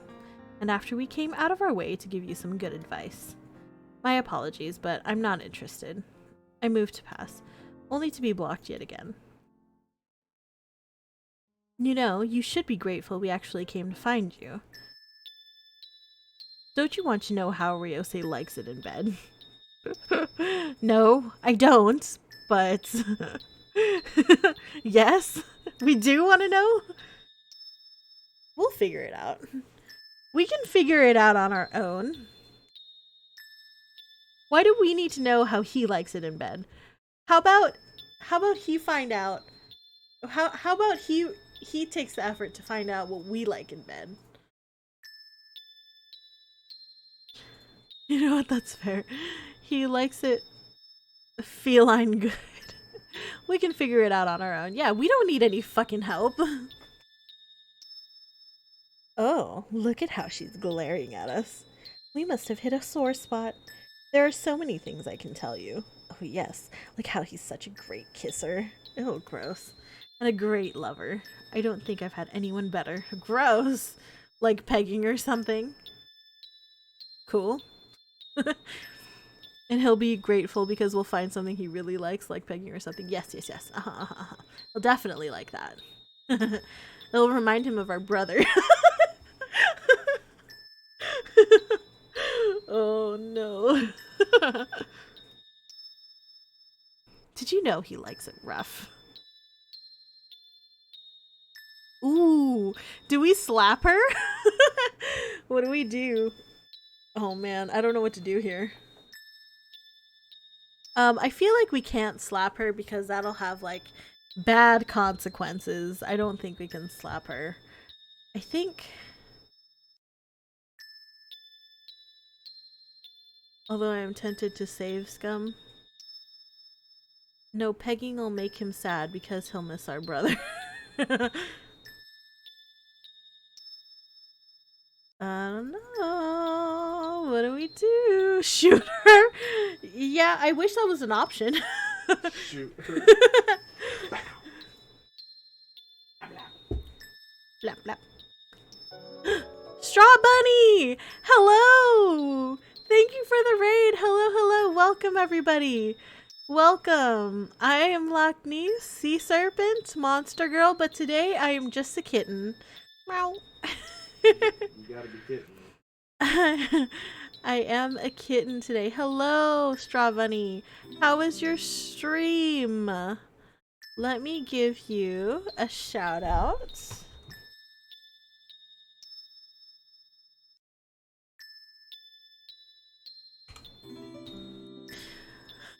Thank you so much. Oh, thank you, Jay Helmore. Lock Kitty. Oh, that's a good one. We were trying to come up with like a good a name for like a kitten version of me. Lock Kitty. I like Lock Kitty. That's really cute. good. That's cute. It would feel good to slap her. I'm just saying it might make a bad impression, but it would feel great. Yes. How are you, sister? I am good. Niise, sorry, Jay Elmore. I didn't know you were still here. Sorry. Felock. That's a good one too. I spent a whole 20 seconds trying to think of a good combo. That was a good one. It was definitely good. I'm okay save scumming this one time. So we can't like save and go back to this. We can't like save and go back here. But we could start the chapter over, but that would be like a pain. But yeah, how was your stream? What did you stream today? I hope it was good. I'm also sorry about this like horrible, like awful ringtone. This game is pretty this game is like rough. Let me turn the music volume off for now. So, we are playing a game. We're playing a visual novel called Agent of Love, and we have to pretend to be this guy's girlfriend, but in the process, we end up actually falling in love with her, or with him, and we're at this like banquet thing for like celebrities slash famous people, and we come across a few of his girlfriends in the bathroom, and they're like being mean to us, so we're trying to make the decision whether to slap her, say enough, or just ignore them. It was super fun. I played some Jackbox with friends. Nice! Jackbox is always fun. I do enjoy playing Jackbox a lot. Chlorine has like almost all of them. I think he just doesn't have like a couple of them, I think. I have like 4, and I think Yeah, he doesn't have like the newest one and like not 4, but I think he has the rest of them. But yes, uh yeah, so this boy is like our childhood friend, but he's also a politician. He likes to call us Kitten, and that's why I'm dressed up as a kitten. I'm also a secret agent, so that's why I have sunglasses on. um, I will tell you. I will tell you when I leave. Usually, sometimes I do fall asleep. Um, yeah, I just knew that you were like lurking, so I wasn't sure if you were like paying attention or not. So I just decided to do it, but I will ask next time. Time for me to sleep, probably. All right, D'Angelo, thank you so much for hanging out. I hope you had a good time and sleep well. John says, also, pegging will be how we get him into our brother. See, he won't know he's into it until we do it for him. Ah, so what you're saying is, in us being in a relationship with Rio,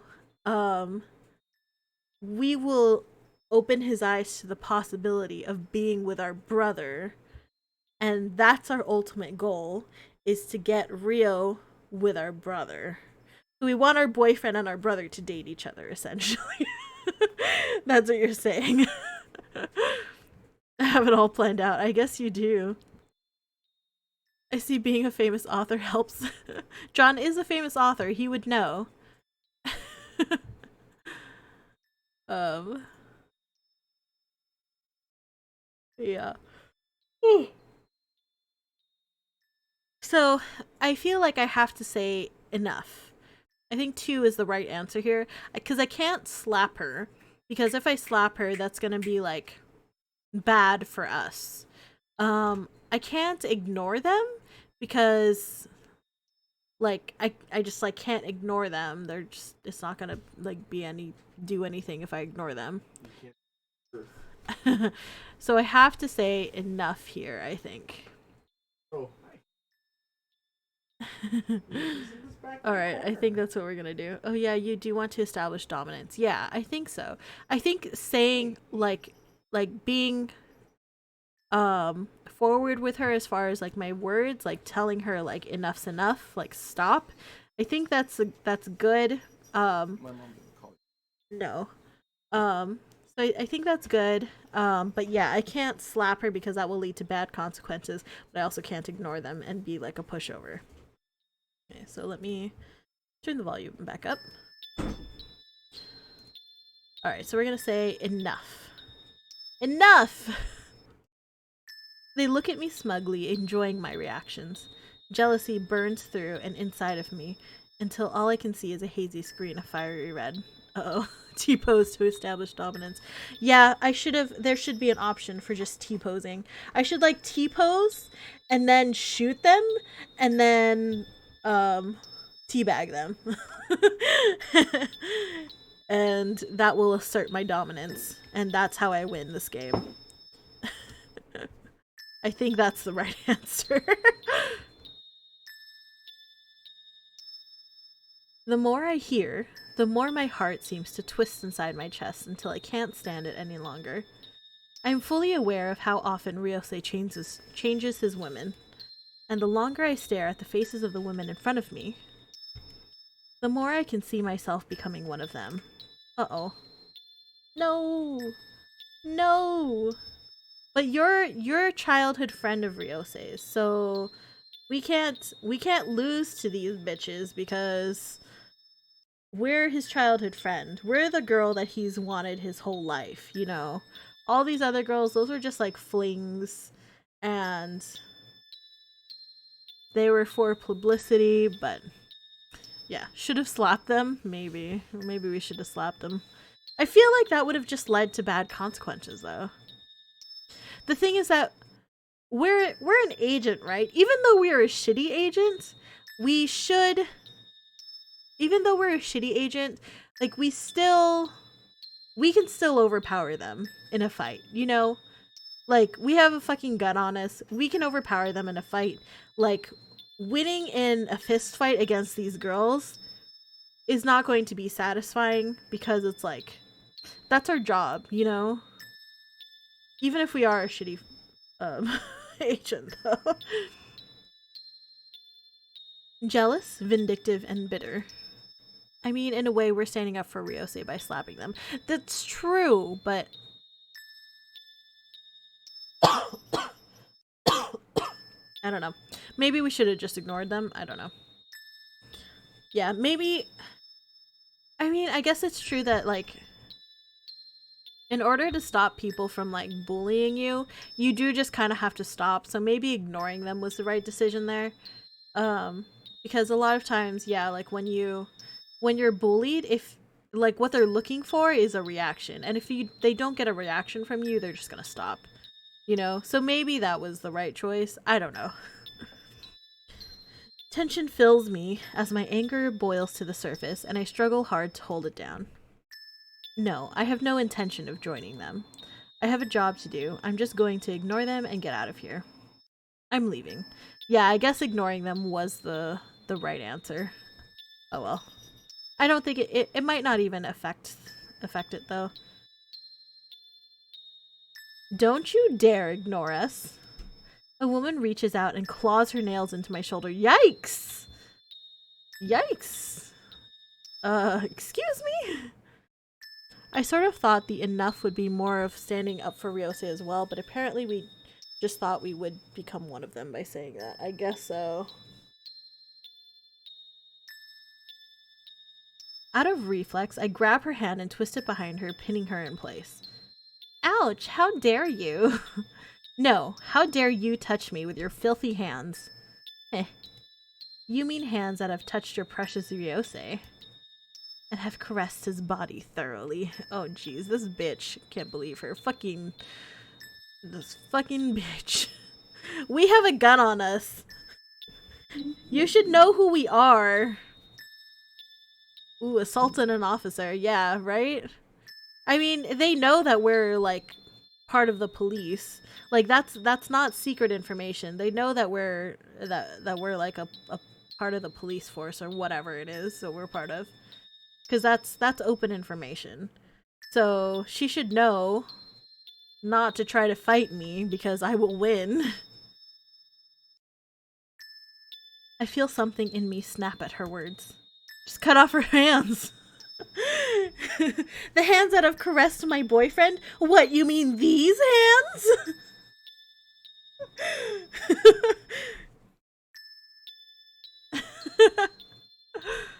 Oh, man. I was pulled away for a second. What did I miss? She dug her nails into her shoulder. Oh, and then we kind of like we like grabbed her hand, that twisty thing where we like pinned her arm against her back, you know? Yandere route, yeah. You mean these hands? Just like wave them in her face. They're like not attached to our arms anymore. Oh, jeez. The women look at me strangely, then awkwardly start backing away. It's like, bitch, you should have known who I was. It's like, it's not my fault that you tried to assault an officer and I reacted.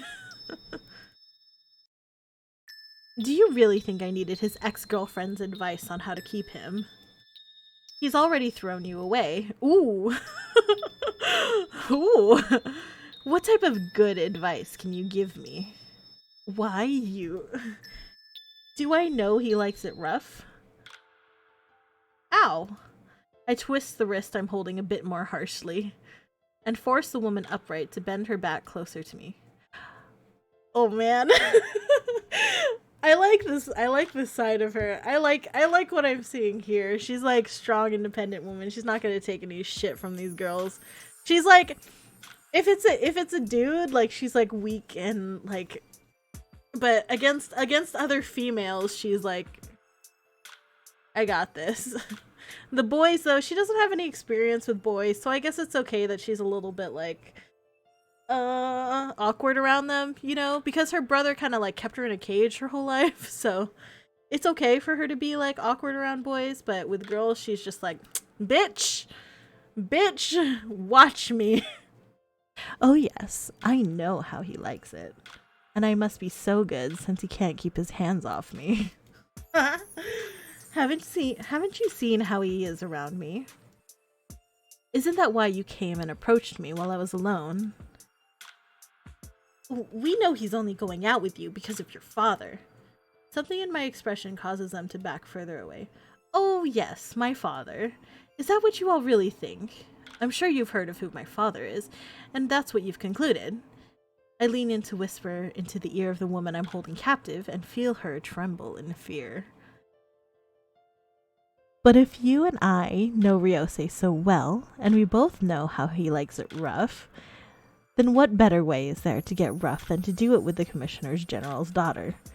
I have access to a variety of equipment, which I don't mind using. Oh shit, she's like into the bondage stuff. She's like, I'm gonna fucking like beat this boy and he's gonna like it. I'm gonna be like the what's it called, like the dominatrix in the relationship. I'm gonna like you think Ryose wants to tie me to the bed? Nah, he wants to be tied to the bed. I told you there would be pegging. There is gonna be some pegging going on. Ryose likes it rough. He's gonna be treated a little roughly, if you know what I mean. Hope she didn't need to be, because she would it, because she won't be needing to after Niise is done with her. Pegging? Yeah, you know, like when,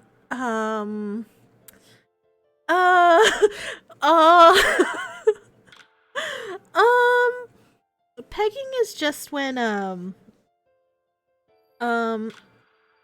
you know, there's like, it's just a game. It's just a game, Straw Bunny. It's just a game. It's just like, it's like when you have a board, you know, like some people have like a board next to their computers that have like little pegs in them, and pegging is like when you put the little pegs into the pegboard. That's what that is. And it holds all of your stuff up. So if you have like controllers and stuff, it just holds that stuff up. That's what that is. Yeah. That's what that is, Chai. It's okay. It's like a game. You know that game where there's the ball and the string and the cup? Yeah, that. Yeah. It's just like that. It's just a game, you guys. It's just a game, Chai. Don't worry. Thanks, guys. You're welcome. You're welcome. In bed. Wait, what did I say again? Log. Oh, I have an access to a variety of equipment, which I don't mind using in bed. That's what she says. She's right, you know. I am right. Of course I'm right. Oh, her bun's so innocent. Oh, fuck. She's like, oh my gosh, this is like too much for me. Oh, I'm going to make all of you very uncomfortable now. Did you know he likes to be held down while I have my wicked ways with him? Their faces turn red as their eyes glitter furiously, but they start to pale as I lightly touch the neck of the woman I'm holding. Such a pale and slender neck. No, don't. Don't what? It would be so easy to twist it like your wrist. Wait, please let me go. Let her go or we'll report this. Oh, go ahead and try to report me. Who will believe you? 3 women against 1. I can easily claim self-defense. After that, I can quickly track all you down for besmirching my family name. I think Niise might like the MC better than any of the guys anymore. I might. I'm into her. She's like, oh shit.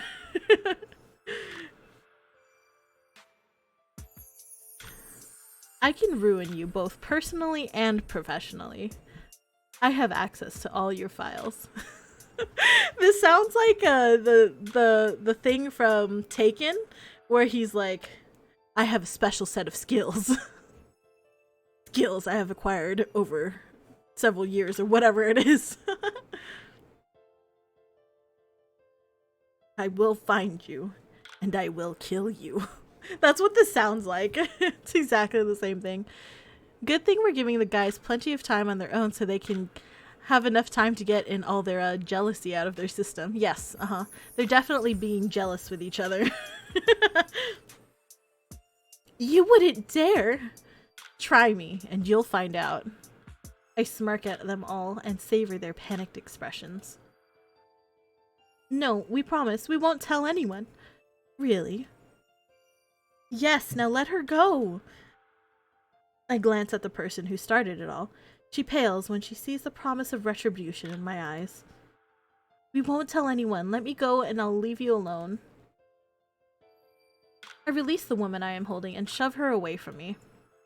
Now get lost before I change my mind. They all glare at me and bite their lips in frustration before turning on their heels. MC Niise is actually a yandere. I did kind of like... Didn't I mention like yandere things earlier? I can't remember. MC Niise just pulls out a gun. Yeah, I mean like... I could just be like lift up my skirt and be like, hey, I have a weapon. You see this gun right here? Mm-hmm. He's mine. Lay off him. And with the rustle of skirts and the slamming of a door, leave me in silence. Don't touch my senpai. Yeah, that's right. Don't touch my senpai. I wait a few minutes before breathing in a sigh of relief. Or face the wrath of my booba knife. I do. I wonder if I have my knife underneath my dress on my boobs. But even if I did have it strapped to my boobs, I would forget about it. I dislike yandere and tsundere. Yeah, I mean, that's fair. Definitely not great people to have relationships with in real life. Glad I managed to get rid of them without much issue. It's not that she didn't intend to use a weapon, it's just that she forgot she had any. Yeah, exactly. It's like I would have used a weapon, but I just didn't remember I had any. Oh, someone saw me? Uh-oh.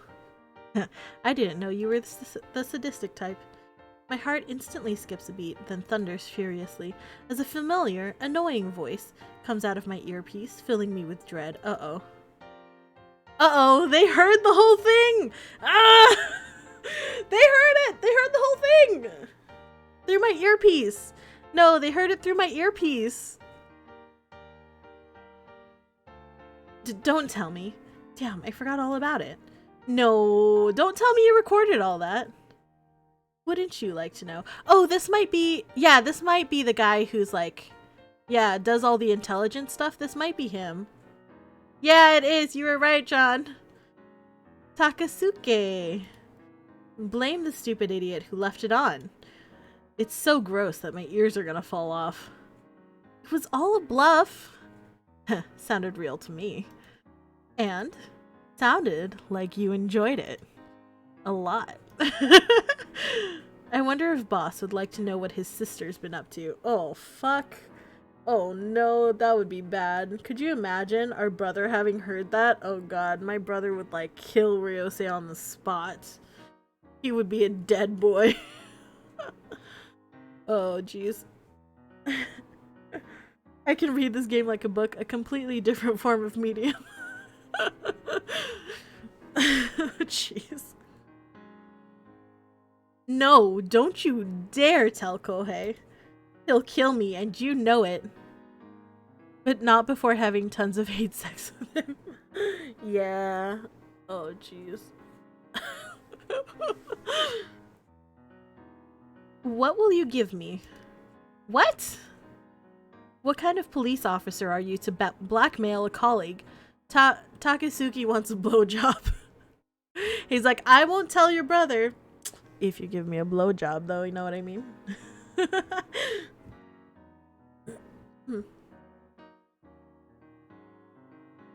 I like Takasuke.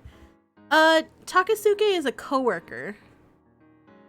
I think the guy you liked was the other guy. The guy that you said that you liked was unless you like this guy also, is that what you mean?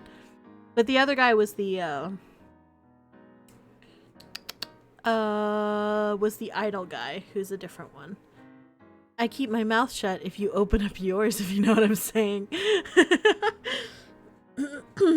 Yeah.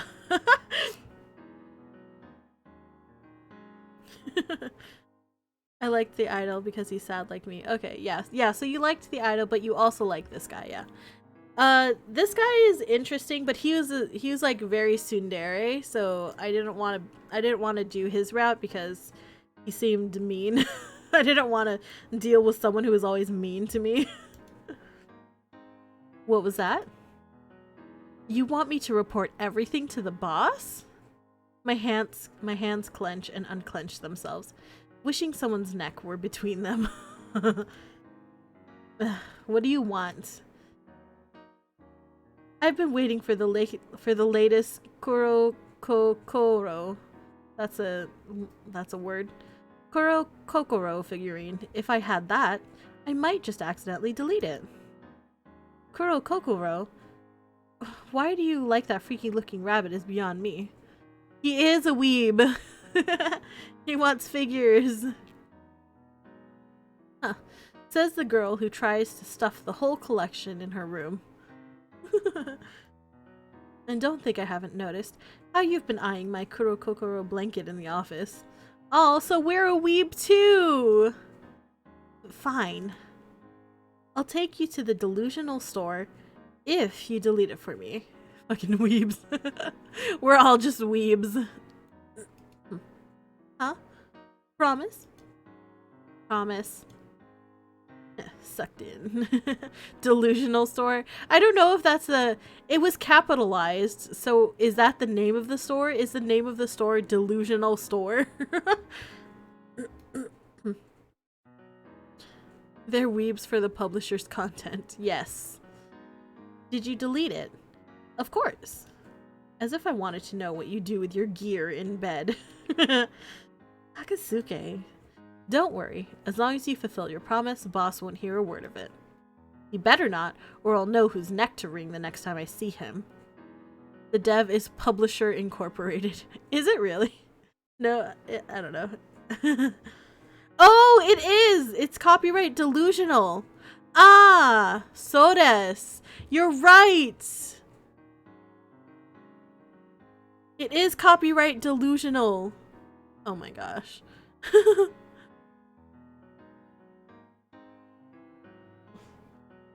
I wonder if they're referencing like another game that has a bunny girl in it.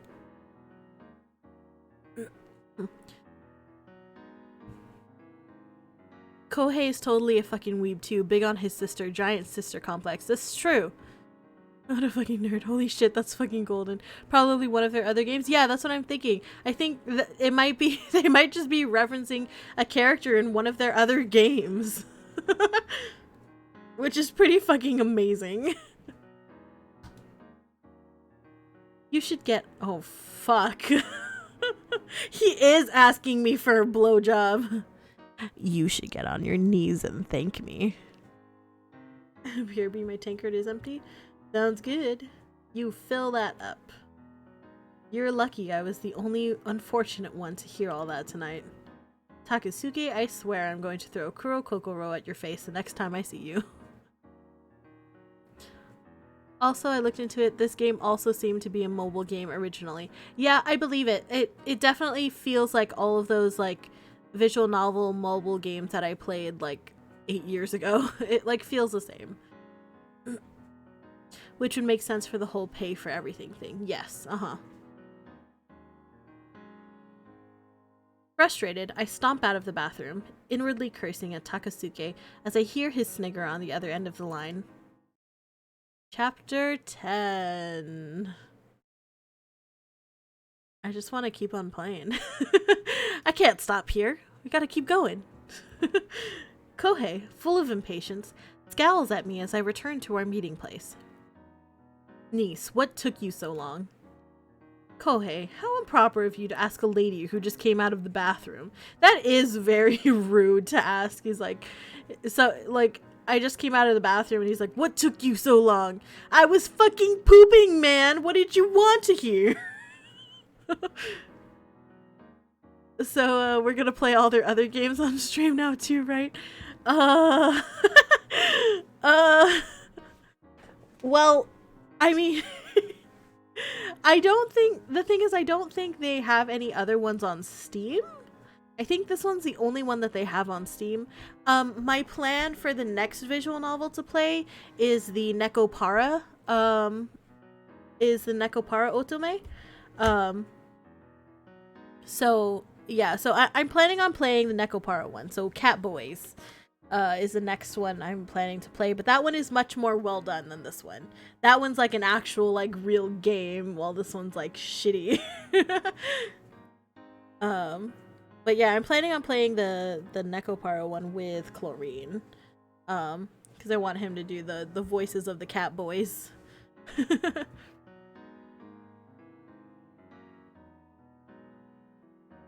My apologies, I was worried. Look at him blushing! Oh, he made her brother blush.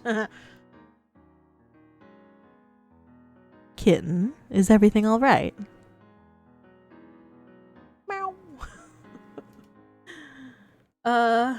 Nothing? Explain or glare at Ryosei? Should I explain? Do I explain? I feel like... Do we just, like, not say anything? We definitely don't glare at him. I feel like... Do we say nothing or do we explain it to him? I feel like explaining is better. It also is, like... It opens up our relationship with more communication. So I think explaining might be better. It's better than saying nothing. It's also, like... We're not gonna glare at him. I feel like explaining causes less secrets in the end. Yeah, I agree. So we're going to explain because communication in a relationship is really important. I'm sorry. There were some people who wanted to speak with me, so I was delayed. They both frown at me and tense apprehensively as Kohei reaches up to his earpiece. Hi, Kitten. Meow. Because secrets ruin all the relationships. Niise fell for the trap, Metha. What trap? What was the trap? What did I fall for? What do you mean? What do you mean? What trap?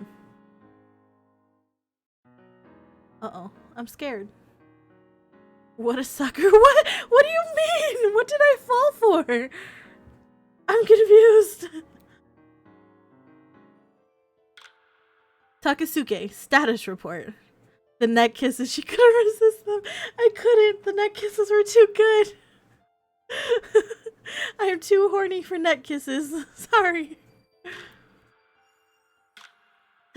She had a run-in with someone's ex and her cronies. So not just one person, but 3 from the sounds of it. Kohei flicks a pointed glare at Ryosei, who returns it with a mixture of bewilderment and curiosity. And, Takasuke, why didn't you tell me? A black belt in judo like her can sort it out herself, so I didn't bother calling for backup. Oh, I'm a fucking black belt? Nice. I'm dying.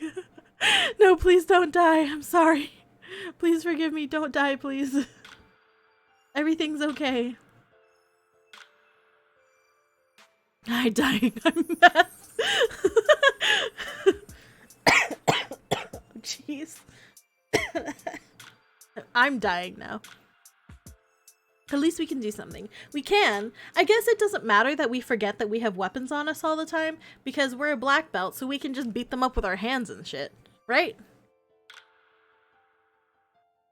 They were just a bunch of jealous, airheaded dolls anyway. Nothing she couldn't handle. I inwardly breathe a sigh of relief when Takasuke doesn't mention anything else. Fine. Be on standby. Yes, boss. I anxiously tense when Kohei turns towards me. Niise, are you alright? Crazy judo agent. Yeah. The softness in his voice catches me by surprise as he looks at me with worry. Yes, I like Takasuke. Yes, like Takasuke said, it was nothing I couldn't handle. Kohei reaches out, his large, warm hand touching the curve of my shoulder. Oh no. Oh no. My brother is touching my shoulder inappropriately. We can be sexy, dominatrix, and beat people up, but when it comes to boys, we're out in the wild. Yeah, I mean, we just haven't had any... experience with men. But apparently with women, though, we can be, like, super dominant.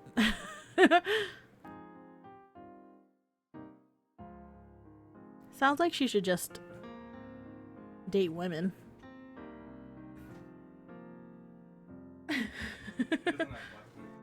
No, not yet. My eyes widen as his thumb gently rubs across a bright red mark. Oh, that's where she scratched me. Oh, that woman must have scratched me. She grabbed my shoulder when I was trying to leave. You need more practice. Next time, you shouldn't let them touch you at all. Kohei, there were civilians.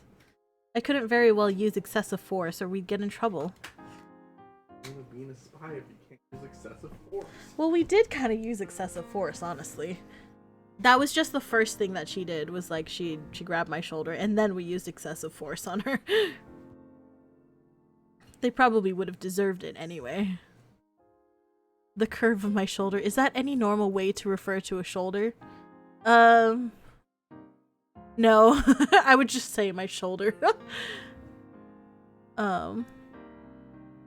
That's the only outcome. No matter what, we can't date any of the boys. The 3 endings is just which boy Ryose fucks in front of us. Oh no. I can't help but smile and giggle at his unusual grumbling. You're probably right, but they aren't worth the paperwork. Maybe someone would like to update me as to what just happened? Ryose, who usually has a ready smile on his face, stares at us with a seriously annoyed expression. According to our reports, your former girlfriend brought some friends along and decided to acquaint themselves. They approached Niise while she was in the bathroom, thus delaying her. I'm fine though, so there's no need to worry. Are you sure?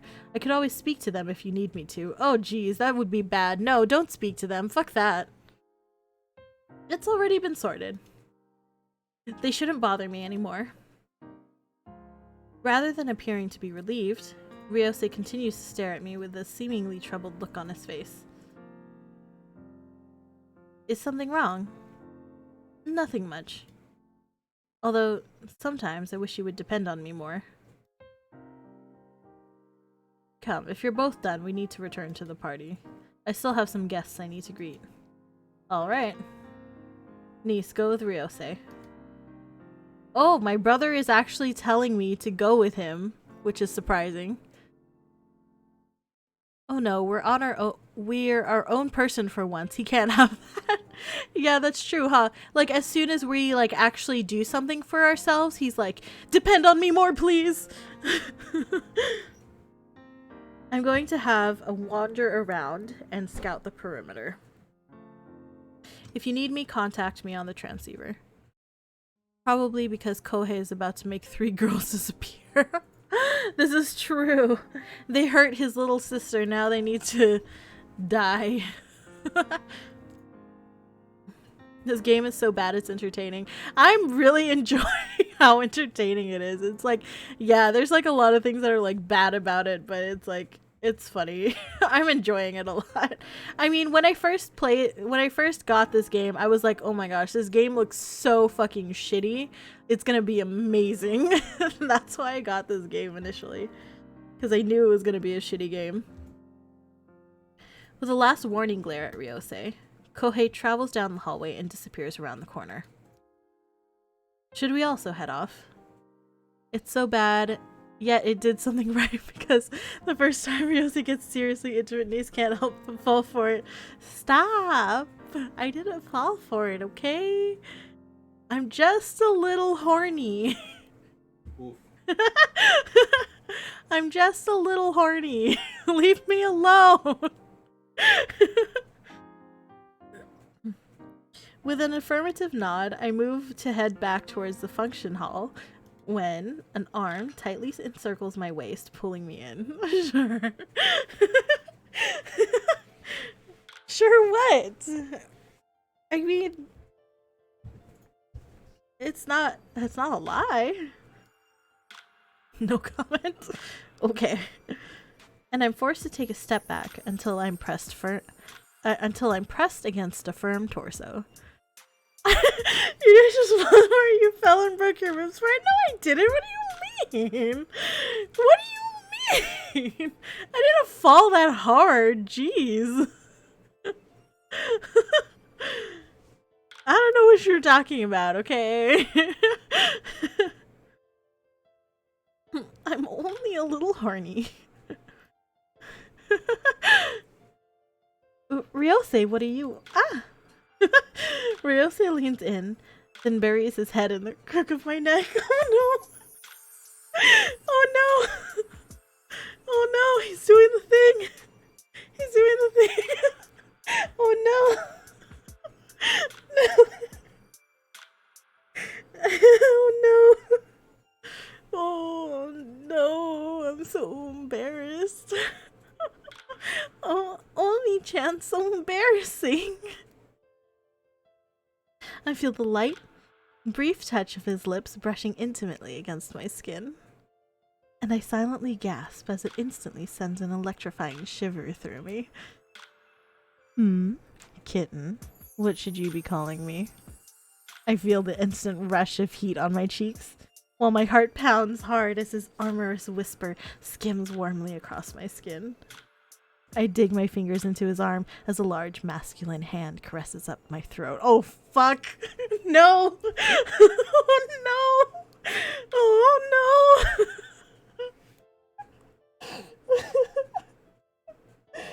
Oh, no. I can't handle it. Oh, jeez.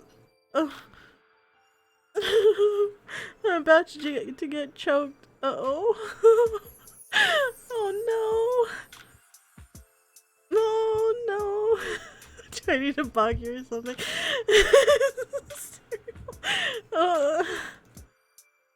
Um.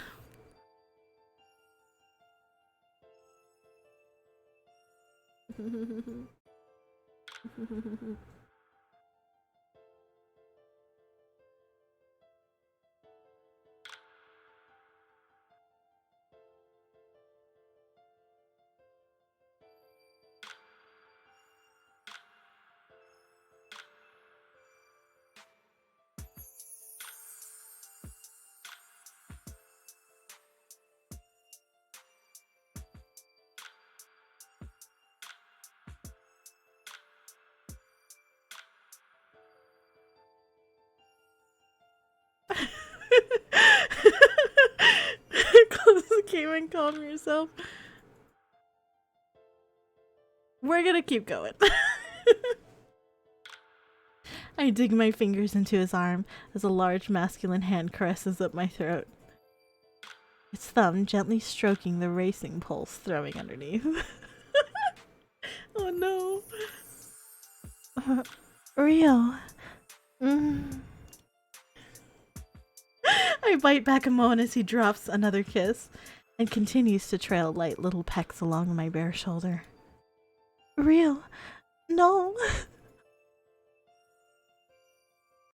Niise, what the hell are you doing? Oh fuck! No! We forgot about the earpiece again! Oh no! Takasuke can hear the whole fucking thing! No! Oh no! Oh, we got caught in 4K. Oh. Oh no. Oh no. Takasuke's shout through the earpiece jars me back to my senses when I feel the hand around my neck tighten, keeping me in place. Oh no. Rio, what are you— ow, Rio!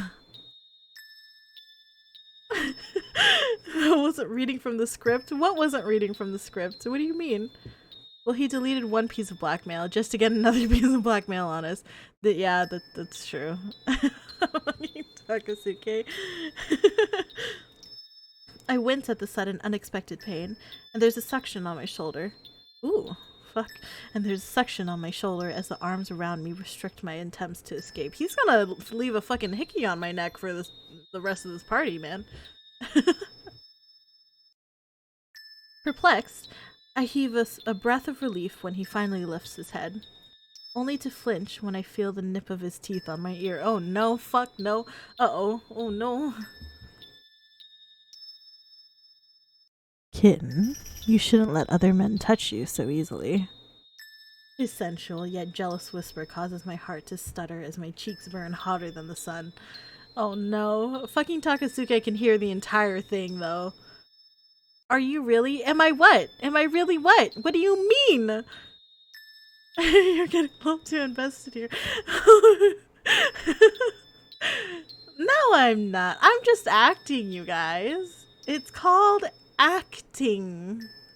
I am a good girl.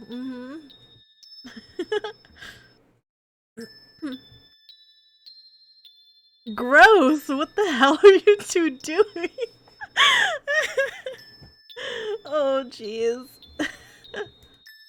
Nothing! Takasuke, stop imagining things. Real, I swear. I mean, acting involves getting really into your role. It does, I mean, not really. I mean, you can, like, act, but not, like, be into your role and what you're doing, right? That's why it's called acting. It's just pretend. Hi, Indy. Hey, sweetheart. Oh, yeah. Yeah. See, Indy agrees with me, guys, and that's all that matters. Sounded a little too in-depth for asking, if you ask me. I'm just a really good fucking actor, okay? I feel like Niise is really in her role right now. I'm just method acting. Yeah, I mean, what is it, baby? Oh, I'm sorry. Hey, it's okay. It's okay. Hey. No, it's okay, baby. This is fine. Yes, I don't want you to sit on my keyboard, but right here is fine. Indy wants to bonk you too, or something. He wants to, like, lay on my desk, but it's like, no, stop laying on my desk. I don't have enough space for your cat butt here. I'll seal the deal for you. Ada. You're welcome. Alright, let's continue this so we can get rid of this fucking ringtone noise. If you don't let go of me now, I'll... I bite my lip to stop a moan. Indy! Stop it! Now I don't know what I said! Indy! I don't know what I'm saying! Stop pressing my keyboard. Indy Jones, you are being a menace. I bite my lip to stop a moan from escaping, while my knees start to weaken as he tenderly nuzzles at my neck. Kitten, you really shouldn't be ignoring me. Indy's like, you need to take a cold shower right now, Mom. Is he mad because I gave him a shower yesterday? Did I give him a shower yesterday or the night before? I don't remember. Thank you, Indy. You should just tell him to turn off their transceiver for a while. Oh, fuck. And give the both of us some privacy. Oh, fuck. What's gonna happen in this hallway right now? Are we going to lose our virginity in this hallway? Indy, stop biting my wires! Oh shit, Ryosei knows. He does know. Well, he does know now, at least, because I mentioned Takeuchi's name, so he knows that he can hear us. I feel him pause, and with a reluctant sigh, he loosens his grip. Indy Jones, what the fuck are you doing? Stop it. Bad cat. Stop. I'm going to make you go somewhere else. Hell yeah, we can get in his pants and he can get back in our neck. I feel him pause and, with a reluctant sigh, he loosens his grip. I quickly tear myself from his arms and glare at him bitterly. Yes, that definitely looks better. He says while looking at my shoulder. Oh no, he fucking did leave a fucking hickey on my neck. He did! What the fuck? I glance at it and notice a reddish purple mark. Is that... Did he just give me a hickey? He did. What did you do that for? It's even more embarrassing now than just the scratch.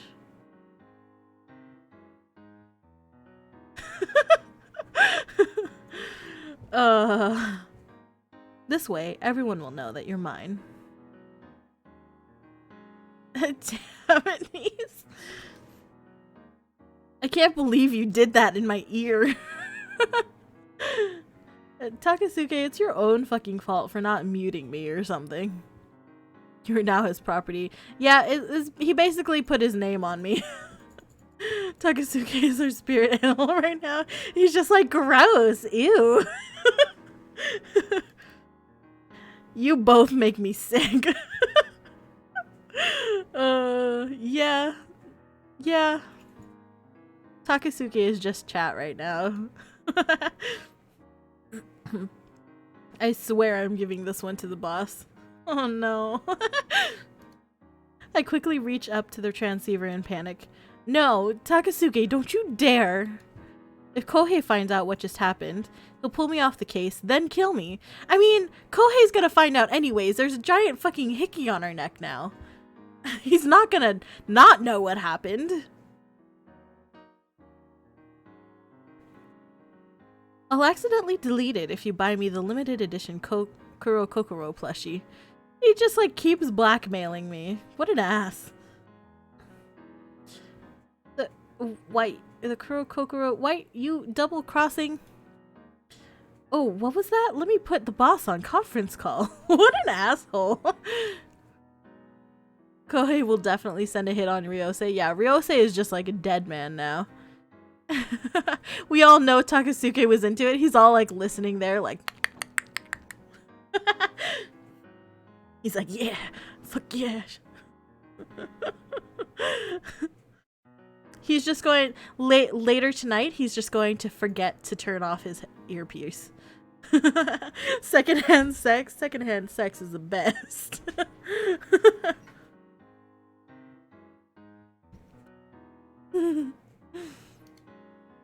Wait, okay, the plushie, fine. Indy, okay, you need to move your fat ass.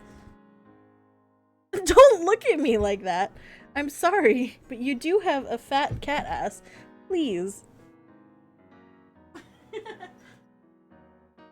He is not happy with me. Poor Indy. He's taking up too much space. Justice for Indy. He's fine. He's just complaining. Idiot. You. Indy is a menace. Indy is a menace. I lift my head and catch sight of Ryosei sweetly smiling at me.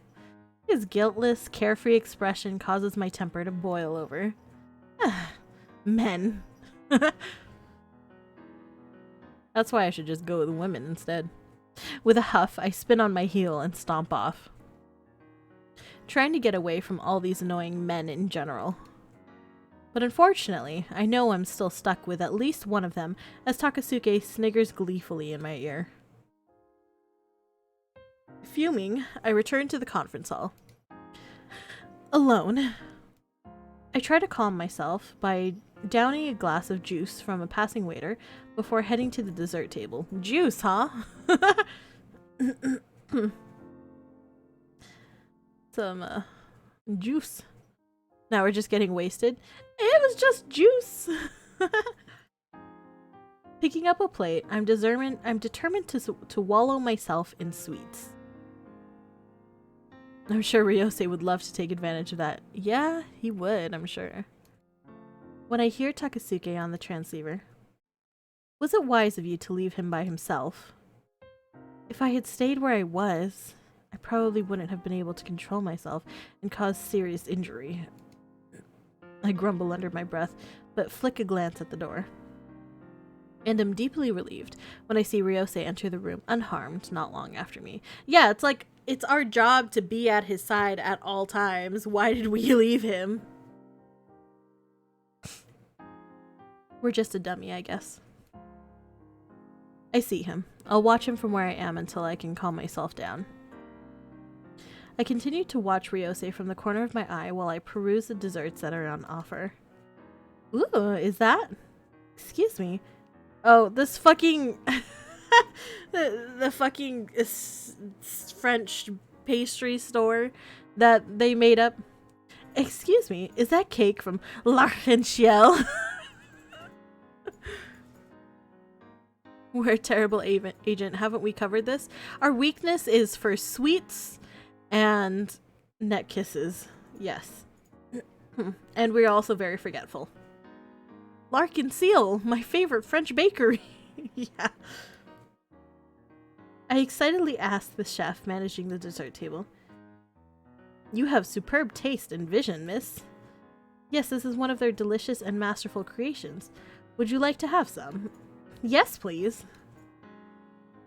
I gratefully smile at the chef as he places a generous helping on my plate. Niise, you're supposed to be guarding, not eating. Oh, come on. Shush, you're just jealous because you can't have any. Using the fork provided, I cut myself a piece and put it in my mouth. So good. I can just see your idiotic face right now. I don't care. At least I'm eating cake and you're not. Now go away and leave me in peace. I hear the satisfied click of the transmitter as Takasuke drops the line. He could have just, like, stopped being on the call with us at any point in time, and he only stops the call when we decide to eat some food. And my attention readily returns to the plate of cake in my hand. It tastes so delicious. I finish it rather quickly. I'm about to return for another slice when... That cake must either be delightful or you must be famished to devour it with such gusto and relish. Who the fuck is this dude now? Oh, this is the dude with no prospects. He's just the boring dude that has nothing going on. Let the cake melt in your mouth like Ryosei will shortly. Fuck. Oh no. He is a voyeur though. Who is? Takeuchi? I think so. Startled, I spin around to find a deep-set pair of eyes curiously scrutinizing my empty plate. This is the dude that has, like, nothing going on for him, right? Before they flick a glance up at me with interest. Takasuke is 100% a voyeur. Yeah, I think so. This guy is a Phoenix Wright / Goku lookalike. I don't see Goku at all. But I feel the Phoenix Wright thing.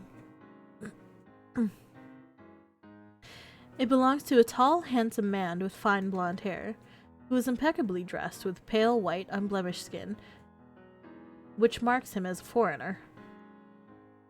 Even though he's a foreigner, his Japanese speech is perfectly fluent, and if it wasn't for the slight accent, I might have mistakenly thought he was born here.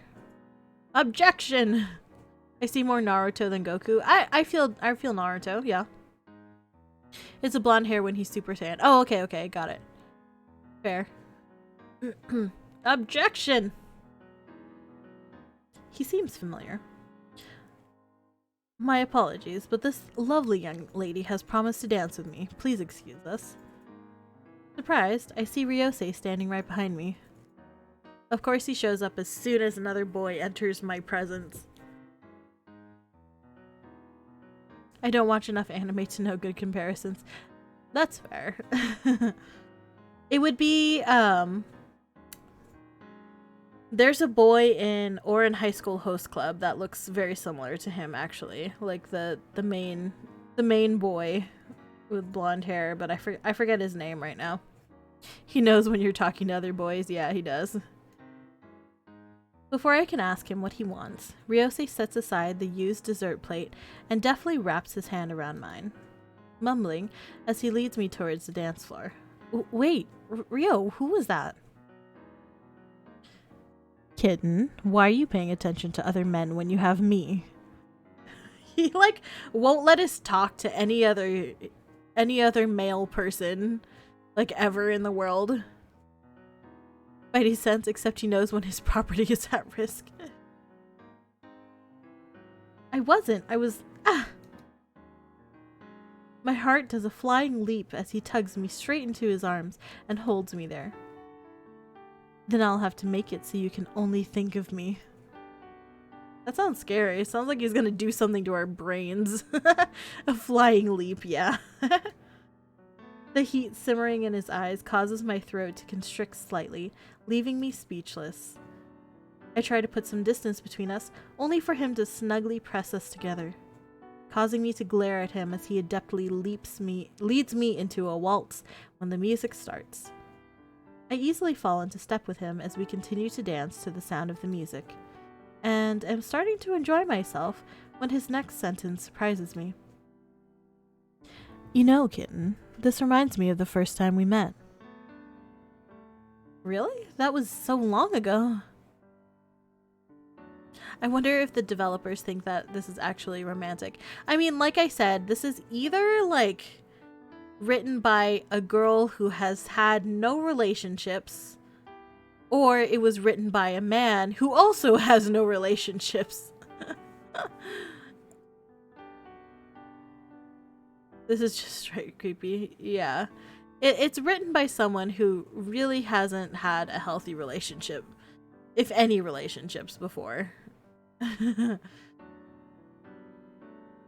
This is the last stream of Agent of Love Niise is going to stream. She's putting the rest on YouTube so she can take breaks as needed when the neck kisses start.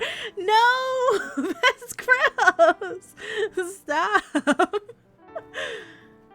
I don't need breaks. I can just, after stream, I take care of business. Considering the multitude of women he's been with, I'd have thought a dance with me would be the furthest thing from his mind. Make sure to wear protection for those neck kisses. I'll put a little bit of a cellophane against my neck.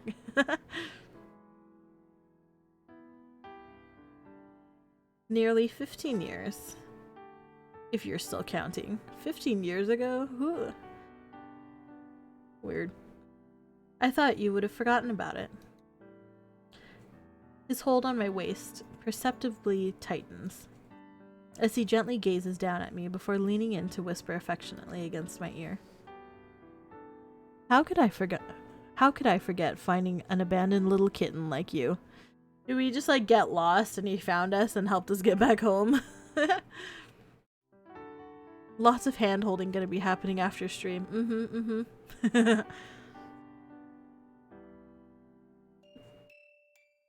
Oh. Why does this suddenly suddenly something feels a little off here? Suddenly I'm a little scared.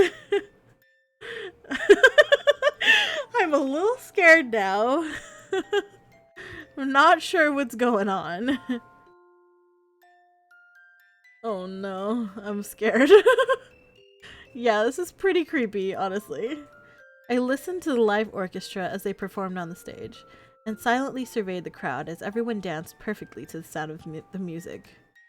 From a distance, I watched my new family as they mingled with the guests. The fuck? What is happening? There's literally a bloodbath happening in a minute or two in this dance hall. That's how it feels! Well, I secluded myself and leaned back against the wall, keeping out of trouble. Ha. Oh, it's That was a big sigh, Kitten. Don't tell me you're feeling bored already. Is this a memory? I don't know. Maybe this is supposed to be a memory. It looks like it's fucking haunted, though.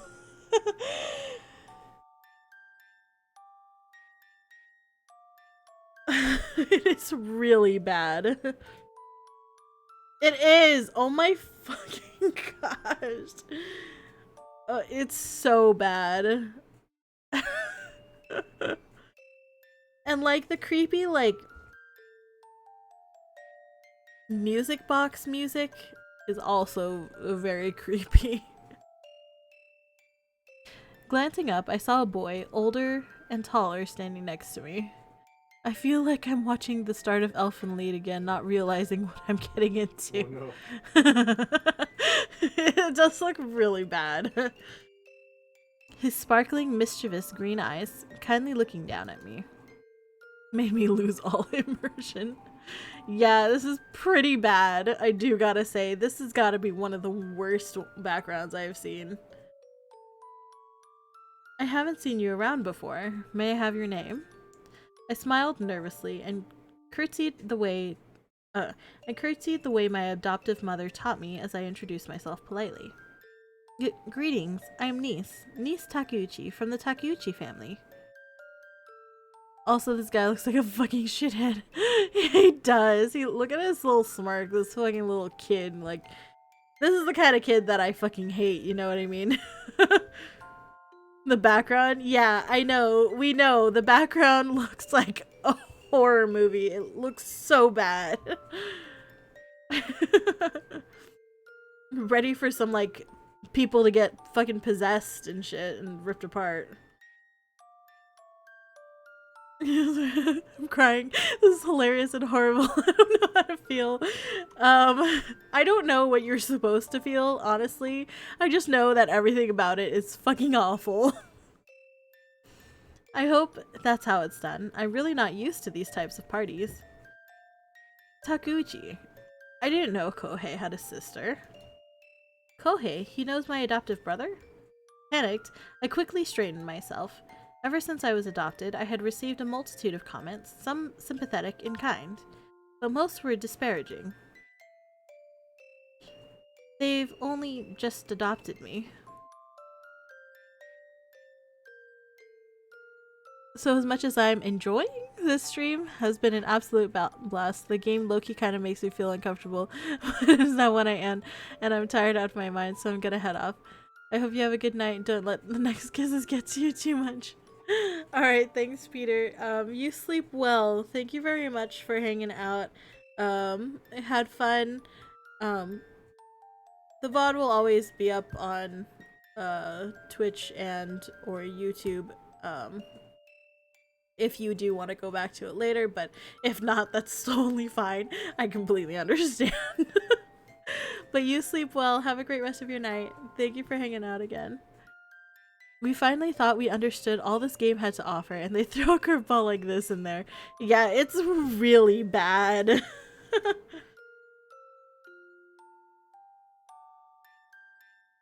I tried to keep the smile on my face while I explained, and was relieved when the boy's smile brightened up his features in understanding. Ah, no wonder we haven't met. As for me, my name is Ryosei from the Asakawa family. But you, Kitten. It's so weird that this kid calls me Kitten. You can call me Ryo. Ryosei smiled cheerfully as he introduced himself, then held out his hand. Does he want to shake hands? Uncertain, I tentatively reached out my hand, when he suddenly grabbed a hold of it and pulled me along behind him. Ryo, please wait. He was like this even as a kid? I tried to pull my hand away, but his grip was too strong. His parents had to be on, like, kitten and master roleplay. And now he thinks it's a normal thing to call people. I don't know. That's also pretty concerning if that's the case. Oh, jeez. Well, we know that his mother died, so maybe he just, like, has no concept of how to treat women. Maybe his only concept of how to treat women is, like, from porn or something. So he just, like, does that. I came back to see this. What the hell? Yeah, it's pretty awful looking. I know. This is supposed to be what a flashback looks like.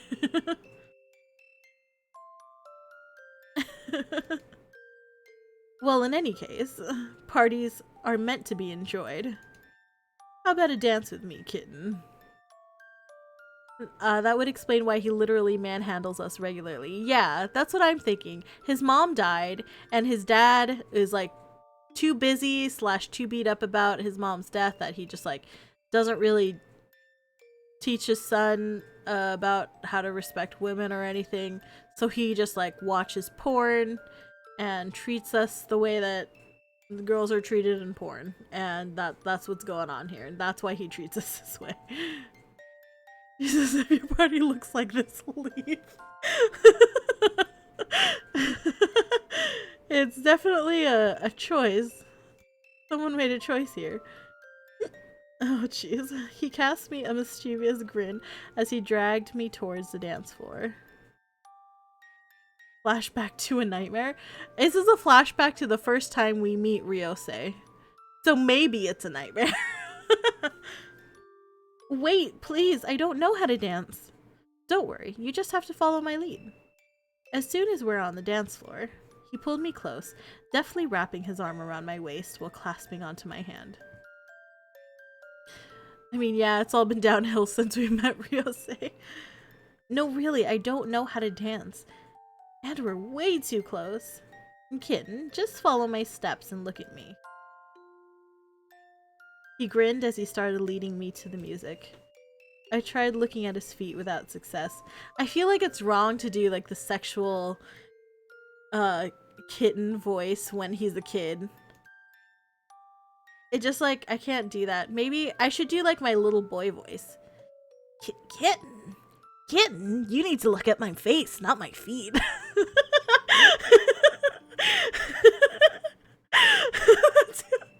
I feel like that's even weirder.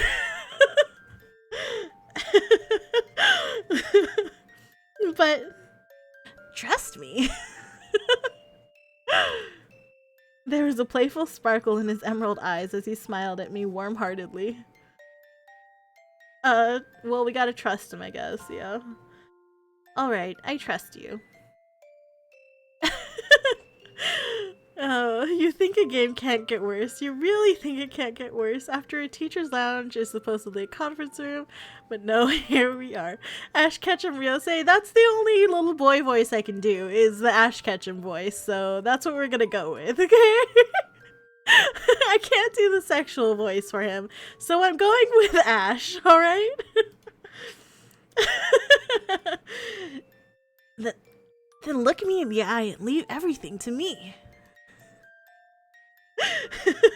He instantly swept me off my feet and guided me through a dance.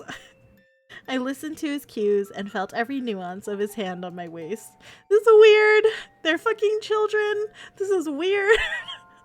Okay, Niise, can you work with the devs? Maybe you can find a voice actor for all the characters. Where's that Pikachu? Pikachu, I choose you. Pikachu, use lightning bolt. Is that the move that Pikachu uses? I don't remember. Feeling slightly confident, I finally relaxed as he continued to lead me across the dance floor. Considering I hadn't danced before, I was amazed at how well we were doing. And I cheerfully smiled as I started to enjoy the music. There, you look so much better with a smile on your face, kitten. It's so weird. This game is a goddamn roller coaster. Thundershock? Is that what it is? Okay. Oh, jeez. He spoke while smiling fondly down at me, making me return one of my own. Thank you. Flustered by his unexpected compliment, I gasped and my heart faltered when he suddenly let go of my waist. Then with a tug, he surprisingly twirled me around and caught me in his arms just as the music ended. That was fun. Unfortunately, it's now time for our punishment. What? What the fuck? What does he mean? He spoke as he looked over my shoulder. Ryosei used Thundershock on Niise's neck. And the worried gaze in his eyes caused me to turn around. My fucking brother. I gasped when I saw Kohei approaching us with a large glare of displeasure. Oh. You can say that again. Fucking Kohei every time. Yep. He's like, how dare you touch my sister? How dare you touch my sister? Niece, why aren't you where I left you? Kohei shouted as he reached us, making me flinch. But before I could explain myself, come on, we're going home. Ryosei isn't interrupting you getting to know guys. If Ryosei isn't interrupting you getting to know guys, Kohei certainly will. Ryosei used bite. It was a critical hit. Oh, uh-oh. Good night, Metha. Thank you very much for hanging out. Take a cold shower, y'all. Maybe later. Thank you for hanging out. Hope you have a good rest of your night. Probably going to end soon here, though, whenever this chapter ends. But, yeah. He firmly tore my hand away from Ryosei and pulled me behind him as he walked away. I turned my head and mouthed sorry to Ryosei, to apologize as I was dragged away. Oh, jeez. You know, I received such a big scolding for talking to strangers when I got home. I'm certain you did. The expression on Kohei's face was unforgiving that night. At least I've learned how to dance since then. So you have. Ryosei mysteriously smiles at me as the music comes to an end. The look in his eyes at this close range is somehow doing strange things to my heart. Some sort of feeling lingers in the air between us, making us reluctant to part. Niece. Pardon me. The air suddenly clears and I try hard not to fluster as we glance at the intruder. My apologies for interrupting, but could I please have a word with you, Ryosei? There's a spark of annoyance in Ryosei's eyes, but he smiles good-naturedly as he turns to greet the man who interrupted us. Minister Tsukamoto, it is a pleasure to see you here. Allow me to introduce my girlfriend and partner for the evening, Niise Takeuchi. Ah yes, the Commissioner General's adopted daughter. I tense at his condescending tone, but keep a pleasant smile on my face as I bow to him gratefully. It is a pleasure to meet you too. Huh. Anyway, I need to speak to you urgently, Ryosei. Still don't know why we chose a last name. Yeah, that makes no sense. I have no idea why they made us choose a last name and then they just ditched the last name. I noticed the snub, and so did Ryosei, it seems, as his smile tightens and doesn't quite reach his eyes. Of course, why don't we talk and discuss this away from the crowd? Oh, my phone suddenly starts to ring, and I cast an apologetic look at Ryosei before quickly glancing at the screen. It's Minister Mochizuki's number. I signal to Ryosei to go on ahead, then quickly move out to the hallway where there's less noise. As soon as I'm out in the hallway, I hurry and pick up my phone. Hello, Niise Takeuchi speaking.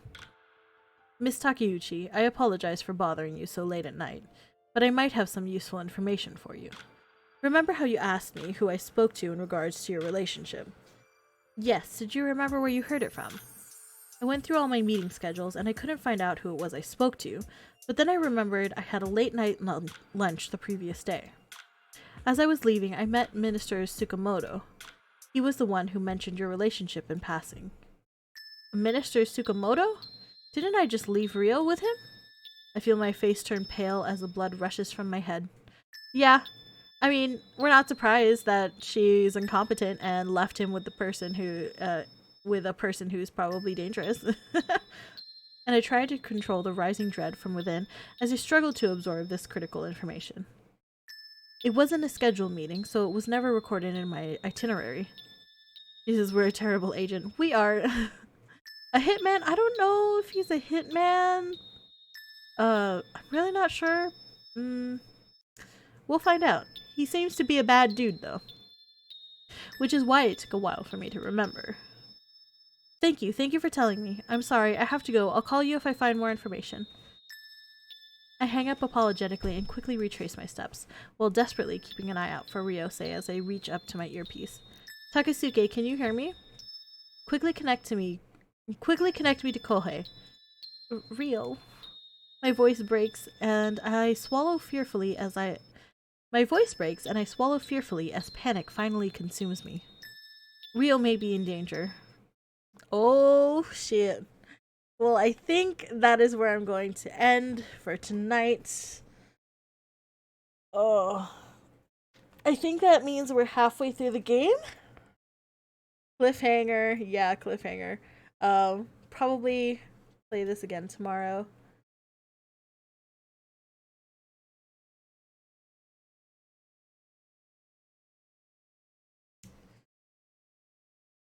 But yeah. So that's where we're going to end for tonight. As it turns out, us being in a relationship was special knowledge, even though we were basically parading around announcing it.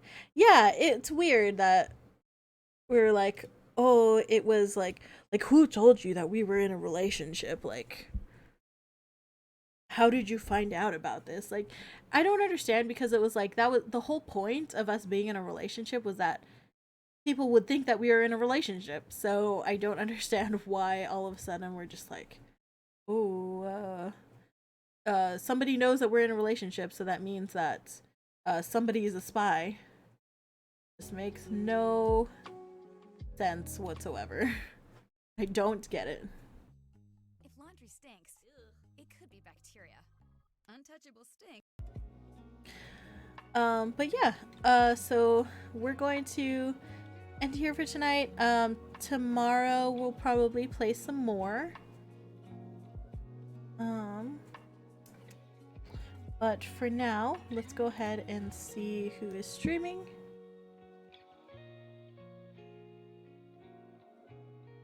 So we can decide who to raid.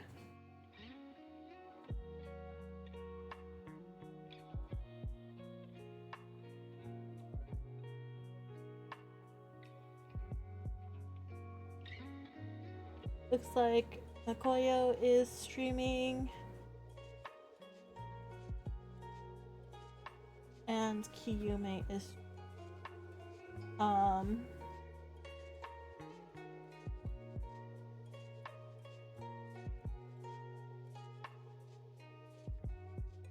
we'll send you guys over to Makoyo.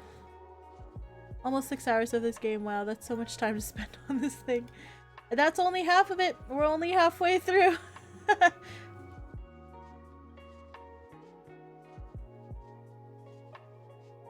Let me go ahead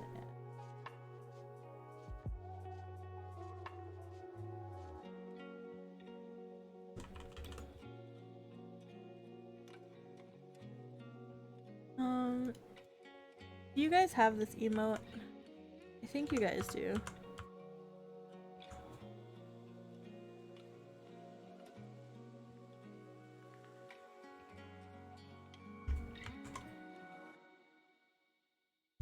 If you guys can copy and paste that.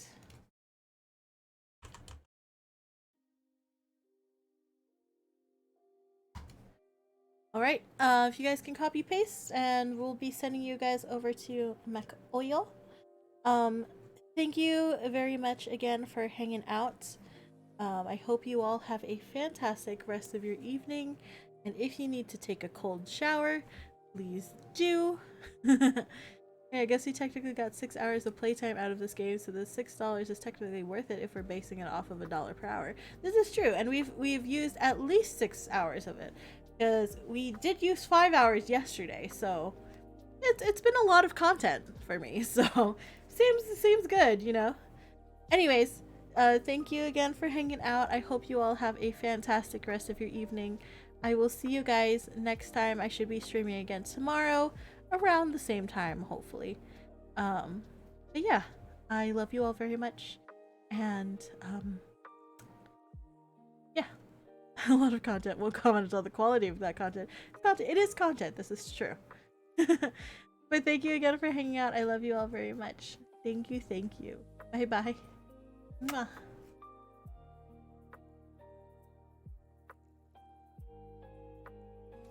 Hey, Oh my goodness, Gideon. The aliens are contacting us. Thank We you so